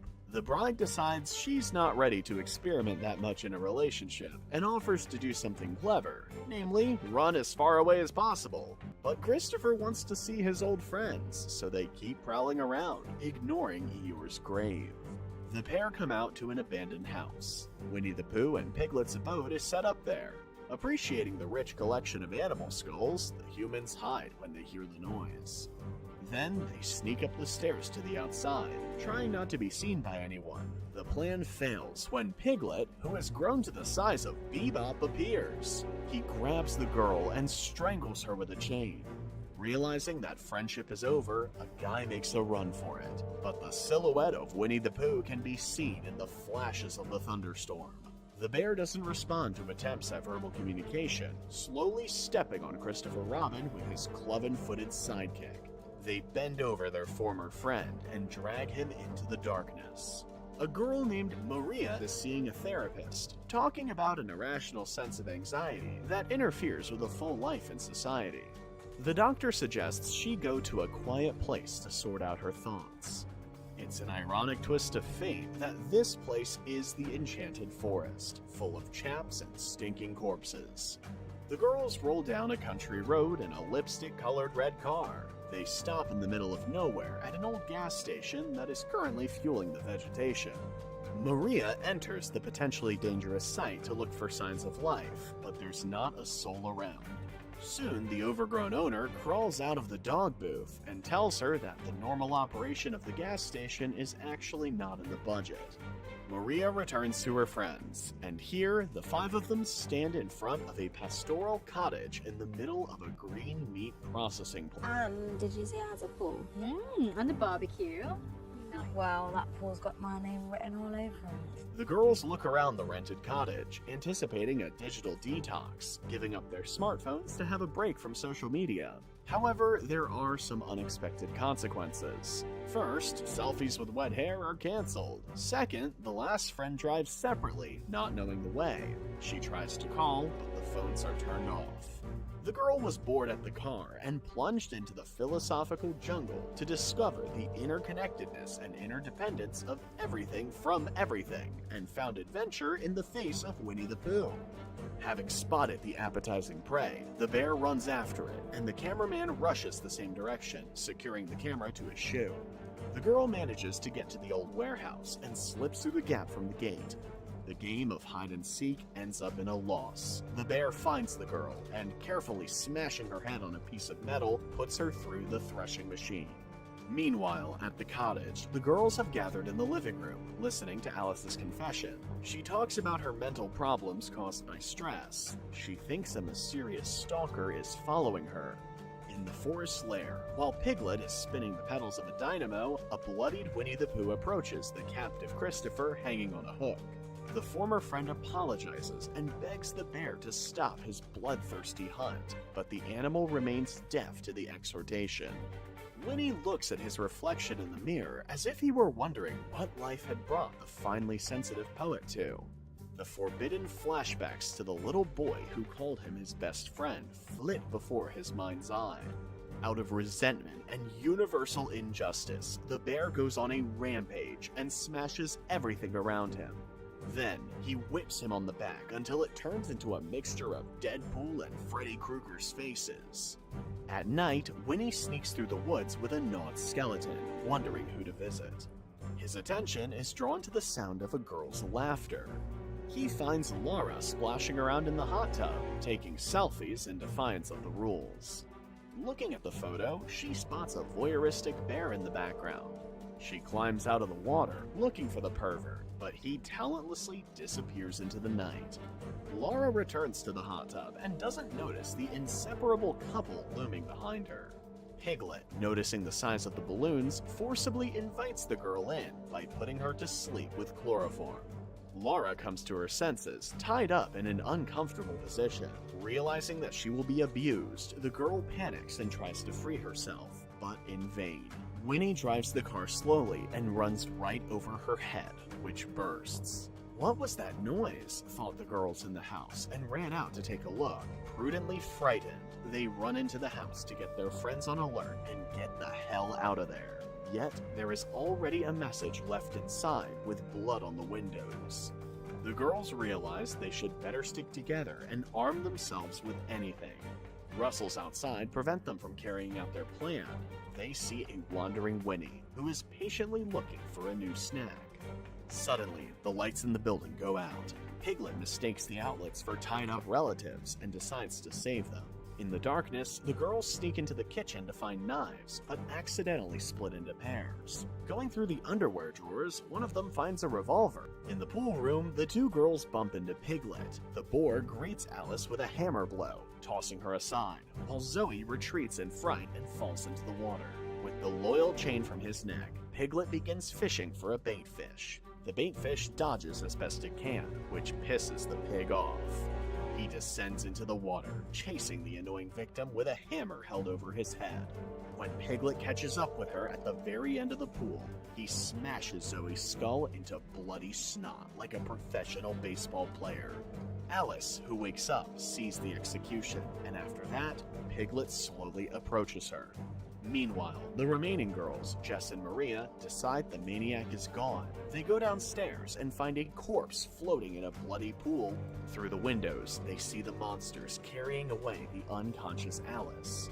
The girls fearlessly sneak after them, cautiously, determined to save their friend at all costs. The animals lead the pursuers to a secret camp in the woods, where they tie the captured Alice to a table. Winnie is nibbling on fresh honey from the pot when some noise catches his attention. A frightened Alice watches as he approaches her, leaning overhead. Honey drips from his smiling face. Bringing his paw close, the bear whips the girl in the face. In the next scene, Jess and Maria find Alice. After untethering her, they decide to get out before the animals return. At the very exit, some noise catches their attention. Deciding that there may be more prisoners nearby, the girls search the area. In the next room, they find hanging Christopher Robin. When he wakes up, he warns the girls to run away. Against sound advice, they take the prisoner off the hook. Outside, another woman is tied to two pillars. Her face is covered in blood from numerous wounds. She tells them that the pig and the bear can talk, but they prefer to do their work in silence. Kidnap, torture, and kill. Taking her revolver, the disfigured victim wanders into the lair and calls for Piglet to take revenge. Piglet does not keep her waiting and comes out for a fair fight with a chain at tilt. They dance around the fire, while the woman points her gun at the beast. But she doesn't have time to shoot, as Winnie, like a skilled spy, sneaks up behind her and gently drops her on the floor. Then, caressing her with his paw, pours the blood from a jar. Piglet, smelling the scent of food, rushes upon his victim and chews her up. After watching the fight, the rest of the girls run away. Pooh chases them through a tunnel of tree roots. The chase continues in pitch-black darkness, cut through by the women's cries. Meanwhile, Alice, who has got behind her friends, carefully picks up Piglet's favorite sledgehammer and with one precise blow, introduces him to the other end of the instrument. Having knocked the pig out, the heroine chains him up. But then, Pooh appears and nails the heroine to a pole with a knife. The survivors, Maria and Jess, get to the road, where they stop a passing car full of rednecks. The rednecks decide that messing with the maniacal-looking bear is fraught with adrenaline and gratitude from the frightened city beauties. The troublemaker is the first to strike the villain in the face with a tire iron. When it is his turn to slap, the poor rednecks fill their pants with blood instead of adrenaline. Winnie carefully and quickly sends them to the afterlife, not hesitating to crush their skulls with his powerful hind paws. The girls, unable to stand the showdown, get behind the wheel and step on the gas. The old pickup knocks the bear off the road, but he's tough as a Terminator and sneaks into the back, making the runaway shriek in horror. When it climbs onto the roof, Maria slams on the brakes. The bear is pulled forward, right under the wheels. She comes to her senses after hitting the steering wheel because of the hard braking, and she sees the villain dragging Jess by the hair. Winnie comes closer and closer in the headlights to toss his head on the hood. Maria turns on her windshield wipers in fright, but Winnie drags her out of the car. He is raising his paw to deliver the fatal blow when another car appears on the side. Christopher Robin, who was rescued earlier, is behind the wheel, jamming his old friend between the two cars. The guy climbs out, looking at the blazing fire and the motionless bear. They're almost gone when Winnie comes to his senses. The maniac slides the cars apart to continue his pursuit. Even the explosion behind doesn't stop him, as the bear grabs the girl with a knife in his paw. Christopher Robin tries to appeal to his good side again, and he lowers the knife for a moment. The guy offers to stay with him in the woods if he lets the last girl go. But, putting two and two together, Winnie slits her throat in one motion. The bear comes closer, forcing the guy to flee into the woods, then leans over his victim and delivers blow after blow to the breathless body in a blaze of fire behind him. The film ends on that life-affirming note.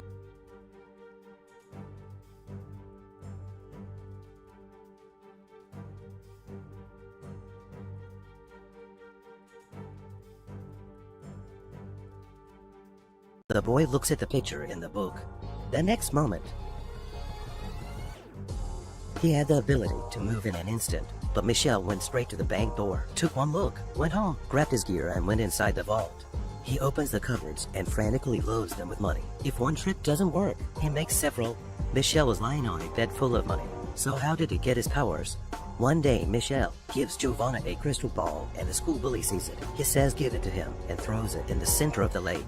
Michelle went to pick up the ball, and just as he picked it up, the next second it fell into the water and it kept struggling and was passed to the library. This is the first time he's ever unconsciously moved in an instant. Michelle was a single parent. His mom left him when he was 5 and his dad was an alcoholic. When he got back to his room, his father broke in and tried to beat him up. The next moment, Michelle teleported to the library. He finally realized he had powers, so he teleported home again, grabbed a wad of cash, and ran away. 8 years later, Michelle has become even more handsome, and his teleportation ability has become even more skillful. He can open a refrigerator without teleporting, and he can even get the remote control without teleporting. When the nightlife started, he went to a bar and brought a girl home. After sex, he teleports to the Maldives to surf. For lunch, he eats a burger on the Egyptian Sphinx, and at night, he flies to Big Ben to meditate. Michelle had just arrived home, and the captain was waiting for him. The captain specializes in hunting teleporters. The captain said, "You were involved in the bank robbery a few years ago, weren't you?" The captain had the electric baton behind Michelle's back when he wasn't looking. Michelle was about to teleport when the captain kicked him. 1, 2, 3 times. Michelle was knocked to the ground. Michelle teleports to the vault when the captain isn't looking. He cuts the ropes and in a panic, he teleports to the house with the money and sees his father running away again. Michelle goes to a bar and meets Giovanna. Just then, the school bully from back in the day comes up to Giovanna and makes a move on her. Michelle punches the bully in the face. The two of them wrestle, then the bully is transported to the bank vault and Michelle leaves in style. Giovanna sees how powerful Michelle has become and falls in love with him. Michelle brings her along on a trip to Rome and they try to enter the Colosseum, but the doors are locked. Michelle teleports to the Colosseum and is about to open the door when he meets a man who also teleports. Brando tells him that he shouldn't have brought Giovanna here because he's being followed. Two men come out of the darkness, wearing gray robes and carrying curses. The weapons in their hands suggest that they were sent by the captain. Without saying a word, they take out their weapons and start fighting. Brando dodged the attack with an instantaneous movement. Michelle's inexperience caught him. Brando kept flashing vines in the air and circled around the gray-robed man and finished them off in no time. Michelle knew he was in danger, so he took Giovanna to the airport. Michelle comes to Giovanna's house to explain everything. Just then the captain arrived with his men. Michelle could only force Giovanna to go to Brando's secret room. The captain sprayed the air with insecticide, then took out a secret weapon and pressed a button to open the tunnel. The captain and his men came to the secret room and nailed Michelle to the wall and took out a knife to kill Michelle. At that moment, Brando unleashes his flamethrower and the captain is to dodge it. The captain then shot Brando in the leg. Brando goes for the big one. Brando got on his motorcycle and took off. The captain thinks he's gone, but that next moment, Brando came back with a bus show. The captain dodges in a mess. Giovanna runs to save Michelle, but the captain is already coming. Just then Brando reappears with a flamethrower on his back and sprays the captain right back to Giovanna's house. Brando shuttles over and brings the weapon that opens the tunnel. However, the captain launches a rope and drags Giovanna back. Brando wants to activate the bomb and wipe out the whole neighborhood, but Michelle won't have it. He wants to save Giovanna, so he grabs the detonator, teleports away, and throws it out, sending Brando flying down with him. Not to fight again, from the desert to the glacier, Michelle seizes the opportunity to trap Brando on the high-voltage tower and turns to save Giovanna. But the captain is already there, and pins Michelle to the wall and pulls out the knife. Michelle uses his ultimate move to teleport the entire house to the lake and then to the library. He finally took the captain to the East African Rift Valley, and when he left, he said, "Don't worship me too much." The look in the captain's eyes must have conquered him. See you next time.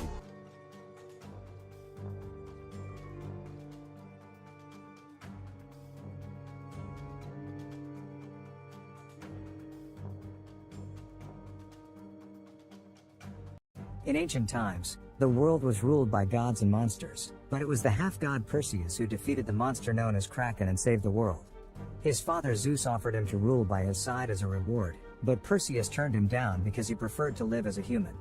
Eventually Perseus' wife died, but this didn't make him change his mind. He still lives as a simple fisherman and takes good care of his son Helios. One evening, Zeus visits Perseus to bring some bad news. The gods are losing their powers because humanity doesn't pray anymore. This means they can't keep the demons inside the gates of Tartarus anymore, and soon Cronus, the colossal titan and father of all gods, may escape and bring calamity to the world. Zeus wants Perseus to help them with this, but Perseus refuses because his priority is his son and he doesn't think he has enough power to make a difference anyway. After Zeus leaves, Perseus goes to bed and begins having nightmares about Cronus attacking his village and almost killing his son. Meanwhile, Zeus meets with his brother Poseidon and his son Ares, who isn't happy to hear Perseus isn't coming, considering him irresponsible. They travel to Tartarus to repair the walls, and there they come across Hades, who still hates his brothers Zeus and Poseidon for banishing him into the underworld. Because of this, Hades decides to betray his family and attacks by releasing fireballs and monsters. A fierce battle begins, but since the gods are weak, they can't fight at full power and Poseidon is heavily struck. Zeus is distracted by his brother's loss and Ares takes the chance to knock out Zeus to join Hades instead. Then Ares steals Zeus' thunderbolt to become more powerful. At that moment, a bunch of chimeras climbs out from the underworld to attack humans all over the world. Perseus sees one land in his village and rushes back to retrieve his sword to protect his home.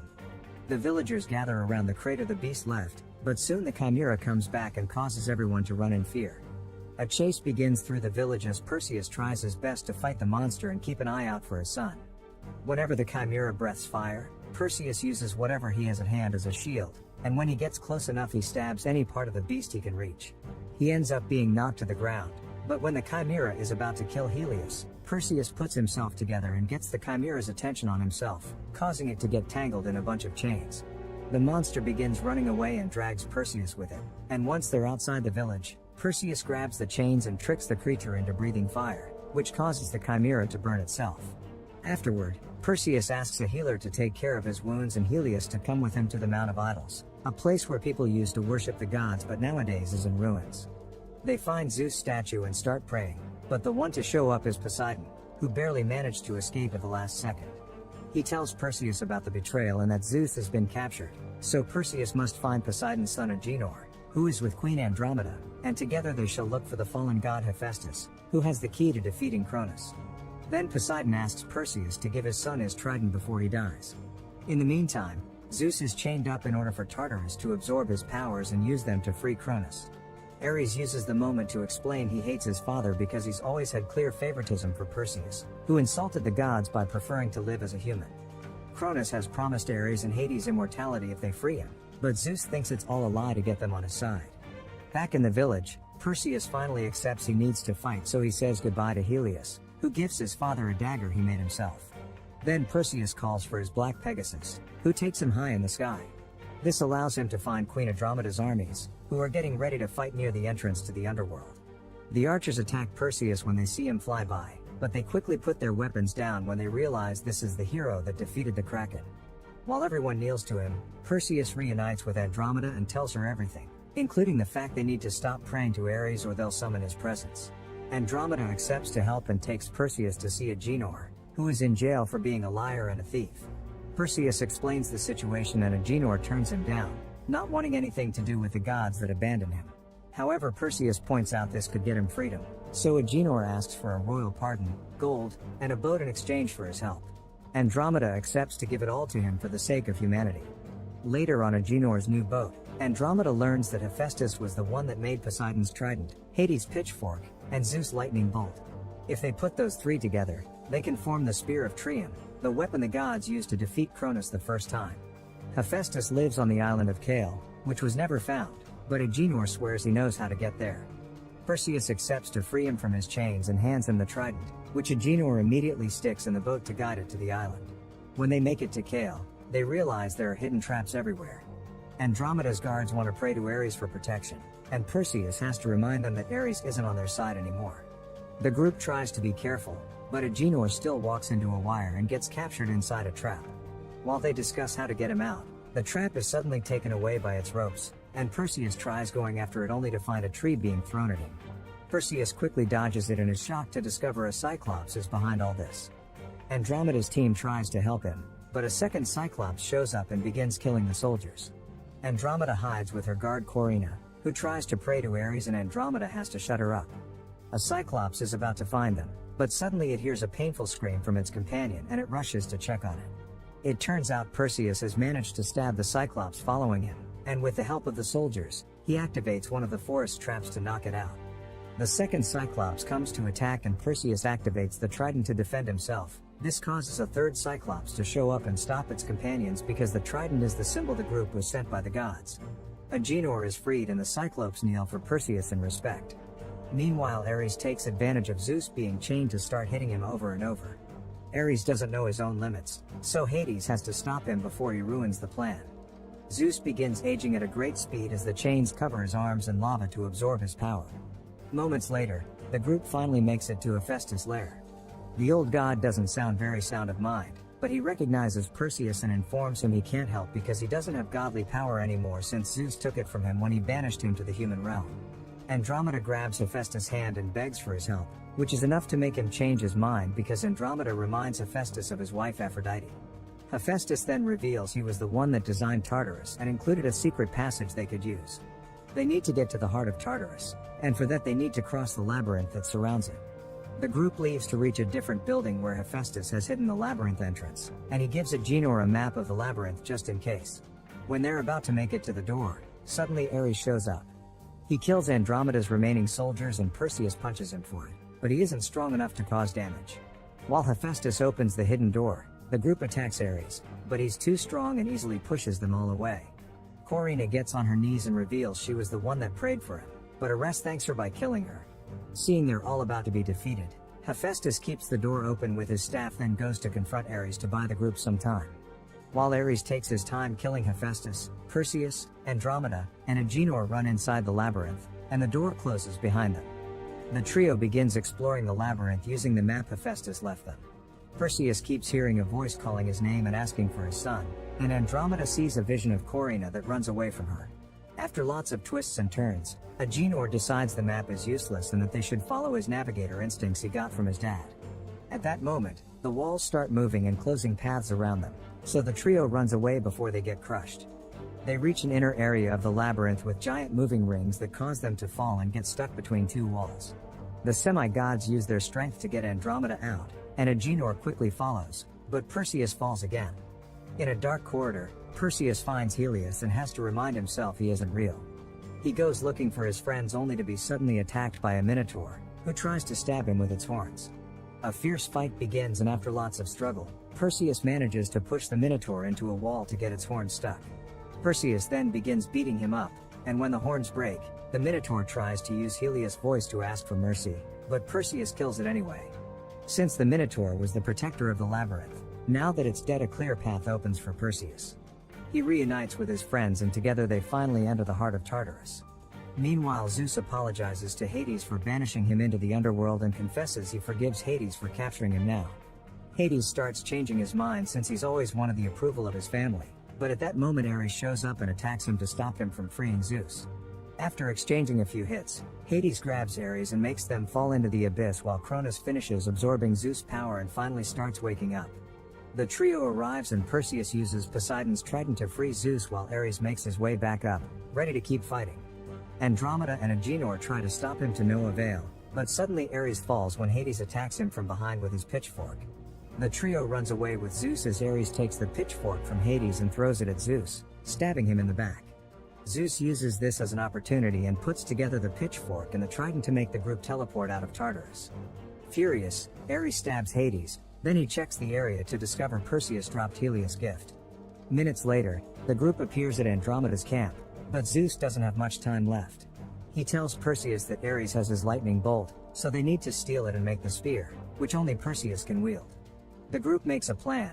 Agenor, Andromeda, and her army will hold Cronus back while Perseus gets the bolt. He prays to Ares and asks him to meet him at the temple, which he reaches by flying on his Pegasus. The entrance to the underworld explodes and fireballs begin falling all over the area, bringing all kinds of monsters with them. The humans fight with all the weapons and strategies they can muster, but they won't be able to hold on for much longer. Suddenly Hades shows up at the battlefield to visit Zeus, holding his hand as he accepts to forgive him and shares his last bit of power. This makes Zeus look young again and heals his wounds. Then both gods join the fight, bringing down monsters as if they were flies. Meanwhile, Perseus arrives at the temple and discovers Ares has brought Helios, because he wants him to watch his father be taken away like Ares had to watch his own. A fierce fight begins between the brothers, but it's easy for Ares to overpower a semi-god. When Ares is about to kill Perseus, Helios comes forward with his dad's sword, which distracts Ares. Perseus uses the chance to jump on his brother from behind and steal the lightning bolt, which he then uses to finally kill Ares. Now that he has the three weapons, Perseus puts them together to create the Spear of Trium. Meanwhile, Cronus finishes awakening and appears on the battlefield, so Hades and Zeus concentrate on attacking him. Their power is weak and can't do much, thus Cronus ignores them to start destroying the area instead, shooting lava all over the place. Perseus arrives on his Pegasus, but he can't come closer to strike because of all the raining lava. Hades and Zeus put their powers together to land a good hit on Cronus and give the chance Perseus to fly closer. This enrages Cronus and causes him to hit the land to send a powerful wave toward the gods. Zeus pushes Hades out of the way and puts up a force field, but he isn't strong enough and gets hit back. This distraction is enough for Perseus to dodge Cronus' last lava wave and flies directly into his mouth to stick the spear directly inside his body. The plan works and Cronus explodes until nothing but ash is left behind. The army celebrates and Andromeda is glad to see Perseus flying back alive. Afterward, Perseus reunites with Zeus, who mentions the era of gods is over and thanks Perseus for his help. Since Hades can't buy him any more time, Zeus dies in his son's arms. Then Hades announces he's powerless now, so he'll have to start a new life. Moments later, everyone at camp begins taking care of their wounds. Agenor bonds with Helios because he wants to be a good uncle, and Perseus approaches Andromeda to kiss her. When father and son get a moment alone, Helios admits that after seeing war, being a fisherman doesn't seem so bad. However, Perseus wants him to be ready for the future and decides to pass on his legendary sword.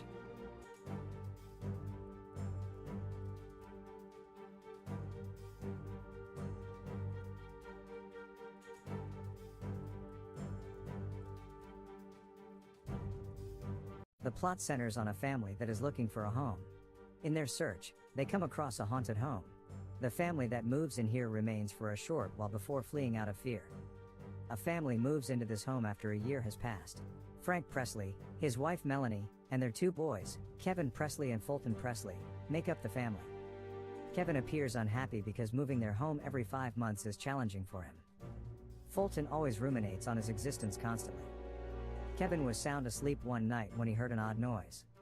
When he turns on his phone torch and examines the warehouse, it suddenly gets chilly. He sees the shining soul of a man when he turns around. Kevin is scared away by the ghost, but he is not afraid. Instead, Kevin begins laughing while filming the ghost on his phone. The spirit strikes the wall once more out of frustration. Kevin doesn't think he has witnessed an apparition. When he arrives at school the following day, he runs into Joy Yoshino, who also happens to be his friend. He converses with her, and they grow close. He declines Joy's invitation to go with her, stating that he must study a lot.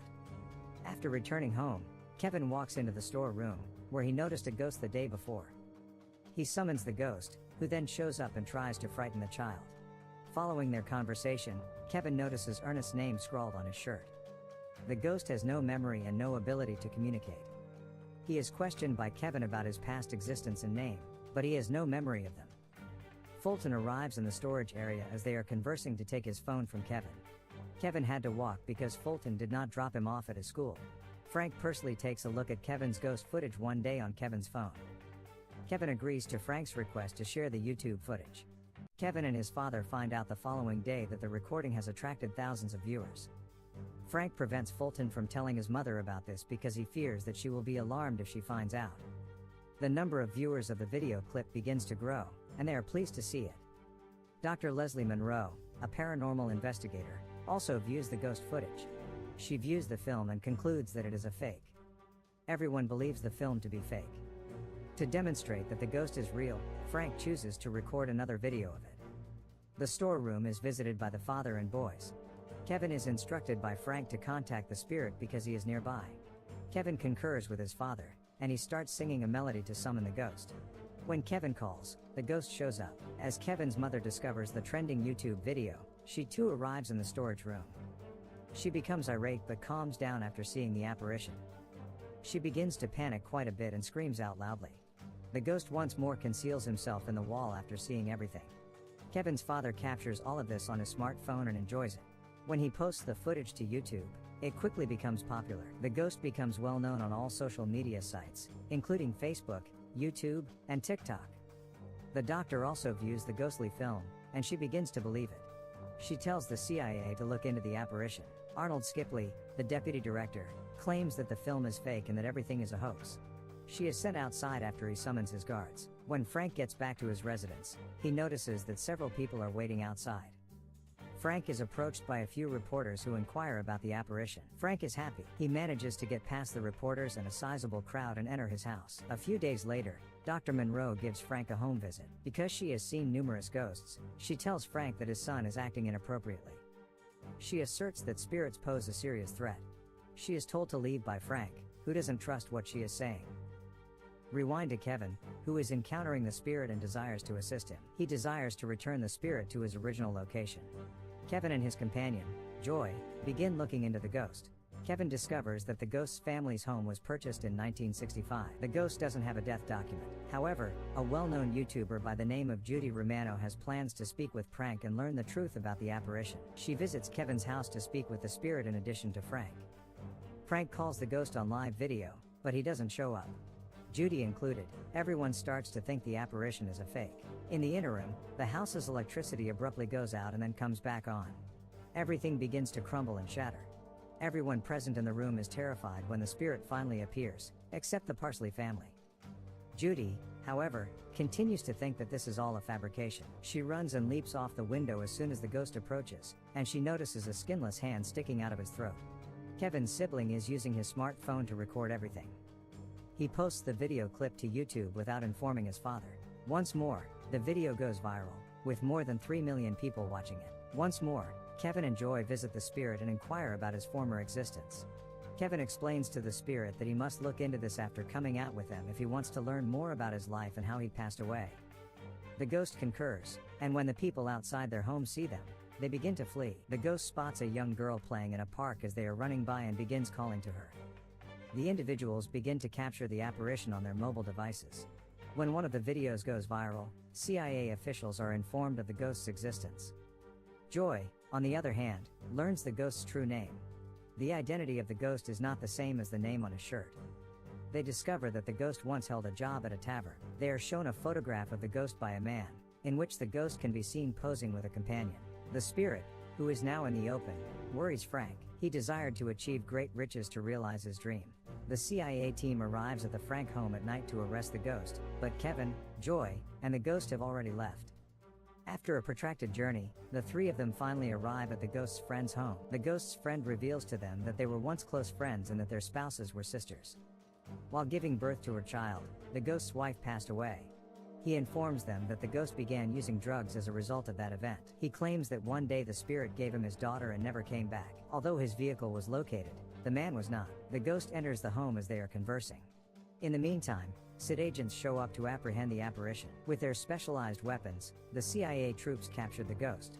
The ghost is taken to CIA headquarters. The CIA deputy director appears and declares that they can do whatever they want with the spirit at this point. Kevin feels a lot of sympathy for the spirit on the other side. The spirit notices an aggressive symbol on the officer's uniform when the officer stops by to see him close to his trap. The spirit begins recalling his memories of the past all of a sudden. He remembers taking his wife and going to his friend's house to leave his daughter. His buddy shot him in the head with an eagle display when his wife went upstairs with their daughter. He then interred his body outside of his home. He took this action to obtain his daughter because he was issueless. While this is happening, Dr. Monroe enters the room while brandishing the unique weapon. The troops were shot by her. Kevin, on the other hand, investigates a peculiar sound in the kitchen and discovers the ghost's companion seated there. The real reason he killed his buddy is revealed to Kevin. He claims that his wife felt jealous of his friend's kid. He then holds Kevin at gunpoint after telling him the reality. He warns him by telling him not to be open with anyone. To save their son, Frank and his wife also go there. The ghost emerges there and begins beating Kevin before he can kill Kevin. Frank joins the struggle and pushes the other guy out the window onto the street, where he immediately passes away. When the CIA team looks into the ghost later, Kevin informs them that the ghost has left for his realm. The daughter of the ghost, who is now an elderly lady, then appears to greet her father. By the lake, his daughter approaches him and gives him an embrace. His past experiences come to mind. Following that, Kevin and the apparition are relaxing by the lake. The ghost can now return to his actual reality. The ghost's spirit is now at liberty. Kevin's family also moves to a new home. The movie ends there. Thank you for watching. Please subscribe so you can stay updated with our daily movie recaps.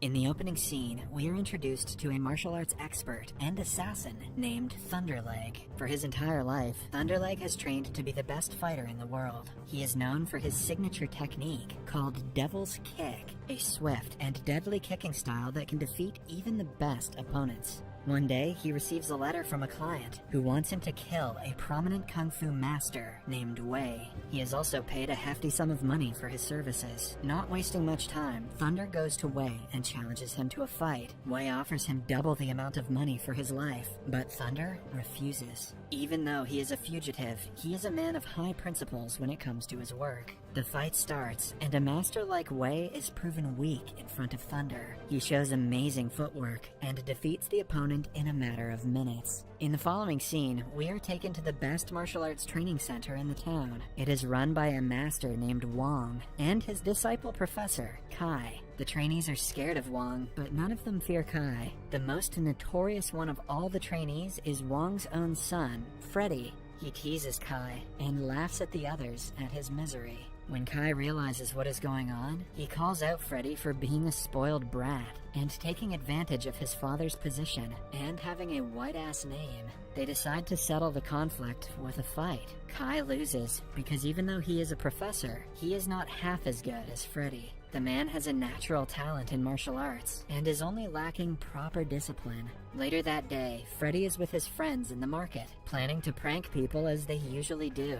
He uses an eel to scare a girl and make her jump on him. However, he is caught by the girl's mother. She is also a master in kung fu and is better than any opponents Freddy has faced. He is taught a lesson before he registers he cannot win against her and flees. Luck is not in Freddy's favor that day because on the way back home, he sees a guy named Jerry. He is troubling a poor seller by refusing to pay the right amount. Freddy stands against the bully and defeats him in a fight to make him pay the seller, and because he has an even whiter name than Freddy. Before leaving, he warns Jerry to stay out of his sight if he values his life. In the evening, he returns home and sees that the girl he pranked earlier and her mother are with his father. Freddy tries his best to ignore them, but his father calls him closer to introduce him to the guests. It turns out they are his aunt and cousin, who have come to visit them from a different city. They tell Master Wong about his son's shenanigans, getting Freddy in trouble. Just when he is about to be punished, they are interrupted by a landowner named Lee. He is Jerry's father, and is furious at Freddy for beating up his son. Jerry is also brought in front of Master Wong, covered in bandages from all the injuries inflicted upon him.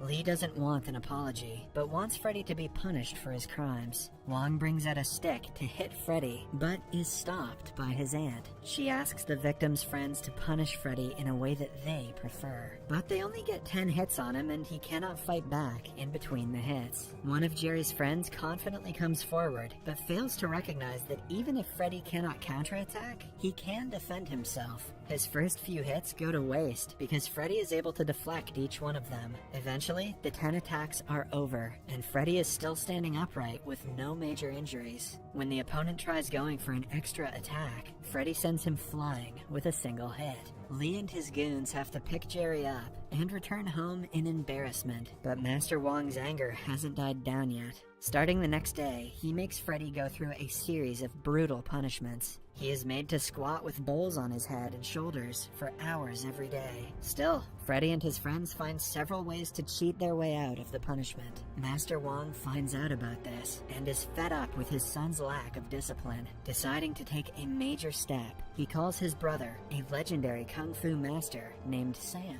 He is best known for the drunken style of kung fu and is unbeatable when drunk. Wong believes that under his care, even someone like Freddy will start taking life seriously. Until he arrives, Freddy is kept in the outhouse with a heavy pot hung on his neck as punishment. His friend rescues him and reveals that Master Sam is not a usual person. He tortures his students so much that they are unrecognizable by the end of the training. Once he arrives, Freddy might as well wish farewell to his freedom and peace. Upon hearing all of the gruesome things that Sam has done, Freddy no longer wants to meet him. He runs away and ends up at a restaurant by the end of the day. Since he is penniless, he tricks a man into treating him to a meal, but the man turns out to be the restaurant's owner. His goons start a fight with Freddy for trying to cheat them. In the same restaurant, Master Sam is enjoying a meal. He recognizes Freddy and helps him fight the goons. Freddy is thankful to the stranger for his help. As they talk, he starts insulting Master Sam, failing to recognize that he is the same man. After berating him all he wants, Freddy stops and asks the stranger his name. Upon finding out that he has the whitest name of them all, and is the master, Freddy's face changes color. He tries to make a run for it. When that doesn't work, he foolishly attempts to fight Sam, and is taught a quick lesson. Starting the next day, his training begins, and his first task is to repeatedly transfer water from one massive pot to another. He looks for the right moment, and pretends to have fallen into one of the pots. When Sam comes to his aid, he is tricked and trapped inside. Freddy then runs away, and comes to rest at an abandoned building. The place turns out to be the hideout of the dangerous assassin, Thunderleg. He orders Freddy to go away, but unaware of the killer's identity, Freddy refuses. As a result, Thunderleg proceeds to beat up and humiliate him. He is about to kill him, but stops because killing a mere weakling like Freddy would harm his reputation. Freddy's life is saved, but he hasn't been more embarrassed in his entire life. The anger turns into the will to get revenge on Thunder, and for that, he has to train. In the following scene, he goes back to Sam, apologizing and begging him for his help. Sam takes him back, giving him the last chance to prove himself. The first step in training is to multiply his arm strength. This is done by Sam tying sticks to his hands and using him like a puppet. After training the entire day, Freddy has a hard time using chopsticks at dinner. He doubts if he can ever be as strong as Thunder, but as the days pass, he feels his arms gaining strength. The first quarter of the training ends when he can break walnuts with his bare fingers. Then, one day, the master and student go to a local betting zone to gamble. Sam is an experienced gambler with very sharp eyes. He wins every single round and makes a lot of money, much to the annoyance of his opponents. They are interrupted by a bald man who thinks he can defeat Sam. They put all their money on the last round, but the man cheats to win. Upon being proven a fraud, he panics and starts blaming Sam. Freddy challenges him to a fight, thinking it will be an easy win, but the bald man reveals he has been trained in skull-style kung fu, and has a powerful head. He overpowers Freddy in the first half of the fight, but Freddy gets his hands on a hammer and defeats the guy in the end. A while later, Master Sam runs out of his favorite alcohol and asks Freddy to get him some from a restaurant. However, he instead eats a large meal with the money and dilutes the alcohol with water, assuming that Sam won't know the difference. Somewhere else, the bald-headed guy brings the Bamboo Master to beat up Sam for what he did earlier. The Bamboo Master has his stick, but Sam lacks his biggest source of power, which is alcohol. Freddy arrives at the right time, but Sam instantly recognizes that the alcohol is diluted. As a result, both of them cannot fight the Bamboo Master, so they decide to flee. At night, Freddy blames Sam for not teaching him properly because he couldn't defeat the Bamboo Master. Sam reveals that until now, he had only been learning the basics of the drunken kung fu technique. Now that he has mastered the basics, he will have to learn the more important parts. The duo then drinks until they are drunk out of their minds. When an average person can hardly walk with this much alcohol in their system, Sam can perform the techniques of all 7 masters of Kung Fu. Freddy learns about the masters and their strengths and weaknesses. After training for hours and hours, he finally begins to get a hang of the complicated techniques of Kung Fu. He is also much more disciplined than he was before, and takes the training more seriously. One day, the landowner Lee comes to Master Wong, asking him to sell his land. Wong knows that Lee wants to misuse the land by converting it into a coal mine. Lee even offers him 20% of the profit, but Wong kicks him out. In the following scene, Thunderleg receives a letter from a client. The sender is Lee, who wants him to murder Wong. Thunder takes on the task and gets ready to go to the city. Somewhere else, Freddy is walking home with alcohol when he comes across the Bamboo Master. He remembers how he and Sam were humiliated by the man and decides to take revenge. He provokes the man, urging him to make the first attack. The fight seems to be neutral until Freddy drinks alcohol. When he is drunk, no one can fight against him, not even the popular Bamboo Master. He defeats the man almost hilariously before stealing 2 large pots of his wine. However, on reaching home, he is shocked to see Sam is missing. He finds a letter where the master has thanked him for believing in his teachings. He says Freddy has learned everything there is to know about drunken kung fu. Hence, he has completed his task and is leaving. Back in the training center, a man runs to Wong in a panic and reveals that Lee and his people are taking over the land by force. An enraged Wong goes to teach them a lesson, but finds no one. It is revealed that the notice was a trick played by Thunderleg to get Wong alone.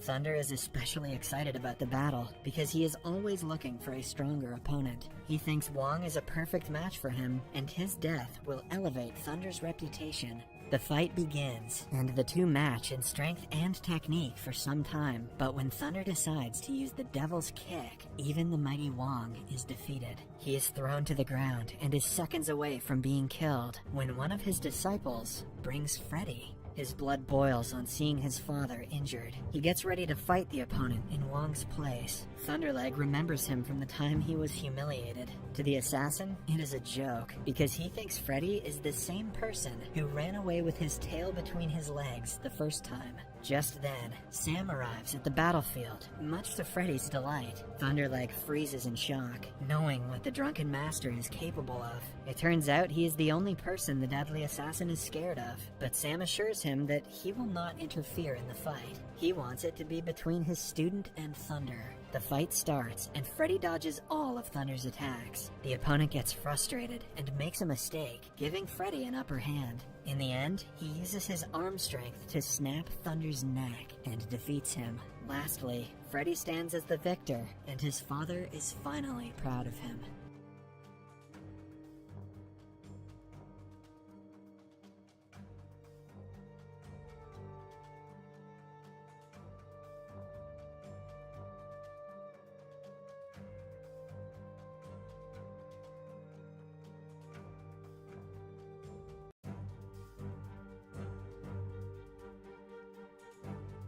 Millions of years ago, when humans and gods didn't exist in the universe, there lived a supernatural entity called the Titans. They were the most powerful and divine creatures, but their reign was ended by their own sons, Zeus, Poseidon, and Hades. The oldest brother Zeus was the smartest of the lot. He convinced his brother Hades to create a beast with his powers, a beast so strong and evil that it could defeat their parents. From Hades' flesh, the unspeakable horror of Kraken was born, who ended the Titans and gave immense power to the brothers. During the distribution of their parents' powers, Zeus gets to be the god of the heavens, and Poseidon gets to be the god of the sea. But Hades is tricked by Zeus into being the bearer of the trauma and sadness of the underworld. Next, Zeus creates humans whose prayers keep him and other gods immortal. At the same time, Hades uses humans' fear to gain powers. However, as time passes, war and suffering multiply in the world that Zeus once thought was perfect. People start questioning why their father would put them through such hell, and their trust in God starts to fade, hinting towards a terrifying thought of a battle between gods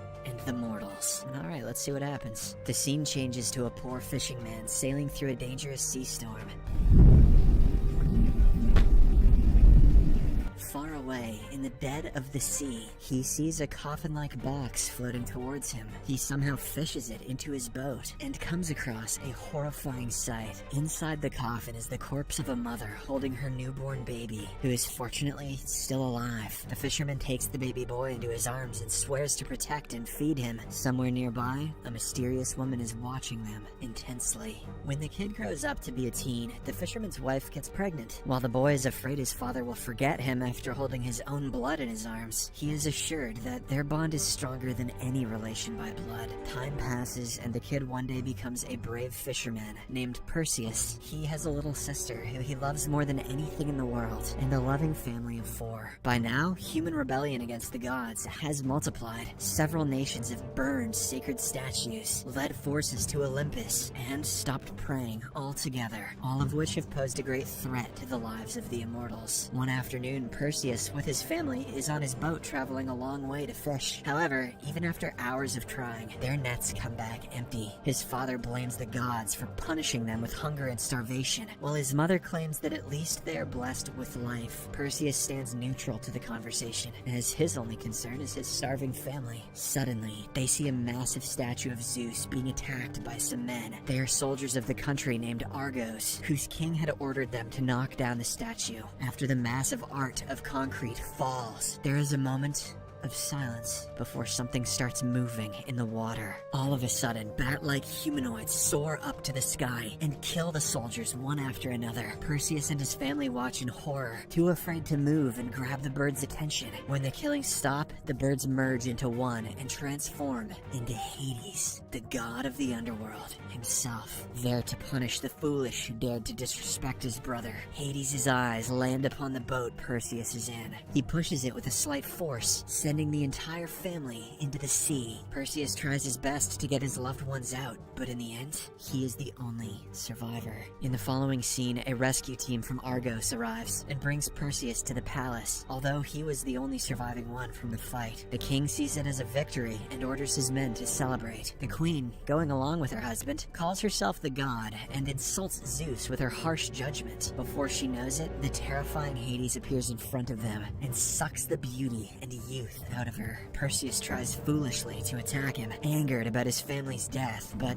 a woman stops him. Since human fear feeds Hades' power, he doesn't want to simply kill everyone in the palace. Instead, he gives them a choice. They offer their beautiful princess as a sacrifice to him, or the unspeakable horror of Kraken will be freed upon Argos. After announcing that the king has the next 10 days to decide, Hades turns towards Perseus. He freezes for a second and calls him the son of Zeus before disappearing. Perseus doesn't know what to make of his words, but everyone else figures out that he is a demigod, the offspring of a god and a human. He is thrown in prison and tortured in hopes that he will find a way to save the city. The kind-hearted princess tries to stop the soldiers. She is happily ready to sacrifice her life if it means that her people will get to live, but the king doesn't want that. In the next scene, a woman is allowed to meet Perseus in prison. She is the same mysterious woman who was around when the fisherman found Perseus, and the same one who stopped him from attacking Hades earlier. She introduces herself as Io, a mortal who once refused the advancement of a god and was cursed to never age or die. But Io explains that she had to watch all of her loved ones die and live on without them. Since she has been alive for almost 1,000 years, she knows everything about Perseus, his mother, and the story of how they ended up in the sea. Several years ago, the rebellion king of a country led a large army towards Olympus, angering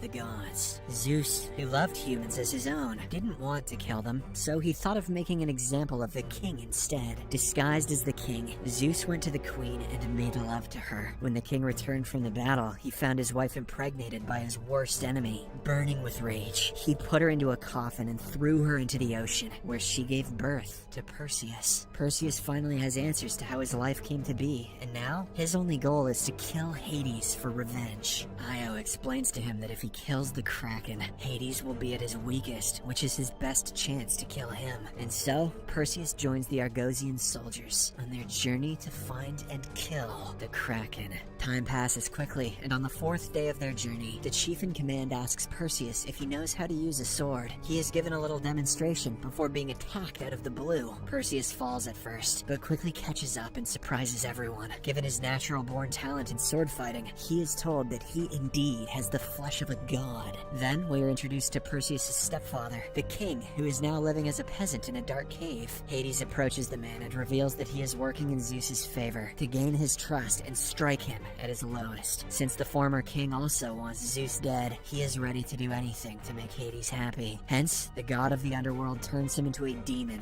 and sends him to kill Perseus. Somewhere else, as the soldiers take shelter for the day, Perseus wanders off into the jungle and finds a sword and a bunch of flying horses. They were sent to him by his father Zeus, who wants his son to have a fair chance at winning. However, Perseus refuses both the sword and the pure black horse sent for him. Suddenly, he hears a soldier cry for help and discovers the demon sent by Hades is here to kill everyone. He leaps at Perseus with a deadly strike, but the hero is fast to defend himself. The soldiers join him and overpower the demon, cutting off his left hand and urging him to flee. They quickly follow him, but have to split into two groups to look for him. The demon disappears, but instead, the soldiers are attacked by a giant scorpion living under the sand. A fierce battle ensues, ending the lives of many soldiers one after another. At one point, Perseus is almost stung, but is saved at the right time by Io. Just when the scorpion dies, and they think that they have won, they are surrounded by many more, even bigger scorpions. The soldiers get ready to fight again, and are surprised when the giant creatures stop in their tracks. One of them points towards a figure standing nearby, who happens to be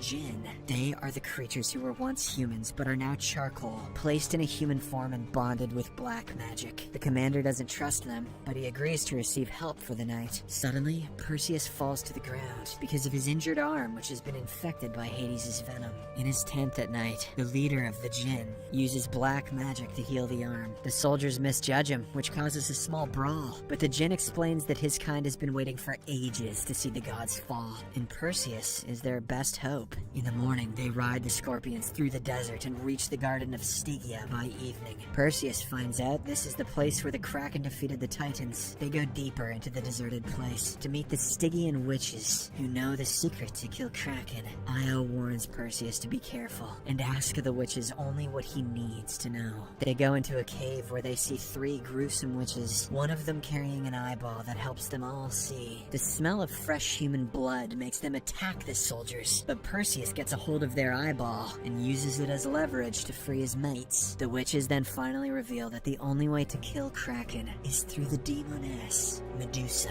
Long ago, the god of the sea Poseidon liked a beautiful Medusa and took advantage of her. She prayed to the goddess Athena for help, but instead, the goddess was repulsed by her. Hence, Medusa was cursed to never be seen by any living creature. Anyone who gets a look at her face will turn into stone, including Kraken. Not long after, the group sets off to the underworld to look for the prison Medusa is in. On their way, Perseus runs into his father Zeus, who offers him to come to heaven and live a happy life. Perseus refuses the offer, but accepts a gold coin Zeus gives him as a parting gift. In the following scene, the group is in front of the sea that leads them to the underworld. The Jinn bribes the ferryman using Perseus' coin, and as a result, they are taken right to the Medusa's prison. Io has to stay outside, because only men are allowed inside the prison, but she warns them that no man has ever made it out. As the group enters the prison, they immediately hear a feminine chuckle. Perseus tells everyone to keep their eyes down and guard up. Suddenly, arrows begin flying their way, hitting the commander in his chest, and before they know it, they are being attacked by the demoness. Perseus almost falls into a pit of fire, but is able to save Jinn and himself at the right time. As they are looking for the rest of the group, Medusa troubles two of the young soldiers. Both of them mistakenly take a glance at her face, which costs them their lives. Next, she catches Jinn and tries turning him into stone, but because of his black magic, he is able to attack her one last time before dying. The commander takes this opportunity to stab her tail before he is also turned into stone. Finally, taking advantage of her weakened state, Perseus beheads her with his sword. An anxious Io sees Perseus come out with the bag of Medusa's head and is ecstatic, but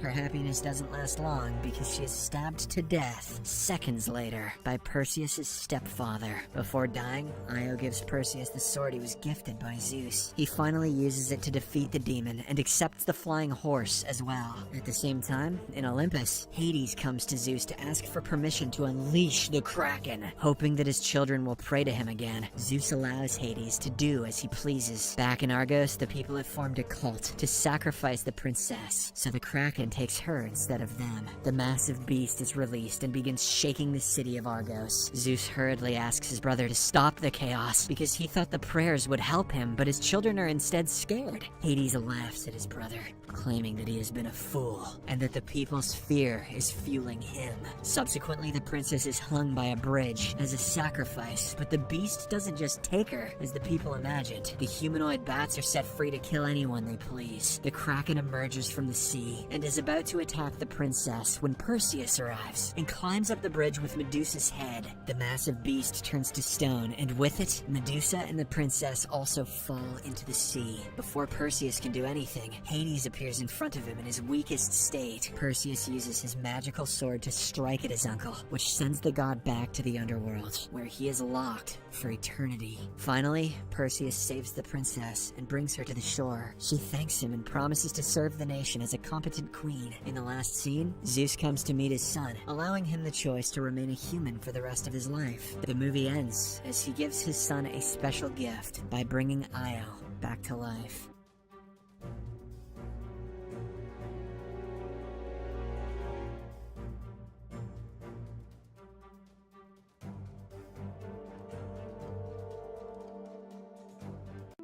In Mombasa, Kenya, the U.S. military Air Force troops, including the veteran soldier Ray Garrison, are on a rescue mission.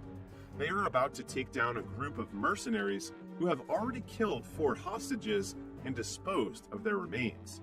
As they cannot locate the target, the troops receive a sitrep from their comrades that they will move to another location. Meanwhile, Ray finds the target area and hears the mercenaries talking inside a building. This prompts him to stand outside and impinge on the door, where the mercenaries make a response by firing from inside. Ray takes out a stun grenade from his pocket and throws it inside, making the mercenaries temporarily blind as well as lose hearing and balance. He then immediately asks, despite the lieutenant's order, to hold on to the breach, single-handedly taking out all the targets with his rifle before going searching for further hostages. As Ray inspects the ground floor, he suddenly hears creaks on the ceiling, so he goes upstairs. On the second floor, he reloads his rifles and shoots more of the mercenaries.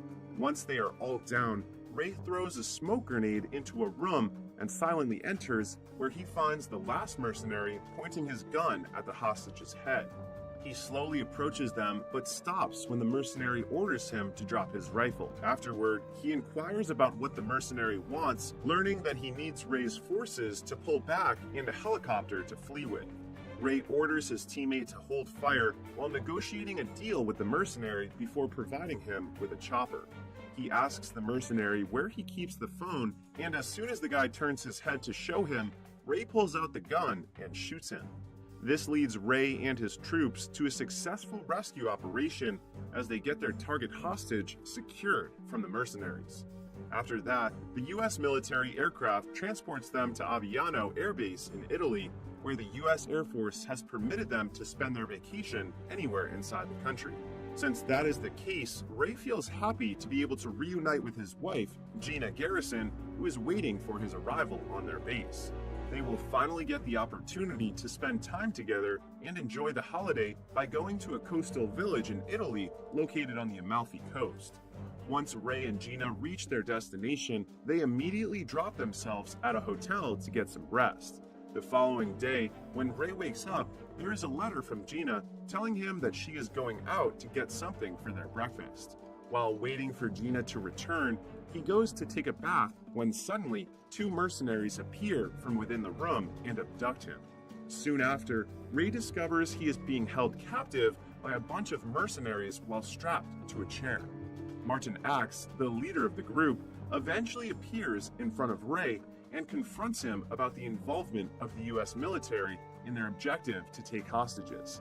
Ray remains silent, so Martin presents him with Gina, who is also abducted by them, and presses him once more for information about who gave him the heads up to intervene in their hostage-taking in Mombosa. But Ray still refused to disclose anything, claiming he was merely following orders and had no idea who might have tipped him off.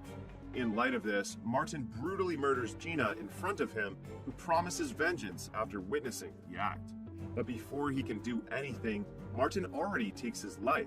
And yet, Ray wakes up later at the Rising Spirit Technologies laboratory, where he is in an experiment led by the head scientist, Dr. Emil Harding. Harding is taken aback when Ray regains consciousness and remains stable, so he and his colleague KT immediately visit him. Once inside Ray's room, Harding explains to him that the US military usually lets RST take over disabled military veterans and other military patients so that the cutting-edge biotechnology here can cure them. But Ray's case is exceptional because he was the test subject of their experimental nanite technology, which brings him back from the dead. This makes him the first successfully resurrected RST human subject of the RST's Bloodshot program to have his whole bloodstream replaced with nanites. This piques Ray's interest, and he demands Harding to break down every aspect of nanotechnology for him. After showing him the operating room and saying they work on developing methods to increase the speed and strength of the military's armed forces, Harding then brings Ray to his private laboratory room and suddenly slashes his hand to demonstrate the nanites. He reveals that the nanites are helping his body recover from injuries, and it can also make him stronger. However, Harding cautions Ray that his nanites can run low, so they need to be recharged regularly to keep them from wearing out and causing him to die again. As the demonstration is over, he brings Ray to the rehabilitation center, introducing him to fellow patients like former U.S. Army Ranger Marcus Tibbs, who enhanced his sight with ocular prosthetics, and former Navy SEAL Jimmy Dalton, who engineered his feet. Even though Ray has already met KT, a female ex-swimmer for the United States Navy, Harding introduces her again, saying that KT's enhancements are her larynx and trachea, which allows her to breathe through clavicle-mounted respirations. Later at night, Ray struggles to sleep because he dreams of Gina and Martin and gets out of bed. He goes to the rehabilitation facility to work out, but stops when he sees KT taking late-night diving. They chat and both decide on having a drink to relieve themselves from trouble sleeping. While imbibing, Ray unexpectedly hears the music Martin played while killing them, and he is immediately taken back to the moment when his wife was murdered.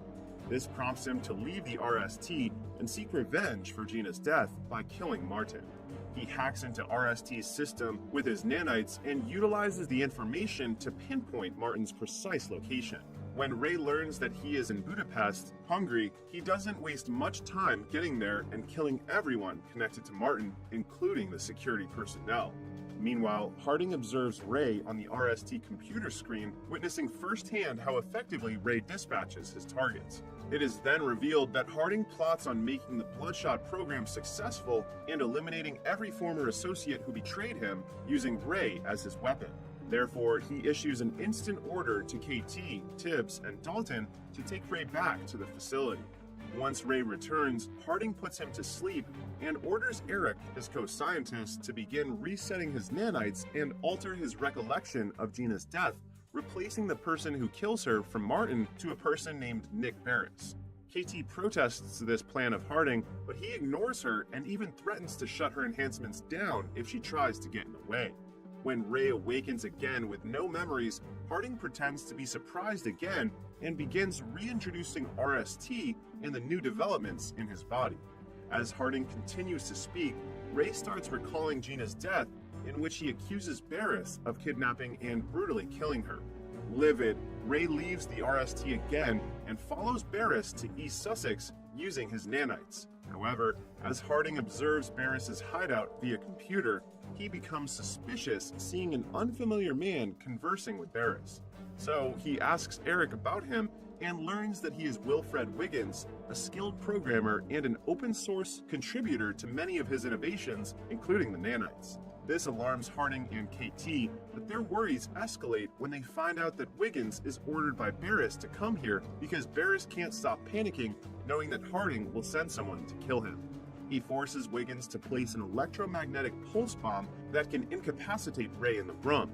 Wiggins then sets it in motion and hands Barris the remote, telling him to wait until the EMP bomb is fully charged before detonating it.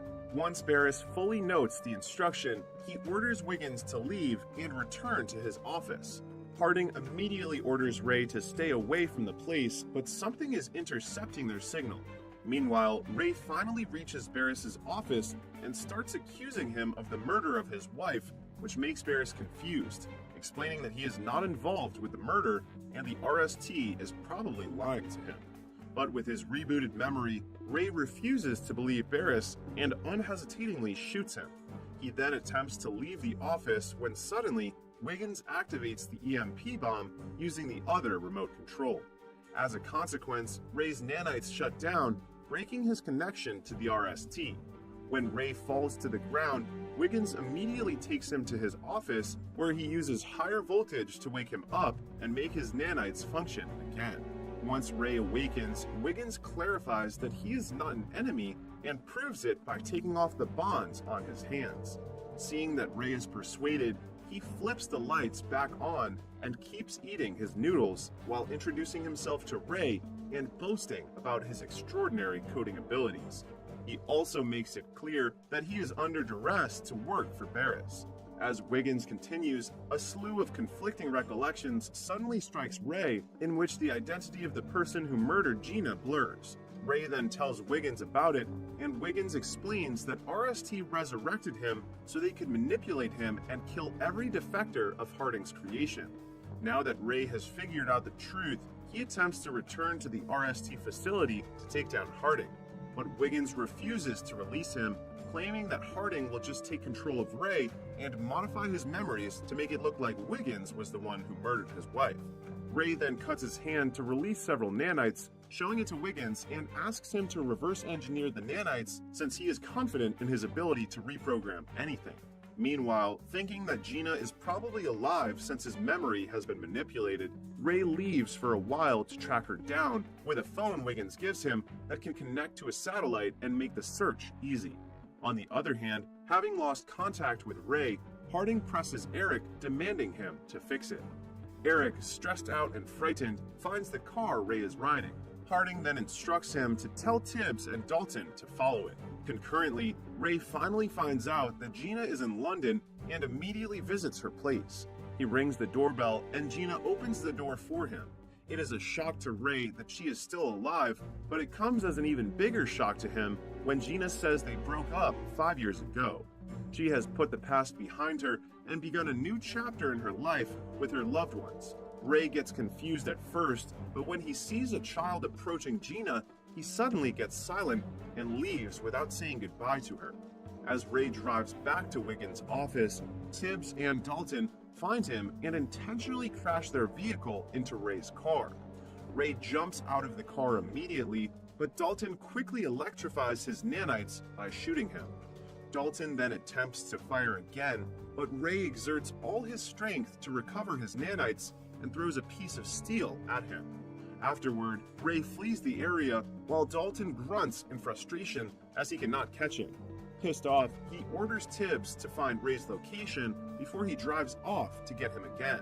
Tibbs then activates every tracker in the sky, and once he tracks him down, he signals Dalton and keeps providing pins detailing Ray's whereabouts. Dalton catches Ray on the road, but both of them are driven over by a truck, and Dalton's robotic legs break.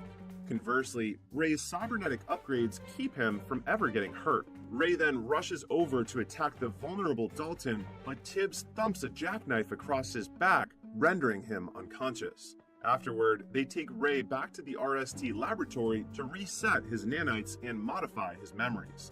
After re-establishing contact with Ray and seizing control over him once more, Harding orders KT to capture and kill him to prevent the exposure of the Project Bloodshot, but KT refuses to follow his order. However, Harding deactivates her enhancements and reminds KT that he has the means to eliminate her at any time if she ever again refuses to cooperate. He then activates her enhancement again, and KT has no choice but to do his command in capturing Wiggins. Soon after landing in London, KT gets a call from Eric informing her that Wiggins is in the Monteverde in Soho and has brought guards with him. KT then takes mental note of Eric's detailed description of Wiggins and patiently awaits his arrival at the front door. When she finally spots him emerging from the building, she launches her strategic attack by borrowing a lighter from him and blowing smoke right at his face until he passes out. KT then knocks off Wiggins' guards to ensure that no one would stop her from capturing Wiggins. But instead of murdering Wiggins, she plots a scheme with him against RST. KT has favored him for his potential assistance in her plan to escape RST's control and destroy the company's Bloodshot project. A while later, she returns to the RST facility alone and tells Harding that Wiggins managed to escape since he was anticipating her arrival. She then places the responsibility on Eric, saying he was careless in his search for Wiggins, leading to Harding's disappointment. Having exhausted all other options, Harding implements his backup plan, which entails giving Eric strict instructions to implant in Ray's memories that Wiggins must be killed. This prompts KT to storm out of the laboratory and immediately proceed to the control room, where she disrupts Ray's reprogramming process. She alters the sim and connects it to Wiggins' computer to let him do the rest. On the other hand, Harding quickly realizes that KT has tampered with the simulator and rushes to the command center to stop her. But it's too late. Wiggins has already gained access to the RST administration and takes complete control of the awakened Ray. In preparation for Harding's arrival in the control room, KT suits up in body armor laden with smoke grenades. Once inside, Harding makes another attempt to use his remote to shut down KT's rebreather, only to find that he has been locked out.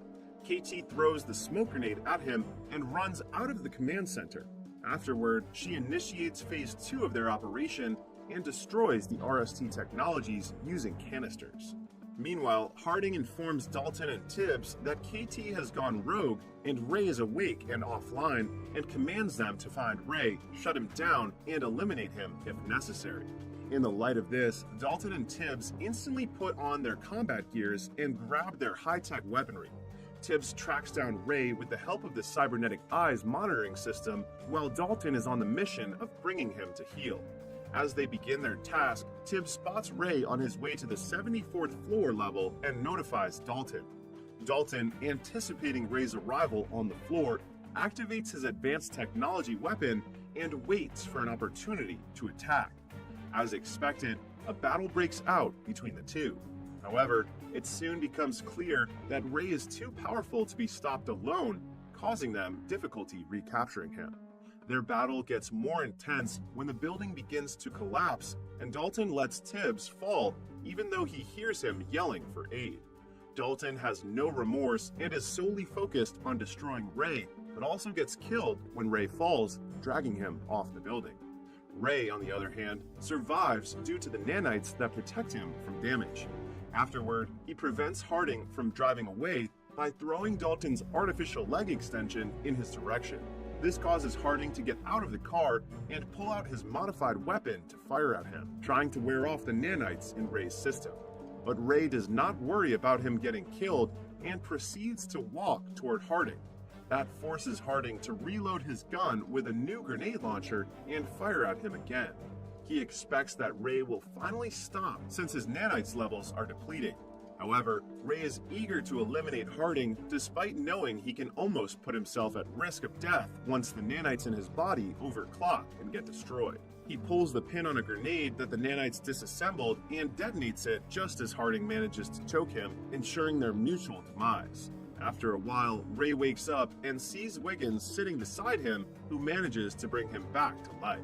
Wiggins also enhanced Ray's physical endurance, making his nanites completely independent. Trying to wear off the nanites in Ray's system. But Ray does not worry about him getting killed and proceeds to walk toward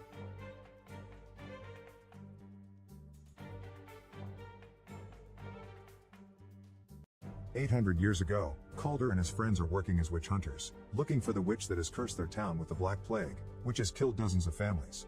When they make it to the center of the forest, they discover the Witch Queen is behind this and she kills the first soldier by summoning a swarm from his mouth. Then she brings up a few undead to attack them, and Calder immediately lights his sword on fire to keep them at bay. A fierce battle ensues, and while his friends defend themselves from the evil creatures, Calder goes after the queen, only to find a toy on the ground that reminds him of his dead family. Calder realizes this isn't real, and when he snaps out of the illusion, he begins fighting the Witch Queen directly. The Queen pushes him through a hole on the tree and traps him with her roots, but Calder lights the sword again and starts a huge fire. Then he stabs the Queen to kill her. However, as she dies, the Queen curses Calder with immortality so that he'll forever live with his suffering loneliness. In modern day, Calder is still alive and working as a witch hunter. Currently he's on a plane, and when he breathes against the window, he sees a symbol indicating the presence of magic. Using a pin on a glass of water as a compass, Calder finds the witch and gets rid of the person on the seat next to her by spilling the water on his lap. It turns out this witch is traveling with some ancient runes in her bag, and that's causing a storm that will make the plane crash soon. In fact, the plane suddenly begins to shake, but Calder grabs the runes and deactivates them, making the storm instantly go away. Sometime later, Calder visits his dear friend the 36th Dolan, who works for the Axe and Cross organization like him. It's revealed that witches still exist and are allowed to live alongside humans as long as they don't use magic against them. Calder only intervenes when it's necessary to keep peace. The Dolan will be retiring soon after 50 years of service, so Calder gives him an antique pen to. He also learns that his friends has already chosen the 37th Dolan, a young man that vows to watch out for Calder. Afterward, the 36th Dolan takes a cab to go home while the mysterious Belial watches from afar. The next day, Calder receives a call informing him that the 36th Dolan died in his sleep last night. Devastated by the news, Calder goes to watch the ceremony in which the young man is officially declared 37th Dolan with a burning mark on his arm. Then the two of them go to the dead Dolan's apartment to investigate the death. Calder uses the usual tricks to check for elemental magic, like the breath on the window and a lighter, but there aren't any signs. However, when he's about to leave, he finds 3 dead insects and finds it suspicious. He uses a special powder on the floor and reveals a pentagram, which suddenly explodes and makes runes appear on the walls. This confirms the entire room has been cursed with the rare black magic and that his friend was murdered. When looking further, Calder discovers the pen is gone. He also finds a book with a bloody fingerprint and begins suspecting the new Dolan, but the guy reveals his burned hands to prove his innocence. When he was a kid, some witches set his house on fire, and it had been Calder who saved him from it. Afterward, the duo goes to the local bakery and force their way into the kitchen, where people are cooking with creepy ingredients.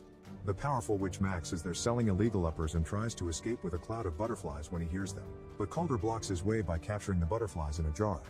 Max says he knows nothing about a user of dark magic, but after Calder insists with a threatening tone, Max explains he sold a forbidden herb to a stranger. Max is blind so he can't describe the guy, but he smelled the scent of arsenic and rotten apples on his body. This gives Calder the idea the killer is in a funeral parlor near an apple tree, so he sends the Dolan home for his safety and goes to investigate alone. Meanwhile, a kid is shocked to find a trail of gummy bears on the streets and follows it to find a beautiful gummy tree near a bright house where Belial is watching. When the kid grabs the gummies, Calder stops him and reveals they are actually rotten apples. The house turns old and ugly, and when Calder enters to investigate, he finds a young scared girl. Calder approaches her only to discover she's a warlock in disguise called Alec. The warlock tries to attack Calder and stabs his hand before running away. Calder's wound quickly closes and goes after Ellis, throwing a knife to stuck him on a wall. After finding Dolan's gift pen, Calder knocks Alec out and takes him to the Council of Witches, where the 37th takes the chance to punch Alec for revenge. The council leader Glazer uses card reading to prove Alec is guilty, and she ignores Calder when he says Alec couldn't have been working alone considering the powerful spell he used. Glazer summons a terrifying creature known as the Sentinel and feeds Alec to it without hesitation.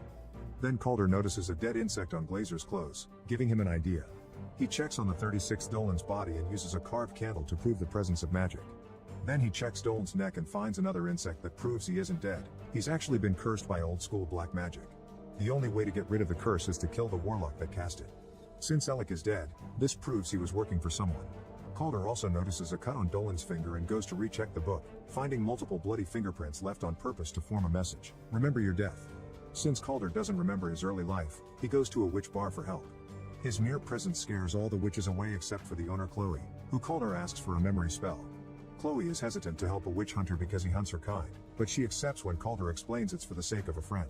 She proceeds to put a memory potion inside a cherry, and when Calder eats it, he suddenly finds himself in the cursed woods, seeing his own charred corpse kneeling on the ground. However, when he's about to see more, Belial shows up and pulls him out of the spell. When Calder suddenly finds himself chained to the floor.